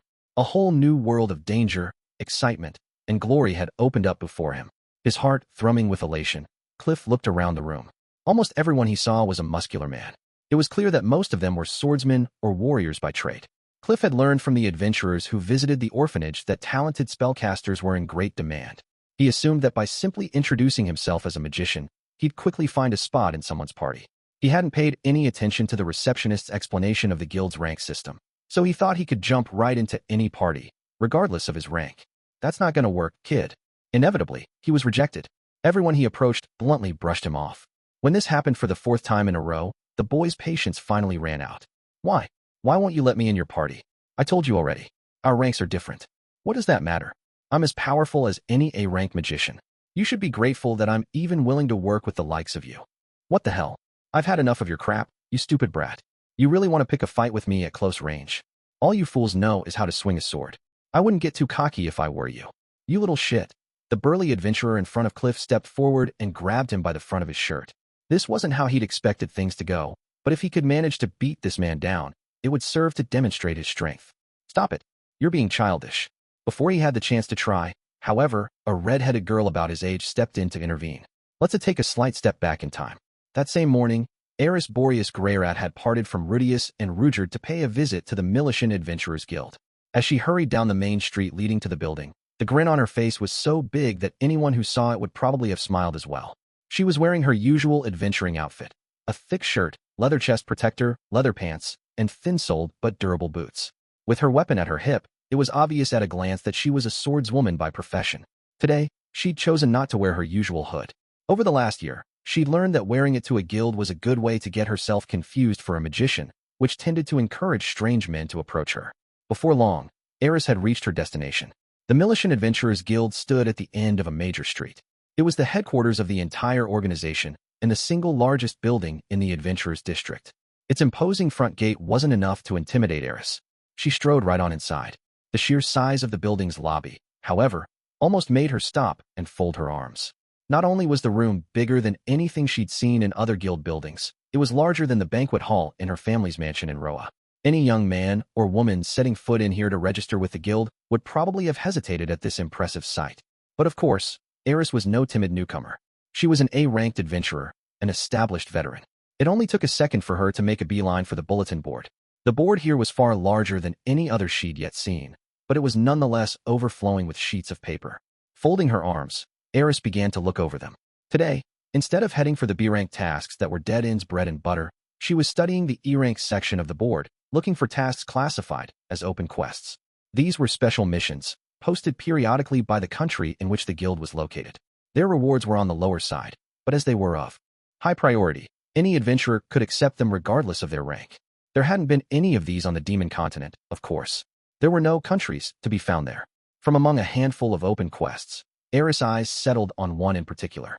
Open task: exterminate goblins reward. 10 Millis copper coins per ear details. Help cull the local goblin population location east of Millishion duration, none/deadline, none client. The Holy Knights of Millis notes. New adventurers should be wary of hobgoblins, which are sometimes found among groups of goblins. Do not remove this request from the board. Simply bring the ears you collect directly to the front counter. Goblins were a species of monster that mostly lived on the boundaries between forests and open plains. They were humanoid in shape and used crude weapons, but couldn't comprehend human speech. In small numbers, they were mostly harmless, but if left alone for too long, they would rapidly reproduce and begin attacking any nearby villages. They were considered a somewhat dangerous pest. However, as they resided on the outskirts of wooded areas, they also acted as a sort of natural buffer against the more dangerous monsters that spawned inside forests. They were weak creatures and could be slain without too much difficulty by any young man or woman who knew how to use a sword. The Adventurers Guild took advantage of this fact, offering regular goblin extermination tasks with mildly generous rewards as a sort of introduction to combat quests. What was more, although Eris wasn't aware of this, the creatures were also sometimes used as a tool of torture against captured foreign spies. For all of these reasons, the holy country of Millis made no effort to exterminate the goblins within its borders, preferring to keep their population at a stable level. Eris was an A-ranked adventurer whose skills had been acknowledged by Rudeus Greyrat, and was perfectly capable of beating an average C-ranked warrior with her bare fists alone. You might be wondering why she would bother with such a basic job at this point. There were two reasons. First, this was something she dreamed of doing for a very long time. During the brief period of her life when she attended school, Eris had often listened in on a group of boys in her class. They were constantly talking about what they'd do once they became adventurers. Their plan was to start off by hunting goblins. After saving up some money and growing stronger, they'd eventually make their way to the southern regions of the central continent, where they could take on high-ranked jobs and dive into labyrinths. Listening to their excited chatter, Eris started to indulge in these same fantasies. One day, she walked over to the little group and demanded they let her join the conversation, which somehow led to a fight in which she brutally beat all three of them. She was expelled from her school, but soon met Ghislaine, whose stories only intensified her yearning for a life of adventure. After meeting Rudeus, she constantly daydreamed about becoming an adventurer with him. In her imagination, they formed a party of two, Eris the swordswoman and Rudeus the mage. Together, they challenged unknown labyrinths in search of treasure. When she actually found herself stranded on the demon continent with him, however, things played out very differently from her fantasies. In particular, Rudeus turned out to be very businesslike about the whole thing. He kept the party far away from labyrinths and their unknown dangers. If Eris had proposed they go slay some goblins, he would probably have raised an eyebrow and said, "Why would we bother doing that?" To be sure, Eris wasn't a rookie anymore. She'd fought her way through the dangers of the demon continent, and she knew there was no real point in taking this job now. But even if it was pointless, slaying goblins had always been at the very top of her things I want to do once I become an adventurer list. She wanted the experience, if nothing else. That was her first reason. The second one was a secret. I wonder if I can make it back before the sun goes down. Studying the task she'd spotted on the board, Eris tried to figure out how long the round-trip journey would take. She was going to be traveling on foot for this one. It was still morning, but it was best to have a comfortable margin for error. But as she was thinking it over, she happened to notice a note posted at the very edge of the board, out past the F-rank tasks. Displaced citizens of the Fitoa region, please contact the following address. After reading the first line, Eris looked away. She'd seen this same note in the Zamport Adventurers Guild as well. Rudeus never spoke about the Fitoa region. Eris assumed this was just because he didn't want to make her anxious. She suspected that the whole reason he'd called this off day was so he could take some action on that front. Eris tried not to think too much about complicated problems. She'd convinced herself she wasn't smart enough to understand them, and she had Rudeus to do the thinking for her. Once the time came, she was sure he'd explain his plan to her in a way she could follow. She never would have dreamed that Rudeus wasn't even aware of the existence of these notices. All right then. Having done what she'd come here to do, Eris walked away from the board in high spirits and headed for the exit. Now it was just a matter of heading out east and slaying some goblins. Given how enthusiastic she was feeling at the moment, she would likely wipe out a whole nest or two before she was through. There was nothing and no one that could stop her. A moment of silence for our little green friends, please. Why? It seems we've gotten a bit ahead of ourselves. Just as she was about to leave the building, Eris stopped in her tracks at the sound of a scream. Turning toward it, she saw a young boy surrounded by a group of men nearly twice his size. "Why won't you let me into your party?" The boy who'd shouted seemed to be a magician, considering his blue robe. He was a bit shorter than Rudeus. His dark brown hair was long in the front, hiding his eyes from view. The staff he carried wasn't as impressive as Rudeus' Aqua Hirtia, but you could tell from the size of its magic crystal that it was made from quality materials. His family was probably well off, but not as wealthy as Eris' own. I'm as powerful as any A-ranked magician. You should be grateful that I'm even willing to work with the likes of you. His arrogant attitude wasn't going over too well with the men surrounding him. Not exactly surprising. Eris would have punched him in the face without a word if he'd said something like that to her. What the hell? I've had enough of your crap, you stupid brat. You really want to pick a fight with me at point-blank range? All you fools know is how to swing a sword. I wouldn't get too cocky if I were you. You little shit. One of the adventurers grabbed the boy by his shirt. His face stayed calm, but Eris could see that his legs were trembling slightly. Striding over to the little group, she stepped in to intervene. Stop it. You're being childish. If Rudeus had been there, his jaw would likely have hit the floor at this point. This wasn't the sort of line you'd ever expect to hear from Eris, of all people. Honestly, Eris found this whole thing kind of thrilling. As an A-ranked adventurer, she was a cut above any of these people. She was the calm veteran, stepping in to protect the newbie from a bunch of bullies.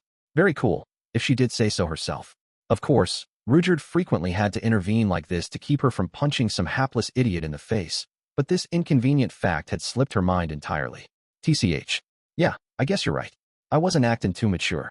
To her surprise, the man backed down immediately.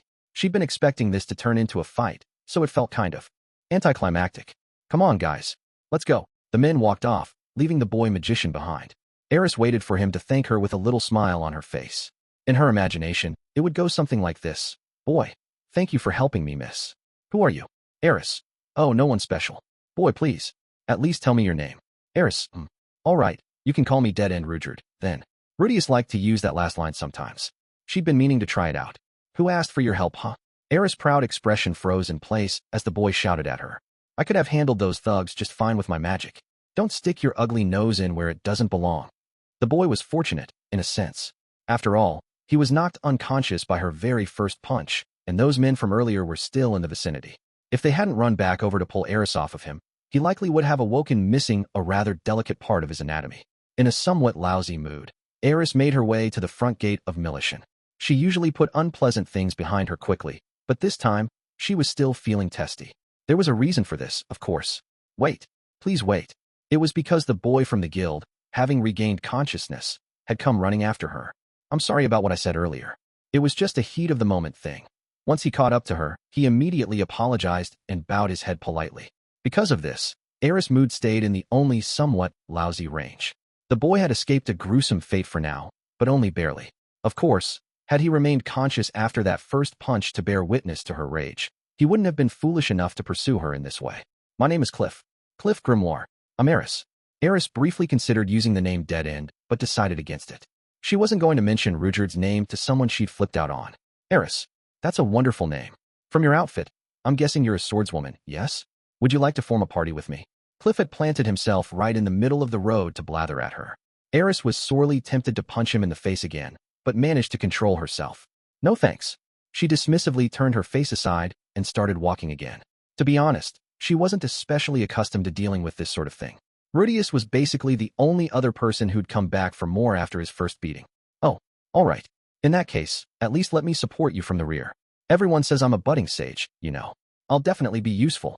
Had Rudeus been there to witness this desperate full-court press, he likely would have made a comment along the lines of more like a budding priest, you creepy little virgin, to himself, at least. Eris didn't say anything so crude. She did, however, idly wonder how useful the boy might prove if she chopped him up for composting. I'm sure you've never seen a spellcaster as amazing as me before, Eris, said Cliff with a confident grin. I'm even better than your average A-ranked magician, as it happens. This remark ticked Eris off a little. As far as she was concerned, the most amazing magician in the world was clearly Rudeus Greyrat. Even Rudeus acknowledged his skills. While he was an A-ranked adventurer, there was nothing average about him. You really owe it to yourself to at least see what I can do. All right then, Eris found herself thinking. Let's see if you're all talk. Fine, all right. Follow me. Of course. And so, Eris and the young magician Cliff set out to slay some monsters. In an instant, a great wave of flame consumed 7 goblins at once. How do you like that? Pretty amazing, right? Said Cliff, surveying the monsters' corpses with a look of great satisfaction on his face. Your average magician could never pull that one off. Eris looked at the remains as well. All of the creatures had been burnt to ashes, meaning there were no ears left to collect. You think? I can't say I'm impressed. That really was her honest opinion. She couldn't have been much less impressed, in fact. Cliff had used an advanced rank fire spell called Exodus Flame. Eris had seen Rudeus cast that one as well. But unlike Cliff, he hadn't rattled off some lengthy incantation first, and his flames had also been more powerful. Of course, Rudeus wouldn't have used a spell like that on that pack of goblins in the first place. He would have killed them without damaging their ears. What's more, Eris had kept the monsters occupied until Cliff finished his incantation, giving him a chance to show what he could do. But as he hadn't warned her when he finished, she'd nearly been caught in the radius of his spell. Rudeus never would have made such a dangerous blunder. It seems you don't know very much about magic, Eris. You see, there are many different kinds of spells, and Cliff proceeded to give her a lengthy lecture about the various ranks of spells, explaining that the magic he'd just used was an advanced tier spell, so complex that even most adults were incapable of casting it. Eris already knew all of this, of course. She'd learned about it in her lessons with Rudeus. And compared to Cliff's rambling explanations, Rudeus' classes had been 10 times easier to understand. So, now do you understand just how amazing I am? Eris badly wanted to punch this little jerk in the face. He was really putting a damper on her long-awaited day of goblin slaying. With her arms still folded, she coldly delivered her verdict. Okay, I've seen enough. You're not going to be much help, so you can leave now. Had Rudeus been in Cliff's shoes at this moment, he likely would have chosen to beat a tactical retreat. But Cliff was oblivious to the hostility in Eris' eyes. Are you serious? I can't leave you out here alone. You were struggling to kill a handful of goblins. As soon as the words left his mouth, Eris hit him. Hard. Cliff staggered back and clapped a hand to his face. There was blood gushing from his nose. He quickly cast a basic healing spell on himself to stop the flow. Hey, what was that for? Eris clicked her tongue in irritation. She'd gone a little easy on him this time, since leaving him unconscious in the middle of an open field wasn't really an option. Apparently, he needed a little more punishment before he learned his lesson. Just as she clenched her fist for a follow-up attack, however, Cliff finally seemed to figure out the situation. Wait, no? I get it. You're obviously very strong, Eris. How about we head over to the forest for a while, then? I can't really demonstrate my real value as a mage against a bunch of goblins, after all. There were no sinister motives behind this proposal. Cliff just wanted to show off in front of Eris.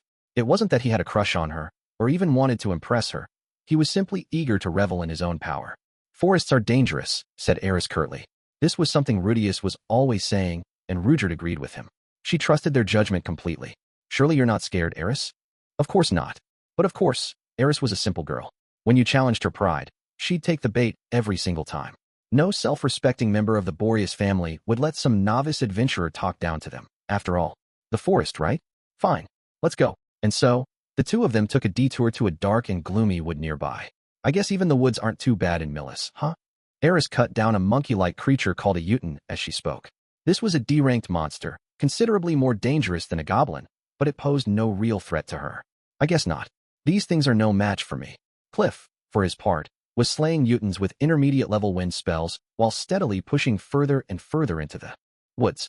Oh, suddenly, Eris stopped dead in her tracks. What's the matter, Eris? Cliff said, turning back and approaching her with a big smile on his face. With a grimace, Eris folded her arms, planted her feet shoulder-width apart, and stuck her chin into the air.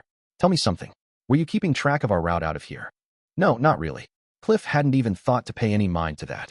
This whole trip had been an impulsive, spur-of-the-moment thing, so he hadn't done any planning or preparation beforehand. I see. That means we're lost, then, said Eris flatly. Cliff fell silent. After a moment, his face went very pale. What should we do? Since Eris seemed unperturbed, Cliff assumed she must have some sort of plan. That wasn't the case, however. This wasn't good at all. What would Rudeus and Rudeus say if they found out she'd gotten herself lost in the woods? How could she explain how she'd even ended up there when she was supposed to be out hunting goblins? Of course, Eris didn't let her anxiety show. As a woman of the Greyrat family, she was expected to stay calm and composed at all times. Cliff, shoot yourself up into the sky and see which way the city is. Are you joking? That's absurd. Rudeus can do it just fine. Rudeus? Who the heck is Rudeus? He's my tutor. What? Eris let out a small sigh. There was no point getting into an argument right now. What should she be doing in a situation like this? Hadn't Ghislaine taught her what to do if she got lost? Yeah, you were supposed to gather lots of branches and start a fire, right? The smoke would be visible from a long distance away. But who would see the signal? Rudeus and Rudeus both had other business to take care of today. They weren't out looking for her. Eris folded her arms and begun to scowl.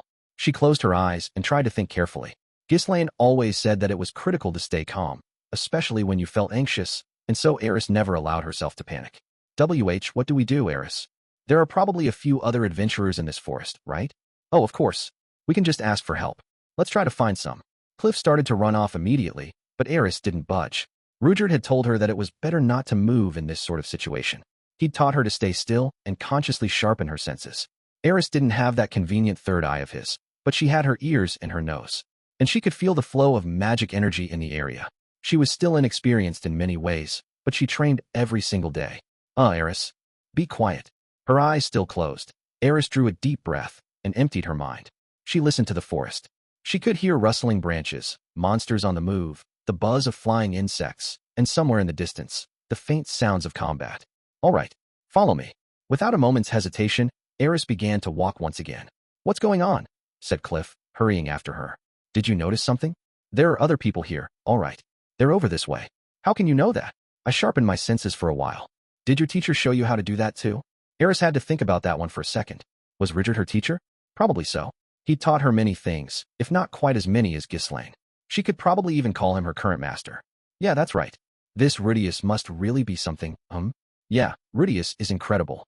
A bit confused as to why the subject had changed so suddenly, Eris forged on ahead.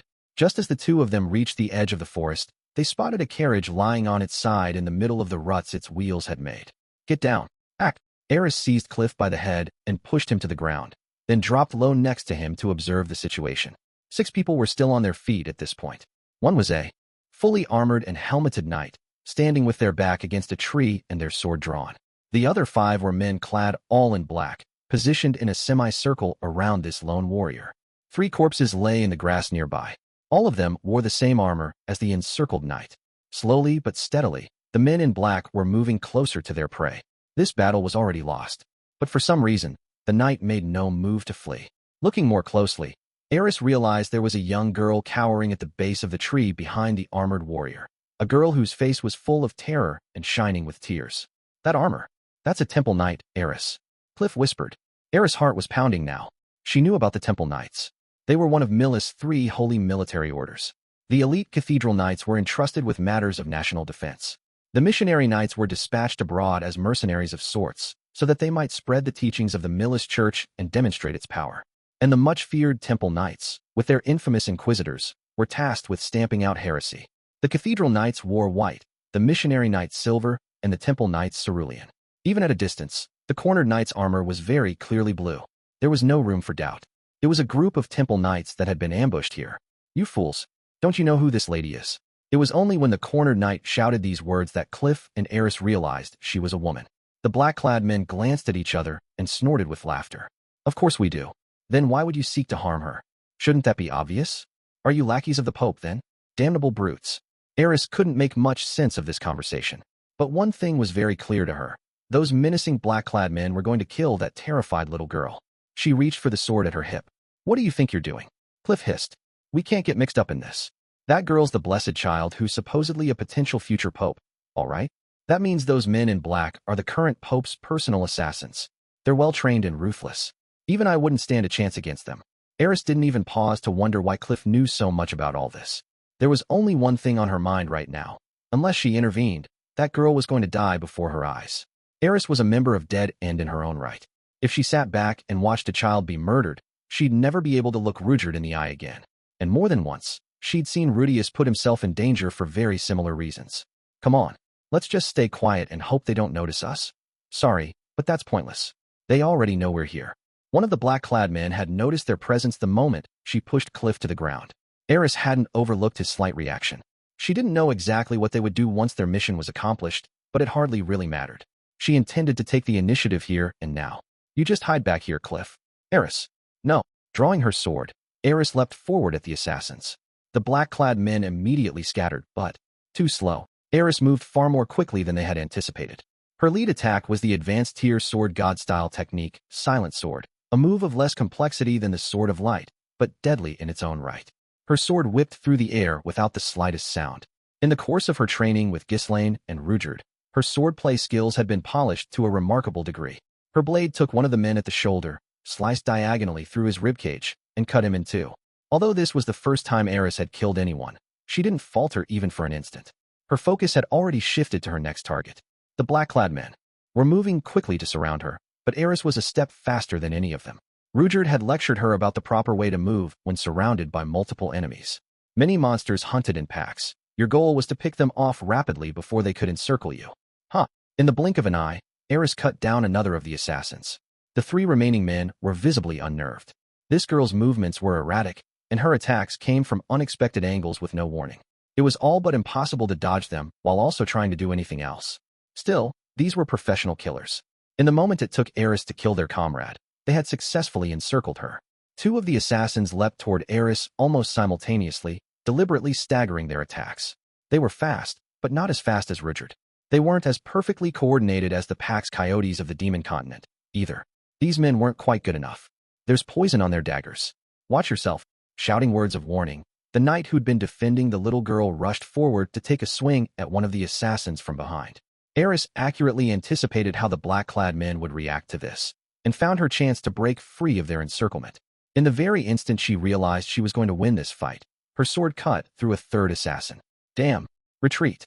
The 2 remaining men spun around sharply and began to run. But Eris was never one to leave a job half-finished. In a heartbeat, she caught up with one and savagely slashed into him from behind, disemboweling him. His entrails spilled across the ground as he fell. The last assassin didn't look back. By the time Eris turned to him, he'd already vanished into the distance. With a small snort of disdain, she vigorously flicked her sword to throw the blood and gore off its blade. From all appearances, she was as calm as ever. But her heart was still pounding rapidly in her chest. She'd just experienced her first life-or-death battle against other human beings. For the first time ever, she'd killed someone. What's more, her opponents had wielded poison daggers. Even a single scratch might have proven fatal. And Rudeus and Rudeus hadn't been around to watch her back, either. She'd jumped into the fray without too much thought, but if it wasn't for that woman knight, she might have died. Naturally, Eris kept these thoughts completely to herself. Sheathing her sword, she turned to face the armored temple knight. Sorry, one of them got away. These words left the knight somewhat dumbfounded. The girl standing before her wasn't even a full-grown adult, but she'd cut her way through a deadly group of killers. And she seemed totally unfazed, to boot. Without even removing her helmet, the woman pressed her fist to her stomach and bowed in the style of the Millis Holy Knights. My sincerest thanks for your assistance. Eris found herself remembering how Rudeus answered words like these, and decided to follow his example. Making no bow of her own, she said, I'm glad the child's unharmed, and nothing more. I am Therese Latria of the Temple Knights. I assume you're an adventurer, miss? Might I ask your name? I'm Eris began to give her real name, but then stopped short. That wasn't right. What did Rudeus always do in these situations? I'm dead-end Rudeus. Believe it or not, I'm actually a Sylphiette. Beneath her helmet, Therese's face went taut. Although Eris wasn't aware of this, the Temple Knights as a whole advocated for the expulsion of all demonkind from the Millis continent. Of course, Eris lacked all the distinctive features of a true Sylphiette. It only took a moment for Therese to relax once again. This girl had given her a clearly false name and assumed the identity of a demon that the Temple Knights would view with hostility. This seemed to be a message that she had no interest in any further involvement with them or this affair. In other words, she expected no reward, despite having saved the life of an important personage. Therese found this pleasantly surprising. I see. Very well, then. For a moment, she paused to study Eris as the girl glared at her with folded arms. Once she'd memorized her face, she whistled loudly. Before long, a horse came running out of the forest. This was the animal that had been pulling their carriage previously. It fled when the carriage was overturned, but now returned at Therese's call just as it was trained to do. After lifting her young charge onto its back, Therese jumped up behind her. Should you ever have need of assistance, ask for Therese of the Temple Knights. With those final words, the Lady Knight set off at a gallop. Eris watched her go without a word. Back in the shadows, a certain young man, still unable even to stand, was also watching. And to his eyes, the fleeing knight and the fearless red-headed swordswoman who saw her off looked like nothing less than characters from a fairy tale. Some time ago, a prelate of the Millis church fell in love with a woman of the halfling race. The woman bore him a son, and in time, that boy grew up and took a wife of his own. Cliff was this couple's first and only child. At the time of Cliff's birth, various factions within the church were engaged in a vicious power struggle. The violence cost both of his parents their lives. In order to keep Cliff at a safe distance from the conflict, his grandfather, the prelate, temporarily left him with the orphanage in Millishion. He proceeded to triumph over his enemies, take the papacy for his own, and bring Cliff back into his household. In other words, Cliff Grimoire was the true grandson of the current pope of Millis, although few, even within the church, were aware of that fact. Because of this, Cliff knew perfectly well why that carriage had been attacked. That blessed child, said to possess miraculous powers, was the most powerful tool in the arsenal of a certain archbishop. and that Archbishop's faction was currently in active conflict with Cliff's grandfather. Cliff had met the girl before, in fact. He had no idea what she'd been doing out by that forest, but he was familiar with the black-clad assassins who'd attacked her. Those men were among his instructors. He'd known for some time now that they carried out these sorts of jobs for his grandfather. He also knew just how powerful they were. He had sparred against them many times, but never once come close to winning. And yet, they hadn't stood a chance against Eris. In reality, the fight had been a very close call indeed. But the way Cliff saw it, this girl had totally overpowered a group of men he never could have bested in a million years. As they walked back to down, he found himself staring at her weary face with deep and genuine admiration. This girl was going to be someone before too long. With that thought firmly cemented in his mind, Cliff blurted out an impulsive offer. Eris, will you marry me? What? Not a chance. She shot him down instantly, with an awful grimace on her face, no less. It seemed bizarre to Cliff that any girl would turn down a proposal from someone as profoundly talented as himself, so he began to search for an explanation. He thought back over all their conversations. After a moment, he recalled her mentioning a certain teacher several times. What was he called again? Rudeus. Eris turned at the sound of that name. That's your teacher's name, right? What's he like? Within minutes, Cliff would come to curse himself for ever asking this question.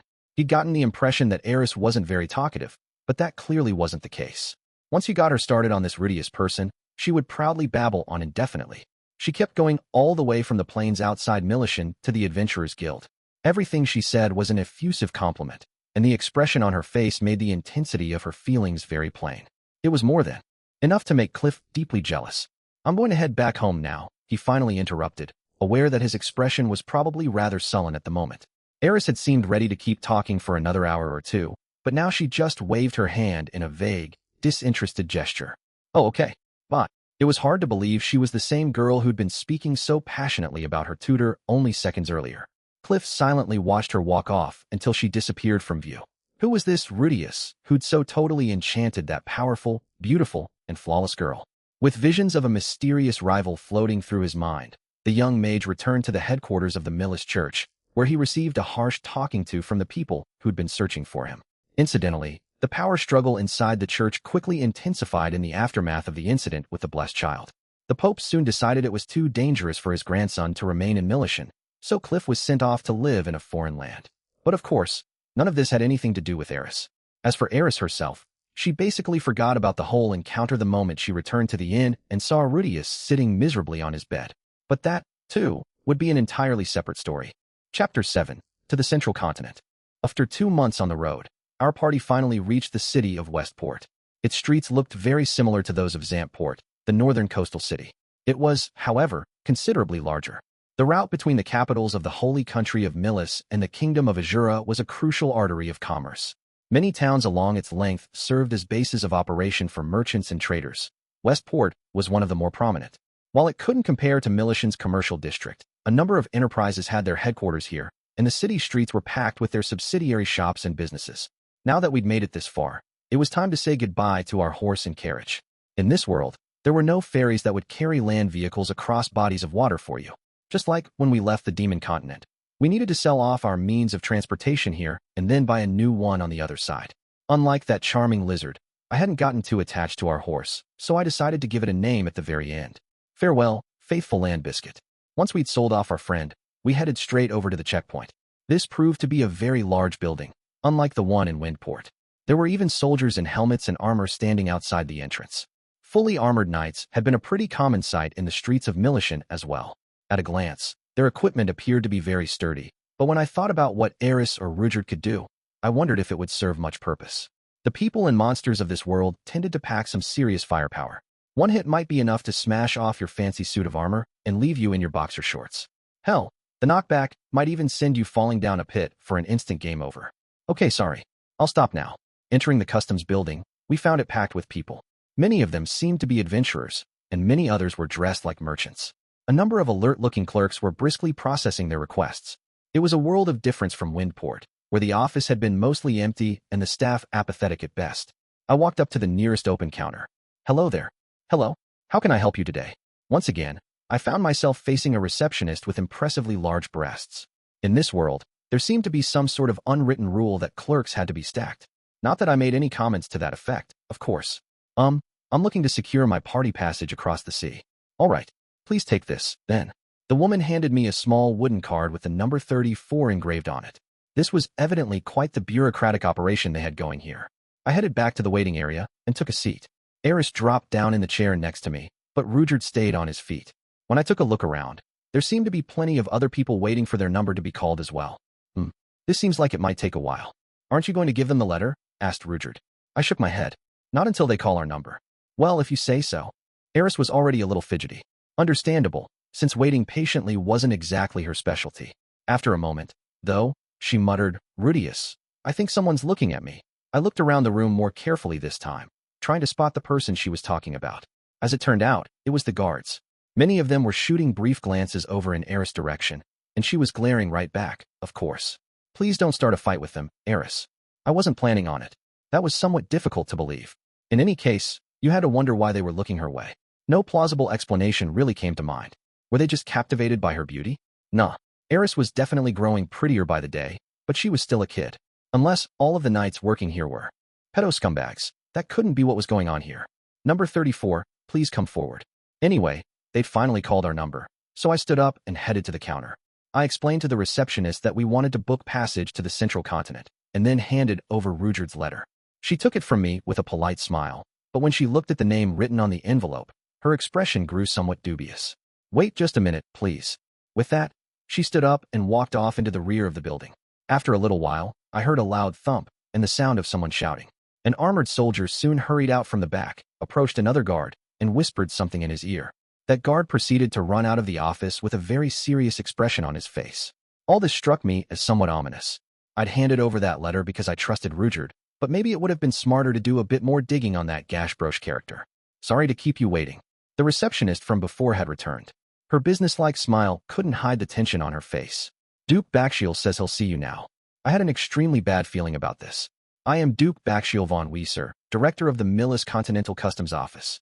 This hog bore a strong resemblance to a pig. Whoops, my mistake. This man bore a strong resemblance to a pig. His neck was so enormously fat that his chin had disappeared completely. His light blonde hair was plastered to his forehead, and there were huge bags underneath his eyes. He had the face of a crafty, nasty old man.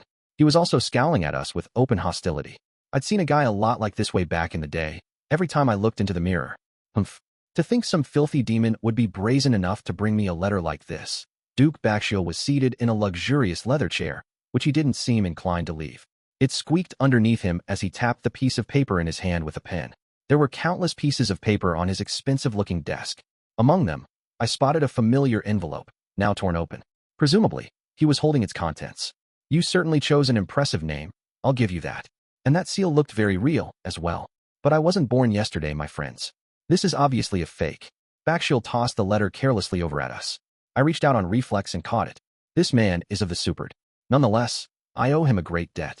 He is a man of few words, but noble in character. Waive all customary fees and see him safely to the Central Continent. Galgard Nash Vinnick, commander of the Missionary Knights. One look at the name at the bottom left my head spinning. What happened to Gashbrosh? Who was this Galgard Nash Vinnick guy? It took a few seconds for me to realize that you could shorten Galgard Nash to Gash. Maybe he was the kind of guy who introduced himself using a nickname? Rudeus might have gotten the impression that he really was just named Gash. Although that didn't explain the Brosh part, of course. More importantly, though, commander of the Missionary Knights? Was he seriously the leader of one of the 3 holy military orders? This was giving me a serious headache. Why would Rudeus' old acquaintance be such a major figure? It did make sense, though, in some ways. The commander of the Missionary Knights had to be pretty high-ranking in the Millis hierarchy, right? It might not go over well if everyone knew a guy like that was friends with a supered. Maybe that was why he'd used a false name. Of course, there were simpler explanations for that too. It had been 40 years since Rudeus first met the man. Maybe he'd married into a powerful family and changed his name or something. In the first place, there's not a chance that close-mouthed man would write a letter like this. I know him well, and I know that he detests putting pen to paper, even when it's simply necessary. Do you really expect me to believe he wrote this on behalf of some lowly demon? What a farce. Rudeus listened to all this silently, with a conflicted expression on his face. This man was asserting flat out that his letter was a fake simply because he was a supered, or so it likely seemed to him. And he might not be entirely wrong about that, to be honest. Paul had warned me that this Duke Bakshiel was famous for his hatred of all demonkind. Surely this Gash, or Galgard, was aware of that as well, right? If he knew what Bakshiel was like, he really should have written a slightly more thorough explanation. Was the man not really who he claimed to be then? No. Remember what Rudeus told you. He'd met Gash in a building big enough that he compared it to Kishirasu Castle. That would be very large for a home or mansion, but what if it was the headquarters of the Missionary Knights? That would likely be a large building, with many knights inside it at all times, and if Gash was the commander, all of those knights would be his subordinates. That would explain why Rudeus said he had many men. Of course, figuring all that out wasn't particularly helpful at the moment. Duke Bakshil had already made up his mind that this letter was a fake, since things had come this far, saying, "Yes, it's a fake. Sorry about that. Wasn't going to end well for us." I took a step forward. "In other words, you believe this letter to be a forgery, sir?" "Who are you supposed to be?" said Bakshil, looking at me suspiciously. "I don't have time to prattle with children." Wow, this was kind of a new feeling, in a way. It had been a long time since anyone was this condescending to me, you know? When I wanted to be treated like a child, people treated me like a grown-up. But when I wanted to be treated like a grown-up, people treated me like a child. What a nuisance. Keeping these thoughts to myself, I put my right hand to my chest and bowed in the style of the Azuran nobility. "My apologies, sir. Allow me to introduce myself. My name is Rudeus Greyrat." Bakshil's brow twitched slightly. "Rudeus Greyrat, you say?" "That's correct. While I blush to admit it, I am a small, unworthy part of the same Greyrat clan that is counted among Azura's high nobility. HRM. But the Greyrat families use the names of the ancient wind gods to distinguish themselves, do they not?" "That is true, sir. I belong to a branch family, and therefore have no right to use one." The instant the words branch family left my mouth, I could see the caution in Bakshil's eyes give way to disdain.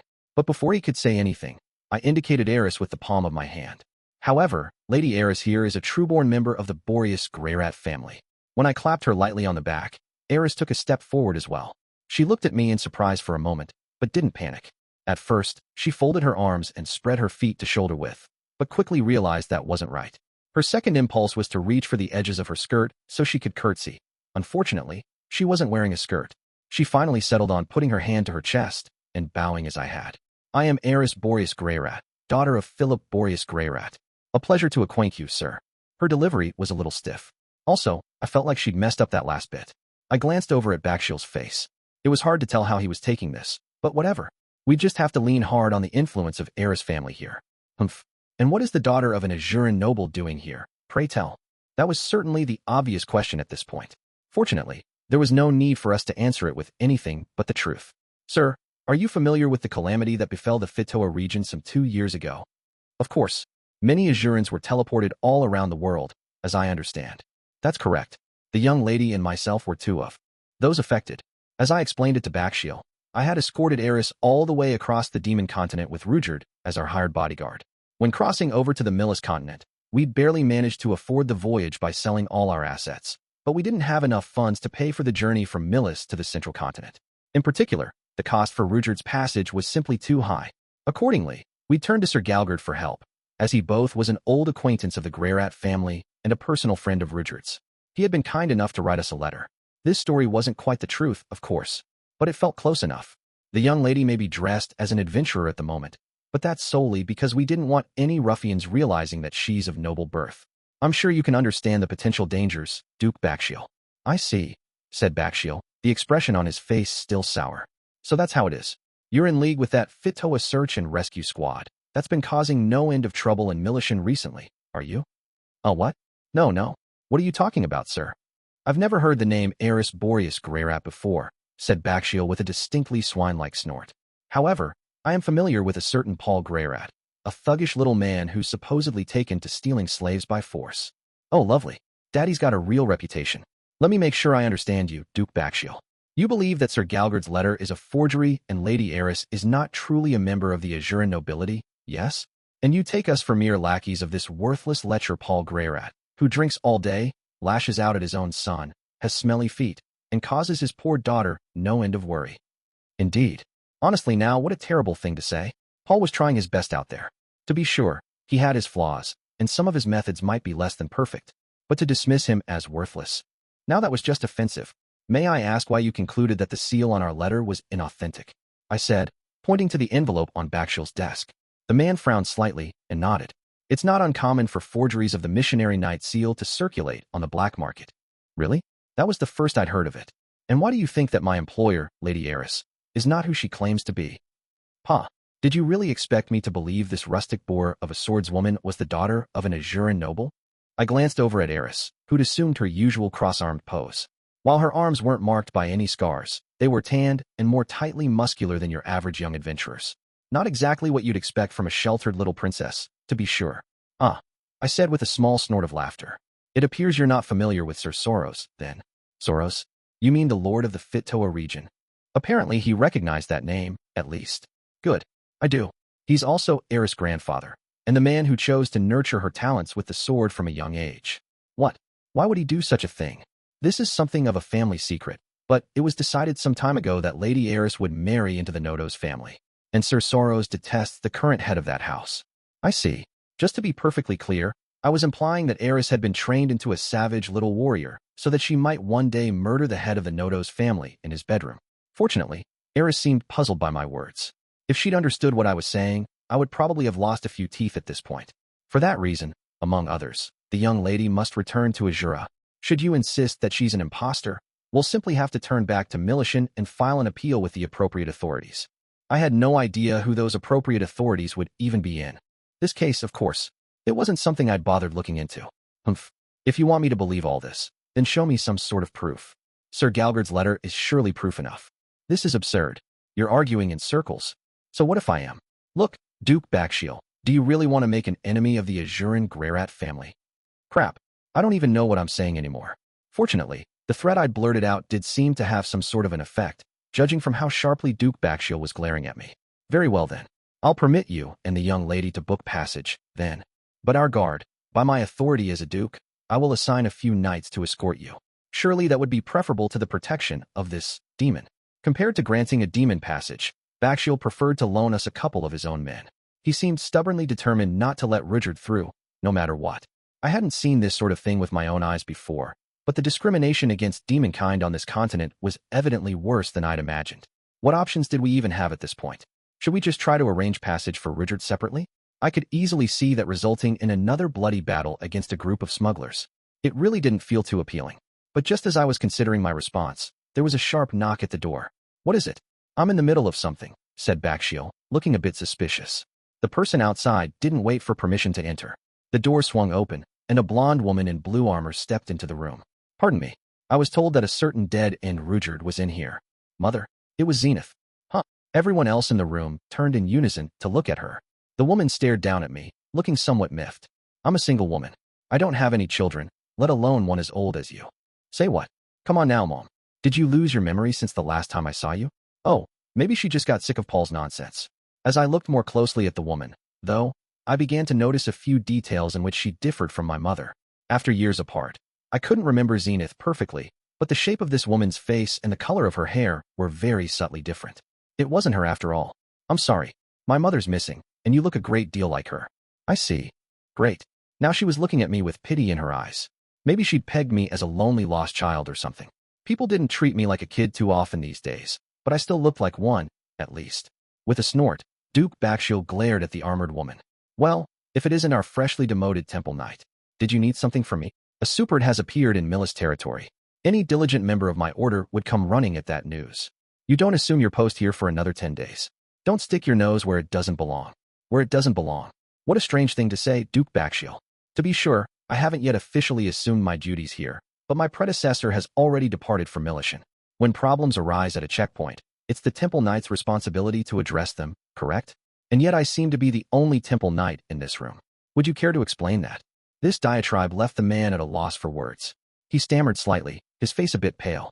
A team of 2 leaders should oversee the defense of every customs post. That is an ironclad rule established by the Millis Church, Duke Bakshiel. Surely you don't intend to defy it. Of course not. I only thought. Well, you've only just arrived here. Why not take a few days to relax and grow accustomed to the city? That won't be necessary. From the look on Duke Piggy's face, you might have thought he was in line to be slaughtered. I was really going to. Enjoy the next time I got to eat some pork. Now then, could you explain what was being discussed here?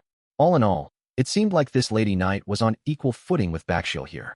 Normally a duke would be at the very top of the aristocratic pecking order, but in the holy country of Millis, the church was extremely powerful in its own right. That system probably had something to do with this.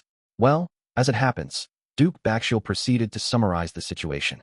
At times, he threw in remarks based solely on his own assumptions, so I had to interject with a few corrections. The knight listened to the whole story in silence. then looked over our party. That man certainly is a demon, isn't he? She narrowed her eyes while studying Rudeus, but as she turned to Eris, her expression instantly softened. Finally, she met my gaze and put a hand to her chin thoughtfully. Young man, you thought I was your mother, yes? Might I ask her name? It's Zenith Greyrat. And your father's? I glanced over at Bakshiel. Man, this was going to be awkward. Paul Greyrat. Understandably enough, the Duke's eyes went wide. I just have to insist that my father was a totally different person, not that scumbag back in Millishion. My daddy was basically a saint. He'd even give you money if you punched him a few times. I see, murmured the knight. And then, for some reason, she squatted down and wrapped her arms around me. This came as something of a surprise, to say the least.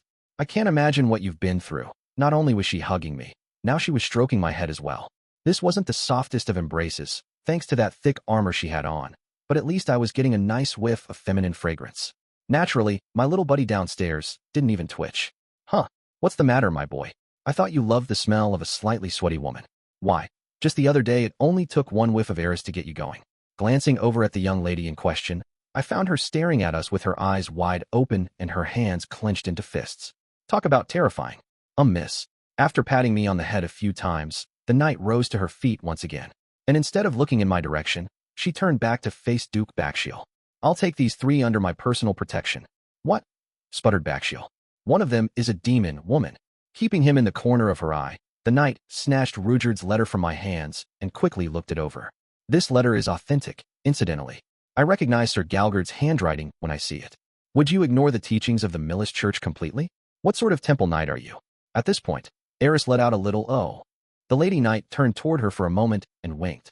I was starting to feel completely lost. I'm a captain of the Shield Company, and I'm quite serious about this. A captain demoted for losing her entire unit. Aren't your own circumstances somewhat similar? No, my mistake. I at least completed my mission, whereas you simply abandoned your duty. Duke Bakshiel ground his teeth together and growled. From the sound of things, he'd been sent here as some sort of punishment as well. Once you knew that little detail, his grand title actually seemed more pathetic than intimidating. There was something like real hatred in his eyes now. Look, woman, I don't care how powerful your family is. This sort of insolence will not. Bakshiel wasn't able to finish his sentence. Halfway through it, the knight had bowed her head to him. I apologize. My words were uncalled for. Since I've been assigned here, I have no desire to put myself in conflict with you. However, this particular matter was of personal significance for me. I hope you'll forgive my rudeness. It was seriously impressive timing. She'd fired off everything she wanted to say, but then apologized at once. You could see the anger on Bakshiel's face fading. I'd have to try and imitate her next time I really piss someone off. Personal significance? Yes, said the knight, with a small nod to her dubious colleague. She then dropped a hand onto my shoulder. This boy is my nephew, you see. Pardon. Therese Latria was the 4th-born daughter of the Latria family, a cornerstone of the Millis nobility. She was also a highly promising knight who'd won the rank of captain in the Temple Knights at a remarkably young age. Count Latria was her father, and Zenith Greyrat was her sister.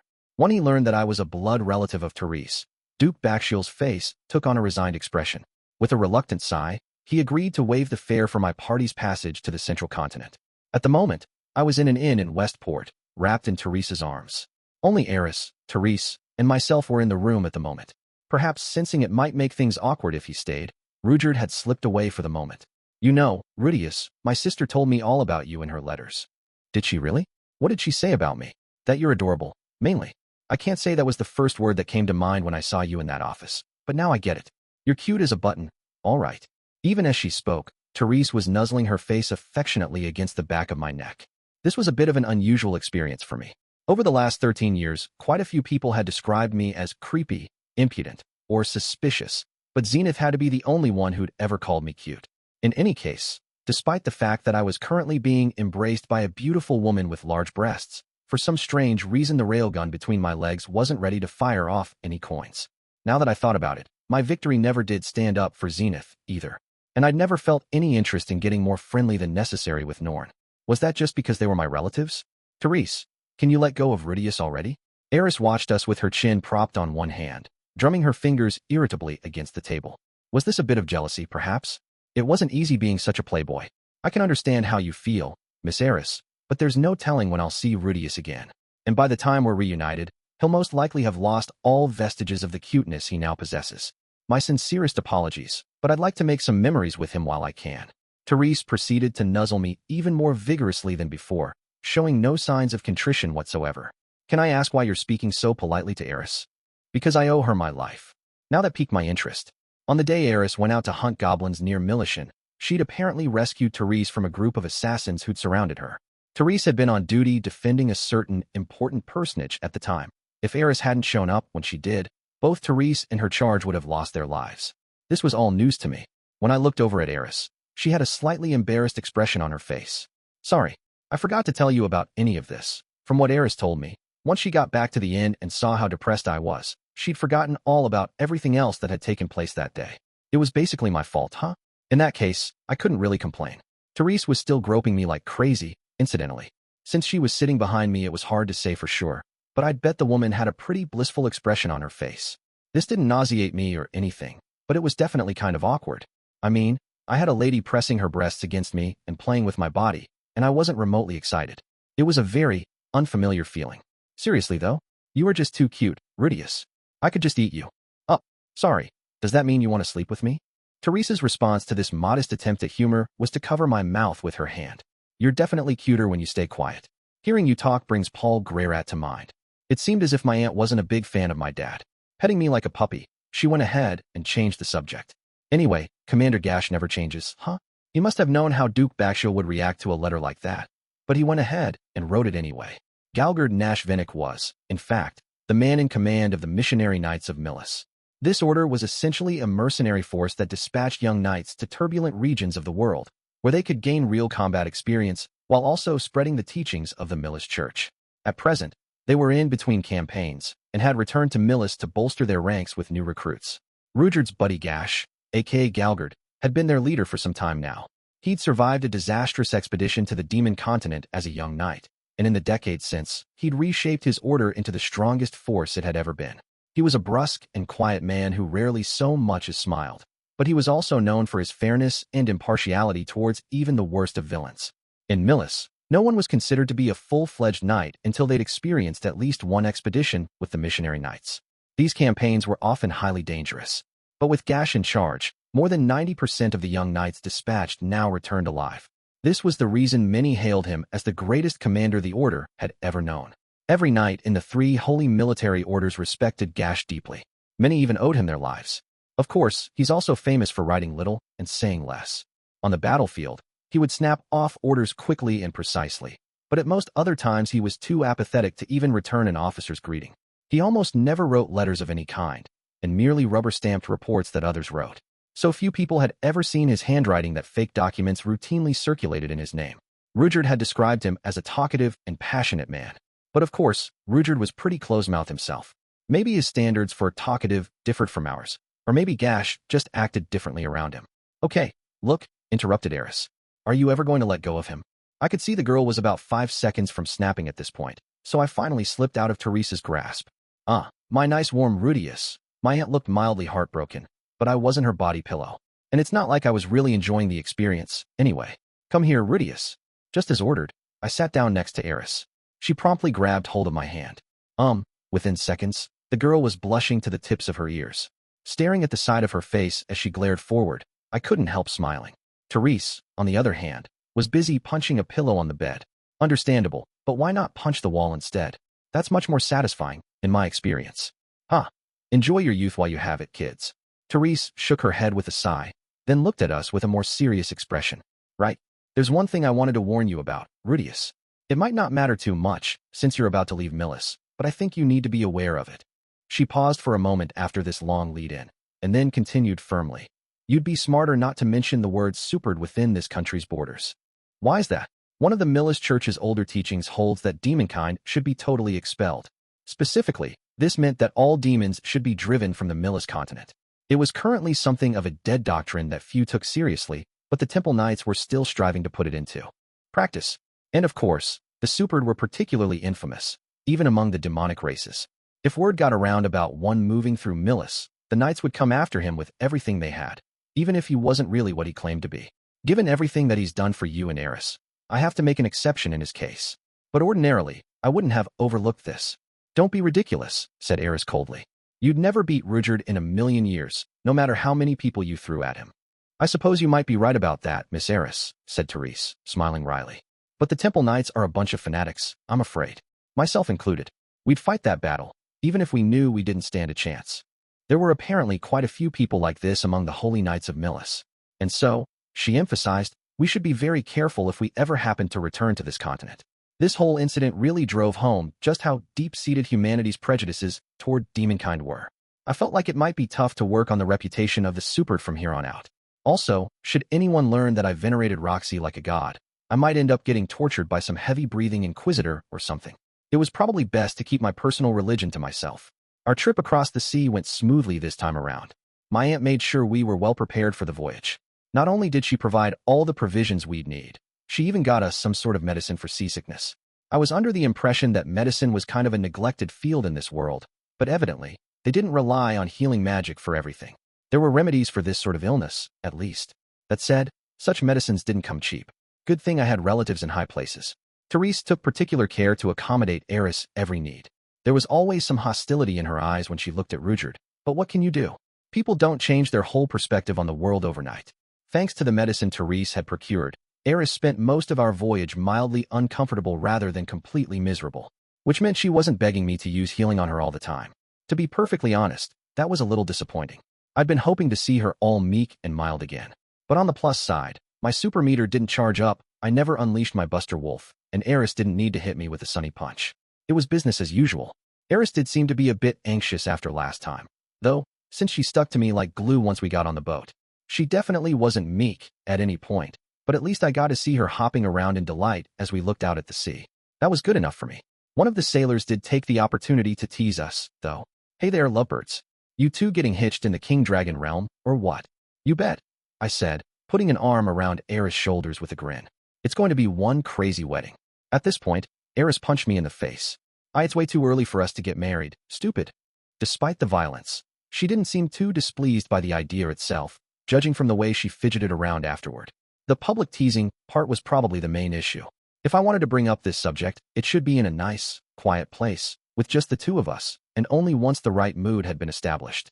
Eris was a monster of a swordswoman by now, but she was still an innocent maiden when it came to romance. Still marriage, huh?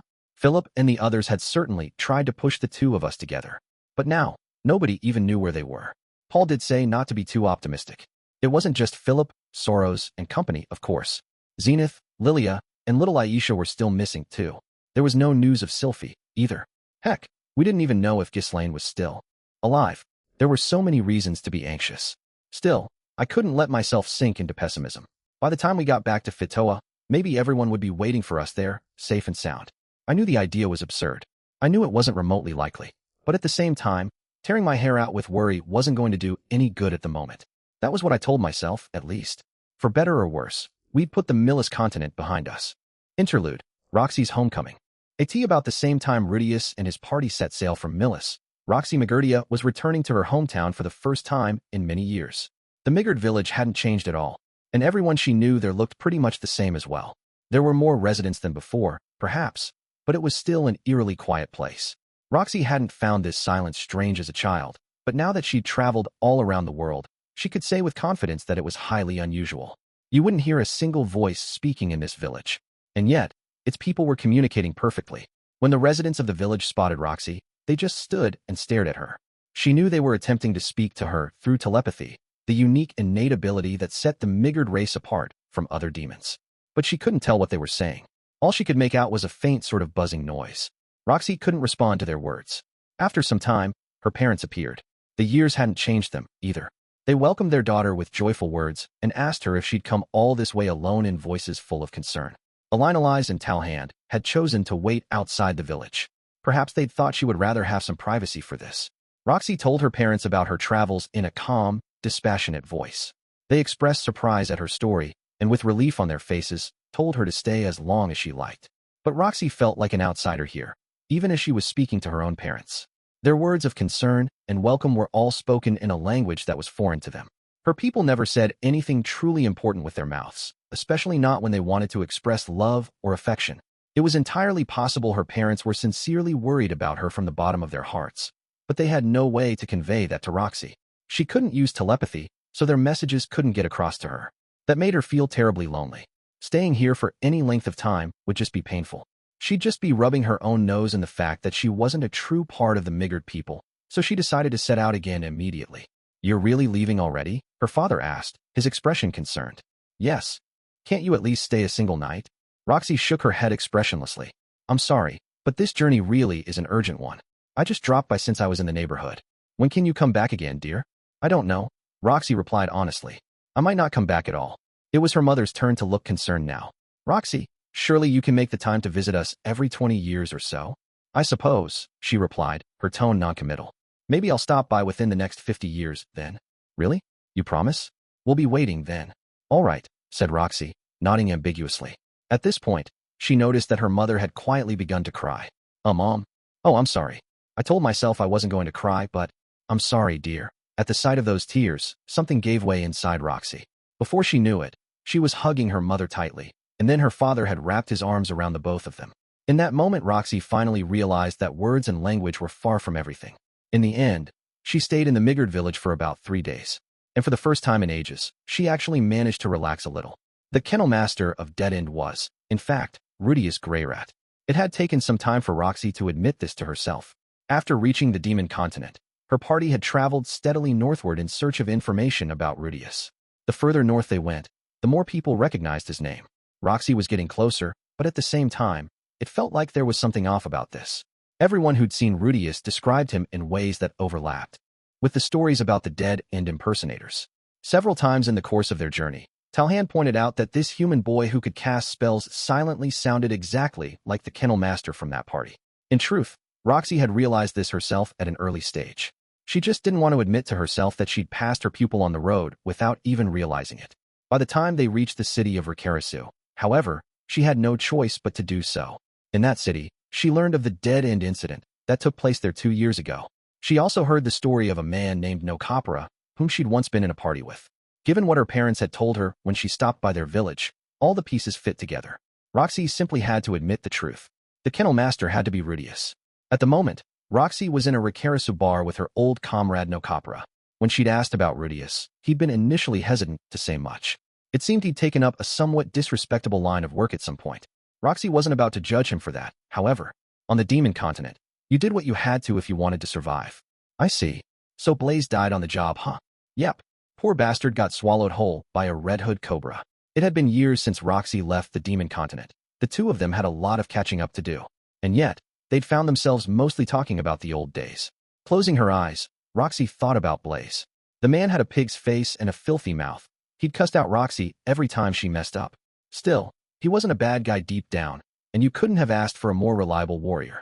According to Nokapura, Blaze was the veteran leader of a B-ranked adventuring party at the time of his death. On the demon continent, that was no small accomplishment. Roxy was impressed at how far her sharp-tongued old colleague had come. At the same time, though, his party was apparently called Super Blazers. Seriously? The man never was any good at naming things. In any case, Nokapura said the monster that wiped out Blaze's team of veterans was then slain by Rudeus and his group, who'd only just formed their own party. In other words, he'd taken down an A-ranked monster right after becoming an adventurer. There wasn't a chance in hell Roxy could have managed that back in the day. But it did sound like Rudeus. All right. The thought put a small smile on her face. Sipping at his drink, a typically strong demon continent liquor, Nokapura murmured, "You've really changed, Roxy." Roxy looked down at her reflection in her drink and wondered if this was true. Have I? It's kind of hard for me to tell. Yeah, you seem a lot more grown-up than you used to. What? Are you making fun of me or something? By the time she started adventuring with Nokapura and Blaze, Roxy had already looked like a full-grown Migurd. Her face and figure hadn't changed significantly since then. She was perfectly aware that she looked very much the same. Nah, I'm serious. It's like your general vibe, I guess. You used to come off more like a kid, you know? Well, I've put a lot of years behind me since then, you know? Even if it doesn't look that way. Roxy shrugged, tossed a handful of roasted snacks into her mouth, and crunched away. These things were actually stone treant seeds. She didn't find them particularly tasty, but for some reason it was hard to stop shoveling them into your mouth once you'd gotten started. This is exactly what I'm talking about, though. Back in the day, you used to be desperate to get everyone to think of you as a grown-up. You probably would have been on cloud 9 if I said something like that. Is that right? Yes, I suppose I was like that for a while. That was back when she didn't properly understand her own skills and limitations. In those days, Roxy had worked furiously to convince people that she was an adult and someone to be taken seriously. She'd bragged of her talents as a magician and her competence with every aspect of magic. She'd insisted she was capable of anything. Her opinion of herself had been completely reversed since then, but the reputation she'd built up continued to spread on its own. These days, it felt like people were constantly expecting her to pull off things she couldn't do. She'd been getting a lot of surprised reactions from people on the demon continent when she told them she was Rudeus' former teacher. For some reason, the boy had been telling everyone that he owed his skills to the teachings of his master. Naturally, they'd assumed that Roxy must be capable of silent spell casting as well, which she most definitely was not. Perhaps Roxy's own master, who once disparaged her in the harshest terms, had experienced feelings similar to these. If that was the case, Roxy felt bad about how she'd responded. It was a hard thing to be the mentor of someone more talented than you. Apparently, you had to experience this for yourself before you truly understood it. In Roxy's case, it was a source of embarrassment as well as pride. She no longer wanted Rudeus to stop calling her his master, but for some reason, the fact that he'd totally ignored her orders on that point made her kind of happy. Anyway, you haven't changed one bit, no capra. Oh yeah. Except physically, of course. The man had always been greedy for money and had a tendency to prey on the weak, and that was obviously still the case. Back in the day, Roxy had often thought he was the last person she ever wanted to make an enemy of. Hey, what's that supposed to mean? You impliant I'm all old and wrinkly now. Sure, you could put it that way. You've gotten old, no capra. And wrinkly. Huh, you got a mouth on you now, girl. No capra let out a whinny of sarcastic laughter, then sighed. Man, this really takes me back. I know what you mean. In the old days, there would have been two others at this table. A boy who was always cursing furiously at no capra, and another boy who'd break up their fights with a sigh. Those two were both gone now, leaving only two middle-aged ex-adventurers behind. True, one of them hadn't aged too much due to her race, but the old days were never coming back. That much was for sure. The two of them ended up reminiscing in the bar for hours, right up until no capra finally drank himself under the table. Roxy had seen her parents, and now a very old acquaintance. That alone meant her voyage up here hadn't been a waste of time. She was truly, deeply happy that she'd come. Had Rudeus already reached Millishion by now? Roxy wondered. Assuming they passed each other by at Windport, he had likely left this continent a good 6 months ago. The rainy season had been just about to start, true, but the Holy Sword Highway was a safe, easy road to follow. Unless he'd stopped off at an elf or dwarf settlement, his party would surely have made it to the city by now. In other words, she didn't have to search for him in the first place. Just as Paul had assumed in that letter, the boy was fine on his own. He'd forged his way across the entire demon continent in no time at all, along with that Eris girl he was teleported with. Most travelers would have fallen prey to its dangers or struggled to make progress, but he'd made it look easy. On top of it all, he'd somehow recruited into his party a member of the supered race Roxy had always feared. Your pupil's one impressive kid, Roxy. Indeed, I can hardly believe he's actually Paul's son. Elinalize and Talhand were full of compliments as well. The way Roxy saw things, though, it didn't really matter whose pupil or son Rudeus was. The boy had been a prodigy from the get-go. He could have pulled this off just fine even if she'd never even met him. But putting all that aside, what shall we do now then? Roxy paused to consider Elinalize's question. The initial goal of this journey had been finding Rudeus, but he was probably safe in Millishion by now. Roxy very much wanted to see him, but at the same time, she didn't want to abandon their broader objective. Let's search the northwest region of the demon continent. They'd tracked down Rudeus, but the other 3 members of his family were still missing. On the road here, they'd already found a number of displaced humans from the Fitoa region. There were probably some in the northwest as well. Sure you don't want to go see your pupil? Asked Talhand. Yes, I'm sure, said Roxy with a slight nod. For one thing, what if he figured out she'd passed him by without even realizing it? That would just be too humiliating. Her standing as his master was on shaky enough ground as it was. There are plenty of cities on the demon continent we haven't checked yet. Let's keep moving through them one by one, just like we've been doing. Talhand and Elinalize just looked at each other and chuckled. One way or another, Roxy Migurdia's voyage wasn't over yet. Extra Chapter 1, Dragon Meat. Nana Hoshi style WED arrived at the city of Eastport in the Dragon King realm, the biggest port city in the entire world. People here spoke the same language as in the holy country of Millis, but the names and appearances of the shops were subtly different. Still, this was the 4th port city I'd seen, so the place didn't really feel like anything new. Once we were off the boat, I got us right to work on the routine task of finding ourselves an inn. As we were walking along the street, however, Eris paused and murmured, "Something smells good. Like the scent of your neck right after a training session? I'm a big fan of that one, personally."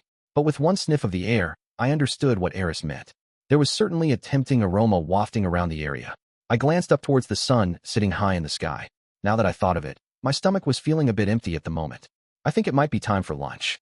Yeah, Eris agreed, nodding slightly. The two of us had our eyes fixed on the restaurant that seemed to be the source of this interesting smell. Its exterior was less than promising. The brick walls were in terrible shape, with visible holes here and there, and the wooden sign up top was so grimy and weathered that it was impossible to read. Even the front door was about ready to fall off its hinges. It looked more like an abandoned house than a fine dining establishment. However, the smell drifting from its interior was a whole different story. It wasn't the sort of rich fragrance that would get a man's mouth watering immediately, but there was something kind of nostalgic about it. I felt my stomach rumbling. You want to go in there? Rudeus's question startled me slightly. I'd been wandering closer to the restaurant without even realizing it. Yes. Is that a problem? Don't you always say that we should eat at more visually appealing restaurants? I did remember saying something to that effect. Yes. But that was back on the Demon Continent, where you could pretty much count on a shabby-looking place to have truly awful food. Sometimes you'd find an exception to the rule where everything was much better than expected, but, one way or another, I wouldn't normally have set foot in a place that looked like this. For some reason, though, I felt really drawn to this one. A change of pace can't hurt, right? Well, if you say so. With Rudeus and Eris tagging along, I pushed open the front door. It protested loudly at this cruel and unusual treatment. Unsurprisingly, the restaurant itself was also on the grimy side. Well, maybe grimy wasn't quite the right word. It looked clean enough to serve as a place to eat, at least. More than anything else, it was just shabby. Half the chairs seemed to be missing legs, most of the tables were cracked, and there were shallow holes all over the floor. As one might expect, there were no other customers inside. We've got the place to ourselves, murmured Eris cheerfully. I guess she didn't find anything suspicious about a restaurant being totally empty at lunchtime. It was enough to make me anxious, of course, but for some reason, my sense of anticipation was still stronger. Welcome, folks. As the three of us took our seats, a skeleton-thin man approached us with a menu. Was he the one who ran this place, maybe? I had to say, his face was seriously gloomy. I mean, it was obvious at a glance that the shop wasn't doing booming business, but it couldn't hurt to at least slap on a fake smile for your customers. Rudeus, are you sure we shouldn't reconsider this? Wow, it wasn't every day Rudeus second-guessed me like this. Still, you can't go around judging people by their appearances, right? Now, the food might be delicious, right? Smiling awkwardly at my words, the skeletal man opened his menu for us. There were only 2 items listed on it. Back in Millishion, the restaurants typically gave you more than 10 options to choose from. Even bars that mostly focused on their booze offered a bit more variety than this. On the plus side, the prices here were low. Maybe it all canceled out. What'll it be, folks? So the choice was meat or fish, huh? The alba fish was a species native to the seas down south. It was a standard part of people's diets in this part of the world. I'd already tried some back in Westport. The menu said it was a stew, but in this case that probably meant a sort of fish and vegetable soup. It was supposedly a very common dish in the king dragon realm. On the other hand, though, we had dragon meat, Nanahoshi style. I'd never even heard of this one before. I knew that king dragons resided in a nearby mountain range that took its name from them. They were said to be capable of manipulating gravity itself. Was this actually the meat of those monsters? Or maybe something that looked and tasted very similar? Also, what did Nanahoshi mean? The term was totally new to me, though it sounded almost Japanese. Of course, I wasn't too familiar with the various cuisines of this world. Maybe it was a popular cooking method in the king dragon realm. One way or another, it definitely caught my interest. I'll take the meat. Me too. 3 of the meat, then. Once his carnivorous guests had placed their orders, the skeletal man vanished back into the kitchen expressionlessly. There was no water provided, not that I'd expected any different. As a general rule, you didn't get much of anything for free in this world. This called for some self-service. I created cups with earth magic, filled them with water, and passed them to Rudeus and Eris. With a few ice cubes, you couldn't ask for a better tonic for a weary body. Eris gulped down the contents of her glass in seconds, chewed up the ice, and stuck her cup back out at me. Rudeus, refill. Shaking my head ruefully, I filled it back up for her. Ordinarily, I might have told her to cast the spell herself, but we were inside a restaurant here. No reason to risk her messing it up and flooding the place. As always, Rudeus was just sipping at his water. The man was a fast eater, but he always took his time with his beverages. Anyway, it doesn't seem like there's much information to be gathered in this city, does it? I guess not. I kind of wanted to look at the swords a little longer, but maybe we should just move on to the next city. There were a huge variety of bladed weapons on sale here. Even your average roadside stall had a range of swords on display. Eris had earlier been looking over some with shining eyes, but she soon realized that they were all blunt pieces of crap targeted at beginners who didn't know any better. Her skills as a fighter had come a long way, but that didn't mean she could tell a good sword from a bad one at a glance yet. Not too surprising, really. Hey, I'm coming in. Our conversation was abruptly interrupted by a loud bang. Someone had thrown the door open. A thuggish-looking man stomped his way into the restaurant without even taking off his shoes. Not that anyone did here, granted. That wasn't really a thing. At the sound of this interloper's voice, the skeletal man emerged from the kitchen. Shagall. Hey there, Randolph. You finally in the mood to make the right decision today? My answer isn't going to change, no matter how many times you ask. Would you just leave, please? Huh. How long are you going to keep this empty wreck of a place running, man? Until I die, of course. It's been in my family for generations. From their exchange, I could make a reasonable guess as to the situation here. Long story short, this business was struggling to survive. The proprietor had probably taken out all sorts of loans just to keep its doors open. This thug was probably some shady speculator who wanted to buy up the land cheap or something. Wait out here for a while, at least. I've got customers at the moment. Customers? Oh wow, you really do. Now that's a rare sight. I won't give up on this place, not as long as I've got a single customer. Huh. Snorting with laughter, the thuggish man dropped down in a nearby chair. With a sidelong glance in his direction, the skeletal man trudged back into the kitchen. It definitely sounded like times were tough. I didn't know all the details, of course, but if the food was any good, maybe we could try to spread the word about this place. That man's looking at us. I had a feeling Eris might overreact to any eye contact from this guy, so I went ahead and covered her eyes with my hands. A problem like this needed to be resolved through the power of food, not by her fists of fury. Hey, Rudeus. I can't see. Act. Wait. Not my wrist, Eris. Oh, my bones. My poor delicate bones. Sorry for the wait, folks. As I was playing around with Eris, our food emerged from the kitchen, and my eyes went wide at the sight of it. No way. Dragon meat, Nanahoshi style, was apparently a meal with 3 distinct parts. First of all, there was a transparent vegetable soup of some kind. I could tell at a glance that it would have a simple, refreshing flavor. That was fine. Standard stuff. But the other 2 parts were a different story. First, to the left, we had a staple food I hadn't seen once after coming to this world. It was white rice, the emperor of all grains. No, wait. On second thought, the color wasn't quite right. There seemed to be other grains mixed in there as well. Okay, so multi-grain rice, then. It had been so long since I saw anything of the kind that I'd gotten slightly mixed up. In any case, that certainly explained why the smell coming from this place had felt so nostalgic. He must have been cooking rice at the time. No wonder I'd been pulled in like a magnet. Finally, there was the third part of our meal. This consisted of golden brown chunks of deep-fried goodness. In other words, it was, without a doubt, carriage, which meant, although the soup wasn't exactly miso and the rice wasn't exactly white, this was a classic carriage meal. I can't believe this. What is it, Rudeus? Eris was looking at me dubiously. Understandable, since I was trembling and clutching the table with both hands. Sorry. It's nothing. I never even dreamed that Japanese-style fried food might exist in this world. The heavens had truly smiled upon me today. Maybe that man-god character was finally starting to understand what I wanted out of life. Okay then, let's go. Let's eat. Right now? Putting my hands together, I offered a quick prayer of thanks to all the spirits of the heavens and the earth. Let's dig in. There were no chopsticks, naturally, so I shoveled a big chunk of rice into my mouth with my fork. A single tear trickled down my cheek. In my previous life, my passion for rice knew no bounds. It was basically what I lived for, especially in my late 20s. I must have gobbled down a gallon of the stuff every single day. And compared to the rice I ate back then, this stuff was lousy. Under the Japanese taste ranking system, it wouldn't even have earned a C. And yet, it was still rice. Real, honest-to-goodness rice. For the first time in my life, I truly understood that all rice was created equal. Rudeus, what's the matter? Oh, it's nothing at all. I wept silently as I ate, doing my best impression of a Japanese soldier who'd just returned home after years in a Siberian internment camp. Every bite filled my mouth with the familiar, comforting flavor of rice. Oh wait, there's not that much, is there? I should eat it with the side dishes. It was about time I gave this carriage a try. With a greedy stab of my fork, I skewered a deep-fried piece of meat and brought it to my mouth. Instantly, my joy gave way to shock. This was deep-fried meat, to be sure, but it definitely wasn't carriage. The coating was wet and oily, the meat inside was dry and tough. And the more I chewed it, the stronger its rancid odor grew. It was actually making me nauseous. Anger bubbled up inside me.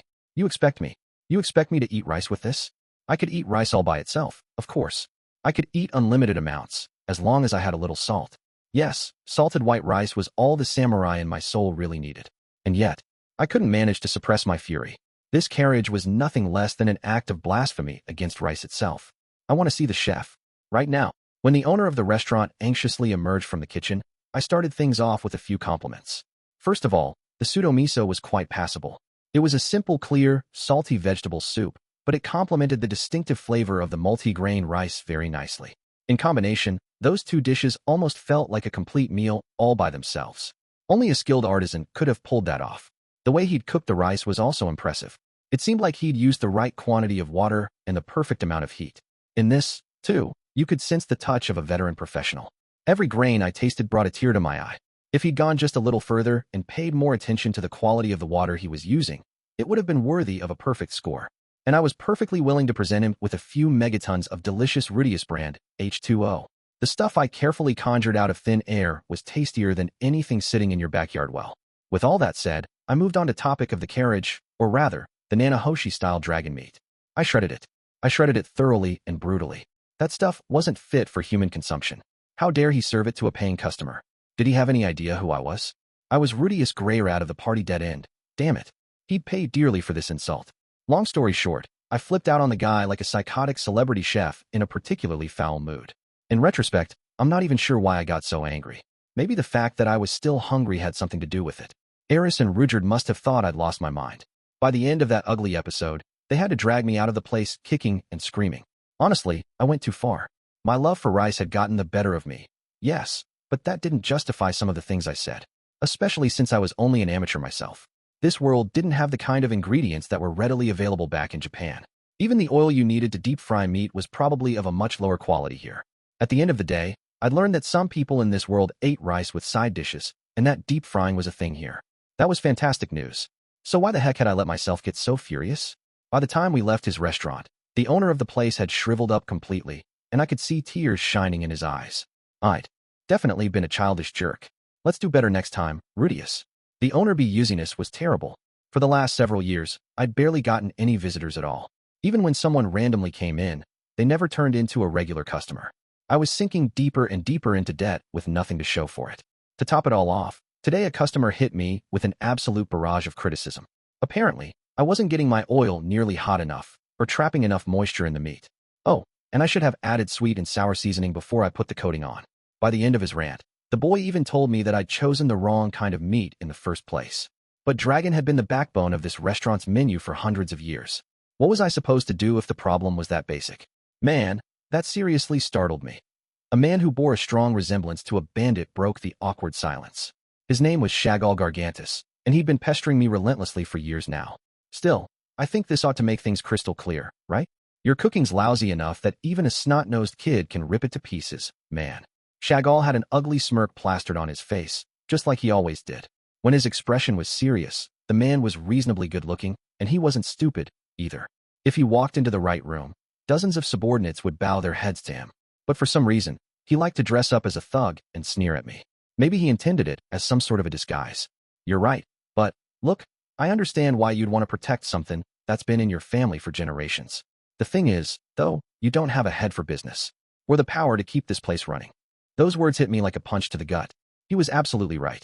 I was a hopeless businessman, and I didn't even have any talent as a chef, either.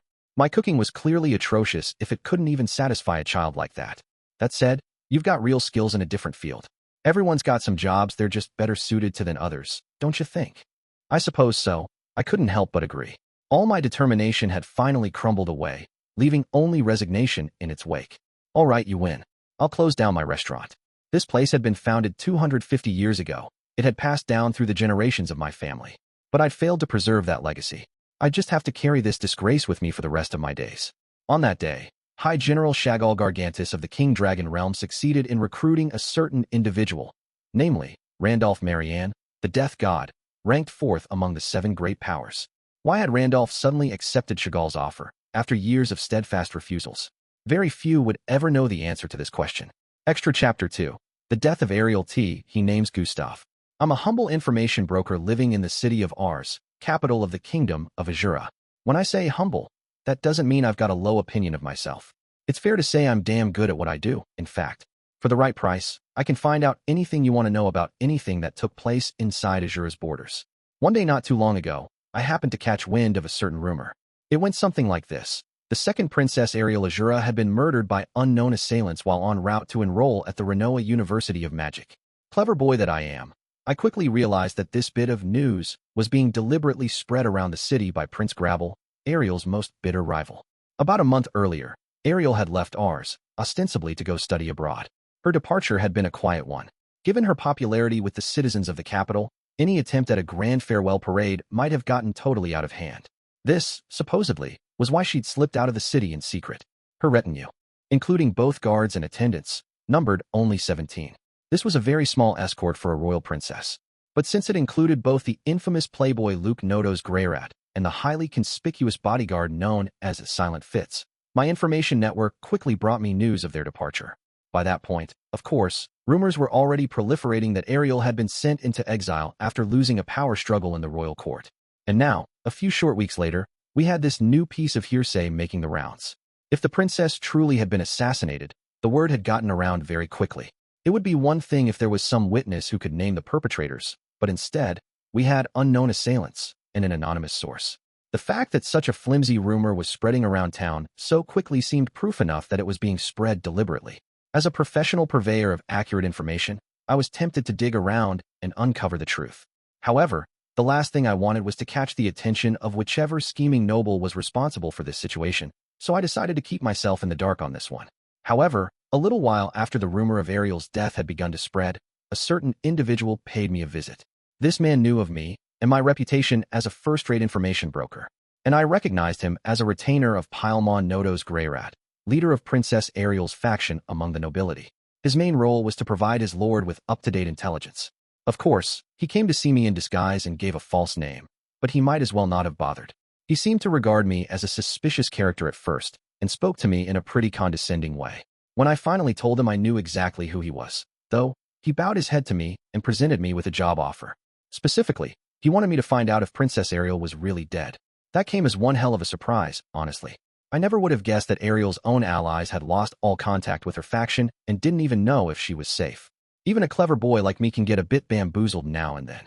I'd initially chosen to steer clear of this whole mess, but I decided to take the job anyway. Why, you might ask? Well, because the money was damn good, of course. I started off by retracing Princess Ariel's steps. After leaving the capital, her party had traveled straight north, in the direction of Renoa. I considered the possibility that she'd fled in a totally different direction after spreading lies about enrolling at the University of Magic, but that didn't seem to be the case. As I followed Ariel's trail and gathered information, it soon became clear that a group of pursuers had been hounding her. Some people reported seeing suspicious black-clad characters right around the time the princess party was passing through their town, and Ariel seemed to have lost an escort or two by the time she reached the next town along her route. This wasn't unexpected, though. If the trip had gone smoothly, her allies back home wouldn't have been frantically looking to get word of her safety. Despite losing one guard after another, Ariel nonetheless pushed steadily northward. With her retinue reduced to 10, she finally reached the checkpoint at the northern border. This was a solid, well-guarded facility that pressed up against a large forest just south of the valley known as the Red Wrm's Upper Jaw. Here, I was able to obtain a useful bit of eyewitness testimony from a man who remembered Ariel's arrival very clearly. Border Control Officer Smiley Gatlin's statement, "I was in a lousy mood that day." Not that it was any different from any other day, in that respect. After all, at the time I felt my job was totally beneath me. What's my job exactly, you ask? Well, it's mostly tedious busy work. I check the passes of travelers seeking to leave Azuran territory. Sometimes, I might search them or their belongings for contraband. But, of course, the vast majority of those passing through this checkpoint are either adventurers, mercenaries, or merchants who want to do business up north for some strange reason. Most of the merchants have valid passes, and the adventurers are permitted to simply use their guild cards instead.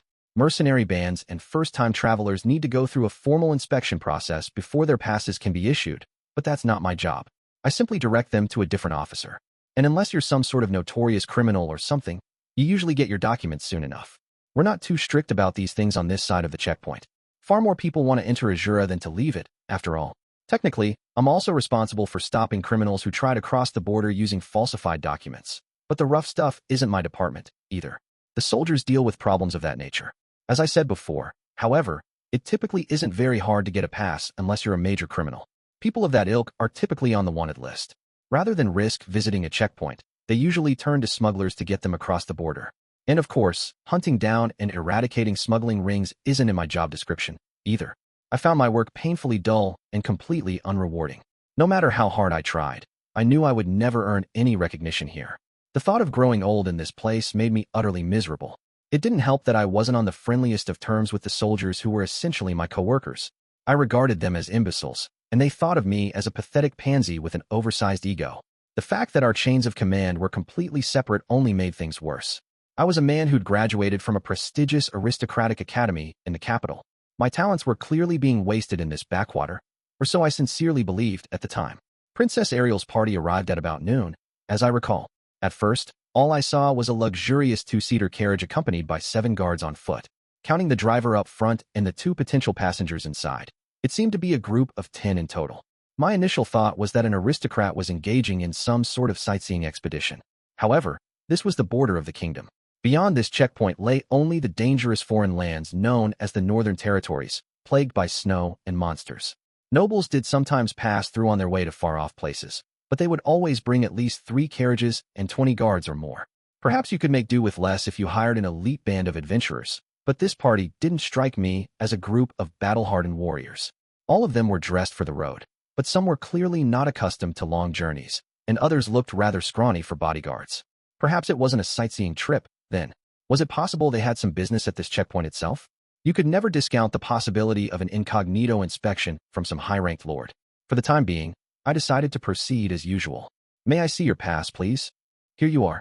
The response to my inquiry came from a young man standing at the very head of the group. He was remarkably handsome, even to my eyes, but there were clear signs of exhaustion on his face. In particular, the dark circles under his eyes stood out. It was at this moment that I first sensed there might be something odd going on here. There were no issues with the pass itself. It was a genuine document issued by the Kingdom of Azura, stamped with a valid Nodo's family mark. Everything was perfectly in order. I would normally have waved them through the gate without a second thought, but something about the handsome young man's face made me hesitate. I could have sworn I'd seen it somewhere before.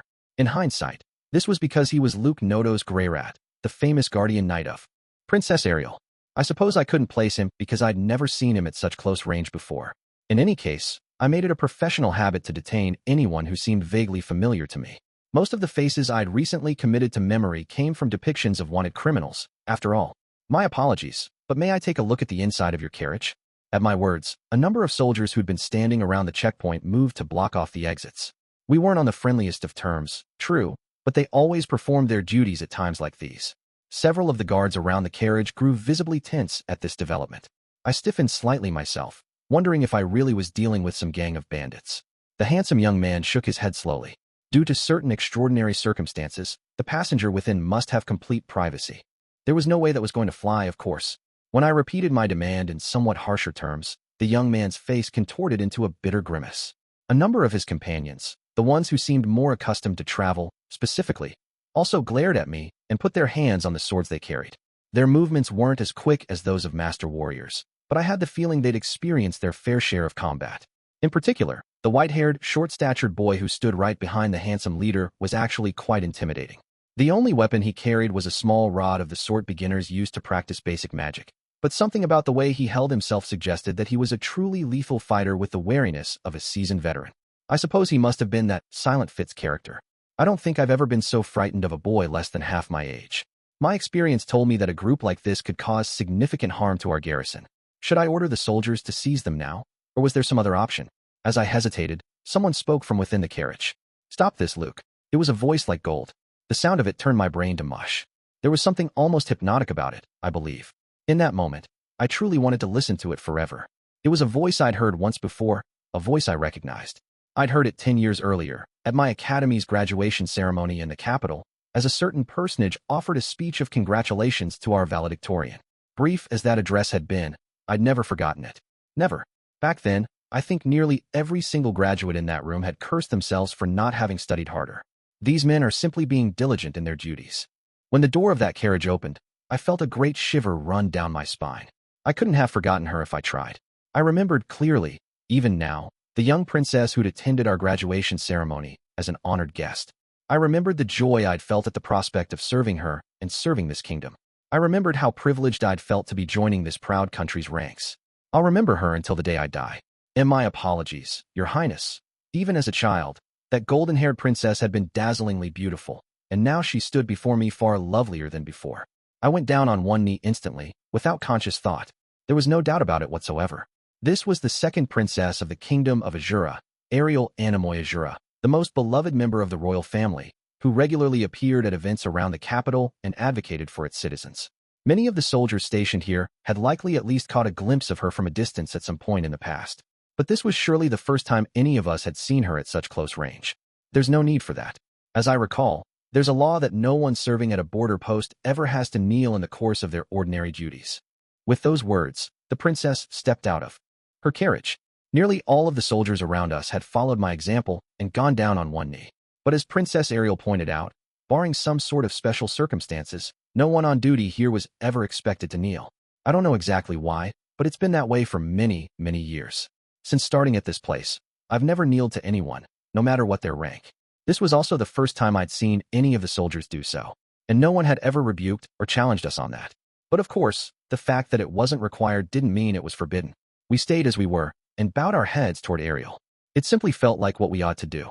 Princess Ariel, I feel it is my duty to ask why you've come to a border crossing such as this with such a small retinue. You weren't told anything in advance. I knew there had to be something strange going on here, of course, and when I searched my memory based on what Ariel said, an event from about a month before this flashed through my mind. The individual in overall command of this checkpoint was not myself, of course, nor was it my direct superior, the senior border control officer. It was a noble who also served as the mayor of a nearby town, the closest place where travelers could find lodgings. The man could go months without showing his face here, but he'd ride over to give us a few orders when he felt the need. On his last visit, he told us, within the next few months, a certain very noble personage may pay us a visit here. Based on the phrase, noble personage, I'd imagined this would involve dozens of carriages surrounded by swarms of attendants, so I hadn't even remembered the incident until I actually saw the princess. I was told that a very noble personage might be coming, yes. And was that all you were told? Her question brought my memory of that moment into clearer focus. The man had, in fact, continued. This personage will most likely be seeking to cross the border and flee to the north. However, you mustn't allow this. Find a reason to hold their party back and keep them waiting in town for several days. I'd been ordered not to let her through, to stop her here. In other words, to ensure her death. This wasn't the first time we'd received an order of this sort. It was relatively common for nobles who'd blundered badly in the capital to try and flee north, and in such cases, the commander would give us similar directions. Sometimes we were told to let them through, and they'd make it safely to the north. But sometimes we were told to delay them for a while, and they would inevitably go missing in the forest just past the border. I was born and raised in the capital, but I'm a commoner by birth. I know precious little about the royal court and its factions. Of course, I'm aware that the nobility as a whole is constantly embroiled in vicious struggles for power. I could tell that my superior wasn't dooming certain fugitives in exchange for money, much less at random.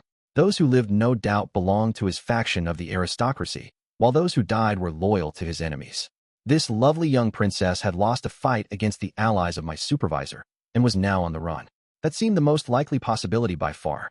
What's the matter? Answer me. For a moment, I was lost in thought. It would be easy enough to smile brightly and reply no. I was simply told to treat you with the utmost courtesy.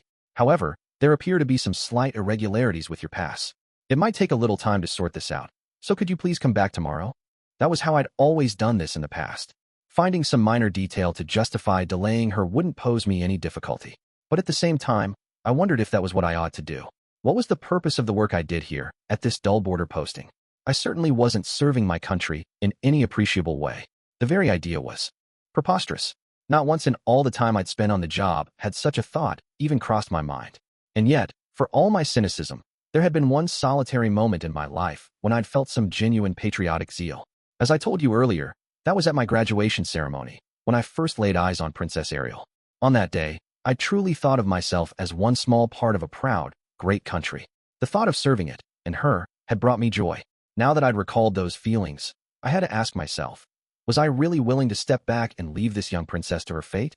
The answer was immediate and decisive. I felt no need to hesitate. I was told to stop that noble personage here, and ensure they spent several days waiting at the nearby town. All of the princess guards reacted visibly to these words, but Ariel herself remained totally calm and unperturbed. I see. What do you intend to do then? Nothing in particular. You're not going to carry out your orders? No matter how strange they may be, ignoring them could get your head chopped off. I couldn't help but chuckle softly at the bluntness of her words. My orders, miss? Not sure what you're talking about. I've never heard of any very noble personage heading to a foreign country with a single shabby horse cart and fewer than 10 guards. Oh, at the moment, I'm just dealing with a rather pompous young lady whose name I don't even know. Would you mind telling me who you are, incidentally? Princess Ariel laughed in what sounded like genuine amusement. Perhaps she was enjoying this farce nearly as much as I was. I am Ariel Canalusa, the only child of a low-rank noble, as it happens. Very well then, Miss Canalusa. What brings you to the north? I'm traveling to Renoa to enroll in the University of Magic. Is that so? Well, I see no issues with your pass, so please move on through. Safe travels to you. Thank you. With a small, graceful, and unmistakably royal bow, Princess Ariel stepped back into her carriage. The driver got the horses moving immediately, and her guards hurried forward alongside, looking somewhat nonplussed. Now then, who's next in line? As these words left my mouth, I realized that a number of eyes were now fixed on me. In fact, virtually every soldier in the area was looking my way. I found myself wondering if I'd been too hasty about this. All of these men were faithful to their duties. They weren't like me. They were dim-witted fighters who'd been trained in the capital to obey orders absolutely, without so much as a second thought. While they were technically under my command at this checkpoint, at the end of the day, I belonged to a completely different department. It was perfectly possible that their own superiors had directly ordered them not to let Ariel pass through. In that case, my disobedience would have consequences for them as well. Since Princess Ariel was such a high-priority target, it wouldn't be at all surprising if their officers had sent word to the rank-and-file that she might be coming. I steeled myself as best I could. It seemed plausible that these men would beat me black and blue before exposing what I had done. It had been my unilateral decision to let the girl through, after all. As I bit my lip, one of the men slowly approached me. This was the captain of all the soldiers in the courtyard. His shoulders were, by the way, roughly 3 times broader than mine. He lifted his hand, wide and heavy as a frying pan, and then smacked it against my back. I staggered forward, but much to my surprise, there was barely any pain at all. Nice work, buddy. The moment their captain spoke those words, the other soldiers lifted their fists into the air and roared with approval. A few of them actually cheered for me. While I only learned this later, practically all the soldiers working at this checkpoint are loyal fans of Princess Ariel. It seems she made a habit of showing up at military graduation ceremonies as well. Most of them had only heard her say a few brief words before this, but I'm hardly any different in that respect. I could understand exactly how they felt. Permission to speak freely, Officer Gatlin? We've all been losing our damn minds from frustration since they dumped us out here, but you just put us in a good mood for the first time in ages. Ain't that right, boys? Hell yeah. Come to the tavern in town tonight, all right? I'm buying. As the captain thumped me on the back again, I felt a very peculiar feeling wash over me. Up till a few minutes ago, I'd been thinking of these people as different from me on some fundamental level, you know? I'd convinced myself they were a pack of crude, unschooled thugs, not loyal subjects of the royal family. But that wasn't the case at all. Just like me, they'd been dumped out here in the middle of nowhere and directed to obey some miserable bastard. Just like me, they'd been chafing at their reins. And after I realized this, strangely enough, I actually started to feel some pride in my work. Ever since that day, I've been on good terms with the soldiers here, and my job has brought me actual pleasure. It's all thanks to Princess Ariel, without a doubt. Simply by gracing this checkpoint with her presence, she made it a far happier place. After this, Officer Gatlin went on a long monologue about the depth of his adoration for Princess Ariel, which I've opted to omit. Now then, as much as I enjoyed hearing Officer Gatlin praise Princess Ariel to the high heavens, it wasn't the exact reason I was talking to him. Did a group of black-clad men pass through this checkpoint in pursuit of her? At this question, the man's expression took a sudden turn for the gloomy. They weren't exactly in pursuit of her, I believe. What do you mean? A group of suspicious characters passed through the checkpoint maybe 3 days before Princess Ariel arrived. I wasn't on duty at the time and only learned about them later. This was interesting. If Ariel's enemies had crossed the border first, they were likely waiting to ambush her as she left the country. Had I known, I could at least have warned her, but at this point, I can only pray for her safety. I see. Thank you very much. Officer Gatlin clearly hadn't heard the rumor that the princess was already dead. It did seem like that story had originated within the capital. However, this alone wasn't sufficient to tell me if Ariel was alive or dead. I chose to keep gathering information. What I had at the moment fell short of what I needed to complete this job. I started with the other officers at the checkpoint and tried a few of the soldiers as well. Then I headed over to the nearby town and tried to find people who looked like they crossed the border regularly. I needed to know what happened to Ariel on the other side of that wall. Had she made it through the forest in one piece? Or had she died there as the rumors claimed? I ran all around town looking for someone who could give me the answer, and eventually found myself a certain young merchant with a story to tell. Bruno the merchant's statement T-hat day. I was busy bringing my wares south to Azura, just like always. I'd come down through the red WRM's upper jaw and was following the single road that runs through the WRM's whiskers. Huh. Oh right. Yeah. That's what everyone around here calls the forest up north. I don't know who came up with it, though. So anyway, I was bringing down a load of Can't really remember what it was. Probably some pelts you can only get up there in the northern territories, I guess. What? No, it was just me. Guards? Do I look like I've got the money to hire guards? I'm pretty decent in a fight myself, you know.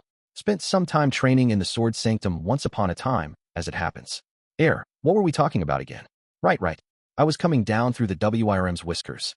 It was just me and my buddy Robinson. You want to know where he is? Out in the stables.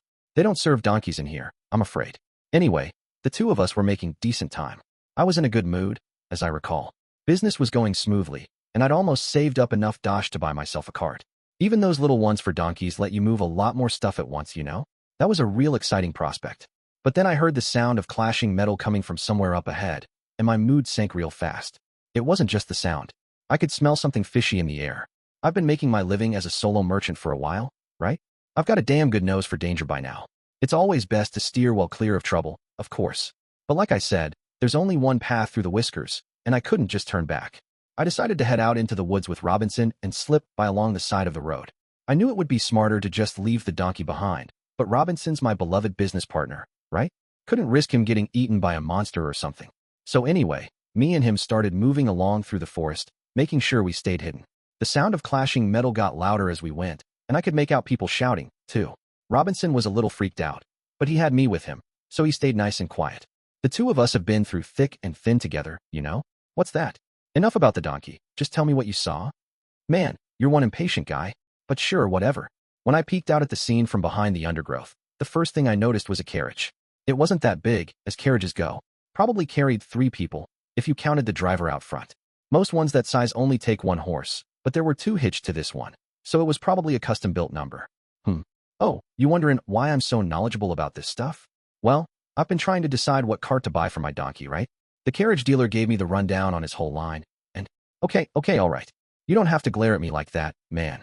I'll get back on topic. Anyway, I realized immediately that this carriage had been attacked. I mean, it was lying on its side in the dirt, and some guys who looked like guards were fighting a bunch of other guys in black clothes.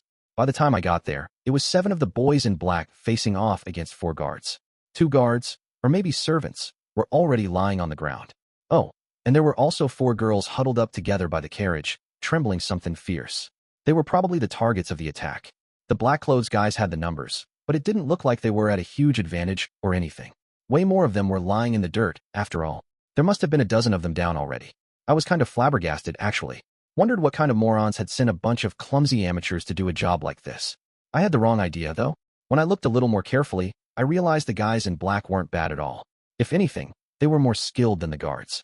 In a clean one-on-one sword fight, those guys would have won every single time. You want to know how I could tell? Try paying more attention. Like I said, I'm a better swordsman than one might think. When I see someone fighting, I can tell how strong they are. Anyway, this all struck me as awful strange, so I ended up stopping to watch the battle. And after a few seconds, I realized that this one guy on the guard side was seriously slick. This was a kid with white hair, right? Pretty scrawny, and his only weapon was a beginner's magic rod. But for some reason, he was on a totally different level from the rest. Back in the Sword Sanctum, I saw a few guys who were on their way to becoming sword saints or kings. And let me tell you, it felt like time moved 10 times slower for them. They weren't just quick on their feet, they could make snap judgments in the blink of an eye.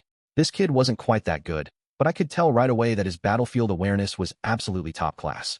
Whenever one of his buddies was in danger, he'd send a spell flying at the perfect moment and save their butt.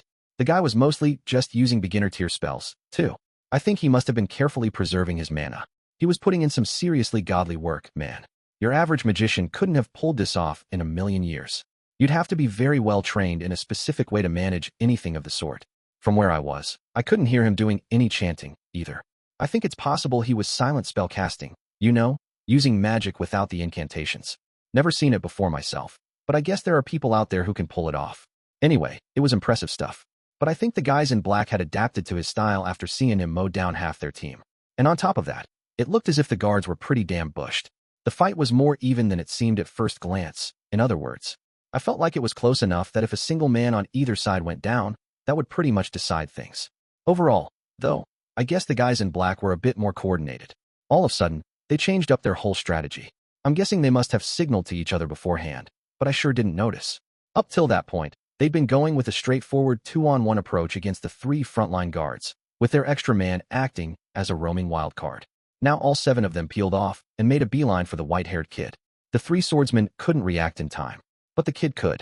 Somehow keeping his focus, he instantly set off a wide-range spell that took out 2 of them at once. At that point, the guys in black scattered.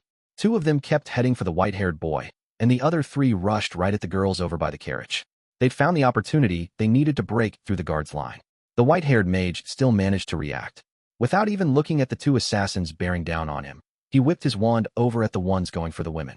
Unbelievable, right? Normally, you'd be more worried about the guys about to kill you. In the next instant, a whole bunch of things happened at once. First, the white-haired kid let off a nasty spell that killed 2 of the assassins charging at the girls. Second, 2 of the guards rushed in to intercept the 2 guys in black who were coming for the kid. All 4 of them went down together. And finally, the last of the men in black pulled one of the frozen, trembling girls from the group and cut her pretty little head off. Just a moment too late, the last of the swordsmen stabbed him from behind. Proudly holding up the severed head of his victim, the man died with a look of satisfaction on his face. I'm guessing that must have been the young lady who the guards had been fighting so hard to protect. The 5 survivors just stood there in silence, totally stunned. Understandable, right? I mean, they'd lost most of their pals and the girl they were trying to defend. Now that the show was over, I quietly moved along through the woods. There was a chance the smell of blood might draw some monsters to the area, for one thing. And I didn't really want to deal with them asking me for help. Robinson and I made ourselves scarce in no time. That was all there was to Bruno's story. In combination with what I'd learned from Officer Gatlin, it seemed Princess Ariel had passed safely through the checkpoint, only to be ambushed in the woods just north of it, where the assassins took her life during a vicious battle. The rumors were true after all. Just as the nobles of her faction had feared, Ariel was dead. Still, there were a few mysteries remaining. For example, what had become of the survivors? From what Bruno told me, 5 members of the party had made it through that fight. The status of Rudeus Greyrat was unclear, but at the very least, Silent Fitz was still alive. That guy really stood out in a crowd, and I hadn't heard a single word about him heading back home to the capital. There was a chance he'd taken some roundabout route instead of the one I followed here, but that would still have entailed crossing back over the border first. Nobody at the checkpoint had mentioned him returning, so I had to think he'd kept on moving north instead. That didn't strike me as too strange, though. It would take some guts to slink back home in disgrace after letting Princess Ariel get killed. Maybe he decided it was smarter to flee to the northern territories instead. It wouldn't have been too hard to find out if that was what happened if I crossed the border and headed up there for a while, of course, but sadly, my field of expertise is anything that takes place inside Azura's borders. I don't deal with international affairs. Besides, my job here was to determine the whereabouts of second Princess Ariel Anemoy Azura. Her guards were outside the scope of that assignment, so I decided to head back to the royal capital. I'm a city boy at heart, you know? I'm never too comfortable out in the sticks. Still, I did manage to buy some rare booze from the northern territories off my new buddy Bruno. Once this job was all wrapped up, I was going to have myself a little party. You should have seen the look on the face of Pileman's man when I reported my findings. It felt kind of good seeing a man who dealt in information way above my pay grade go white as a ghost over a few facts I'd scraped together. Anyway, the case was officially closed, and I got my pay in full. I decided to have myself a nice celebratory dinner to savor my pile of cash, the booze I'd bought from Bruno, and the memory of my client's face. I headed over to my favorite bar, ordered some light food, and sat down to relax at my usual spot. You had a real good view of the whole place from here. It was basically my personal table at this point. When I focused carefully, I could hear every conversation taking place in here at once. This was one of the more useful of my many skills. If you want to make it as a top-class information broker, you can't let any tidbit of news slip past you. So, I hear there was a rumor going around that Princess Ariel got killed up north, huh? Yeah, it's a real shame. I was a big fan. Come on, don't tell me you believe that crap. I mean, it's not like I want to, but someone was talking about the topic of the hour, so I glanced in that direction. A sturdy-looking guy was drinking with a significantly older man. Clearly, neither of them knew the truth. They were just clueless puppets, dancing whichever way the latest rumors pulled them. The thought put me in an even better mood. Sometimes it feels really good to be a man who's in the know. Look, I'm stationed at the checkpoint up by the border, you know? Of course I know that, uncle. You just hit 20 years on the job, right? That's why they gave you this extended leave. What a know-it-all. Do you know what I do in that checkpoint too? No. The topic seemed to be drifting away from Ariel, so I found myself losing interest. I could see the barkeep putting the finishing touches on my order. The case was closed anyway, right? My next job was to find the best way to enjoy this booze. I work up on the lookout tower. Well, now he'd gone and got me interested again. At the very top of that checkpoint, we've got this magic implement that lets us see real far.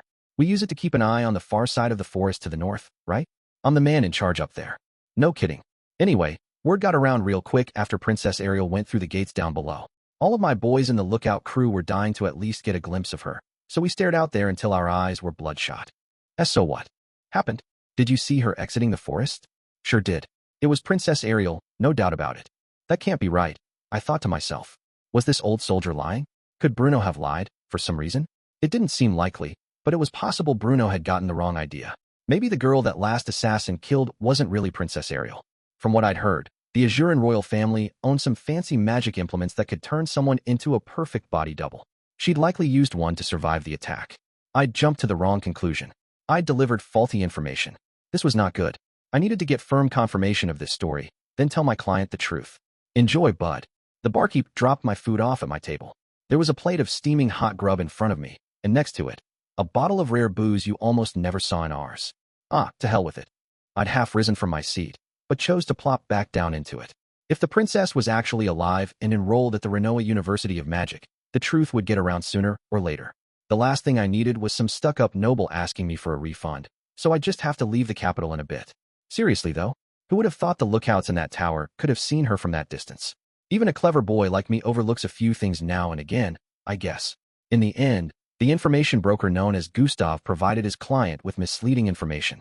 As a direct result, Paimon Nodo's Greyrat, the foremost member of the Ariel faction, was compelled to make a painful choice that left him in something of a predicament. But that's a story for a much later time.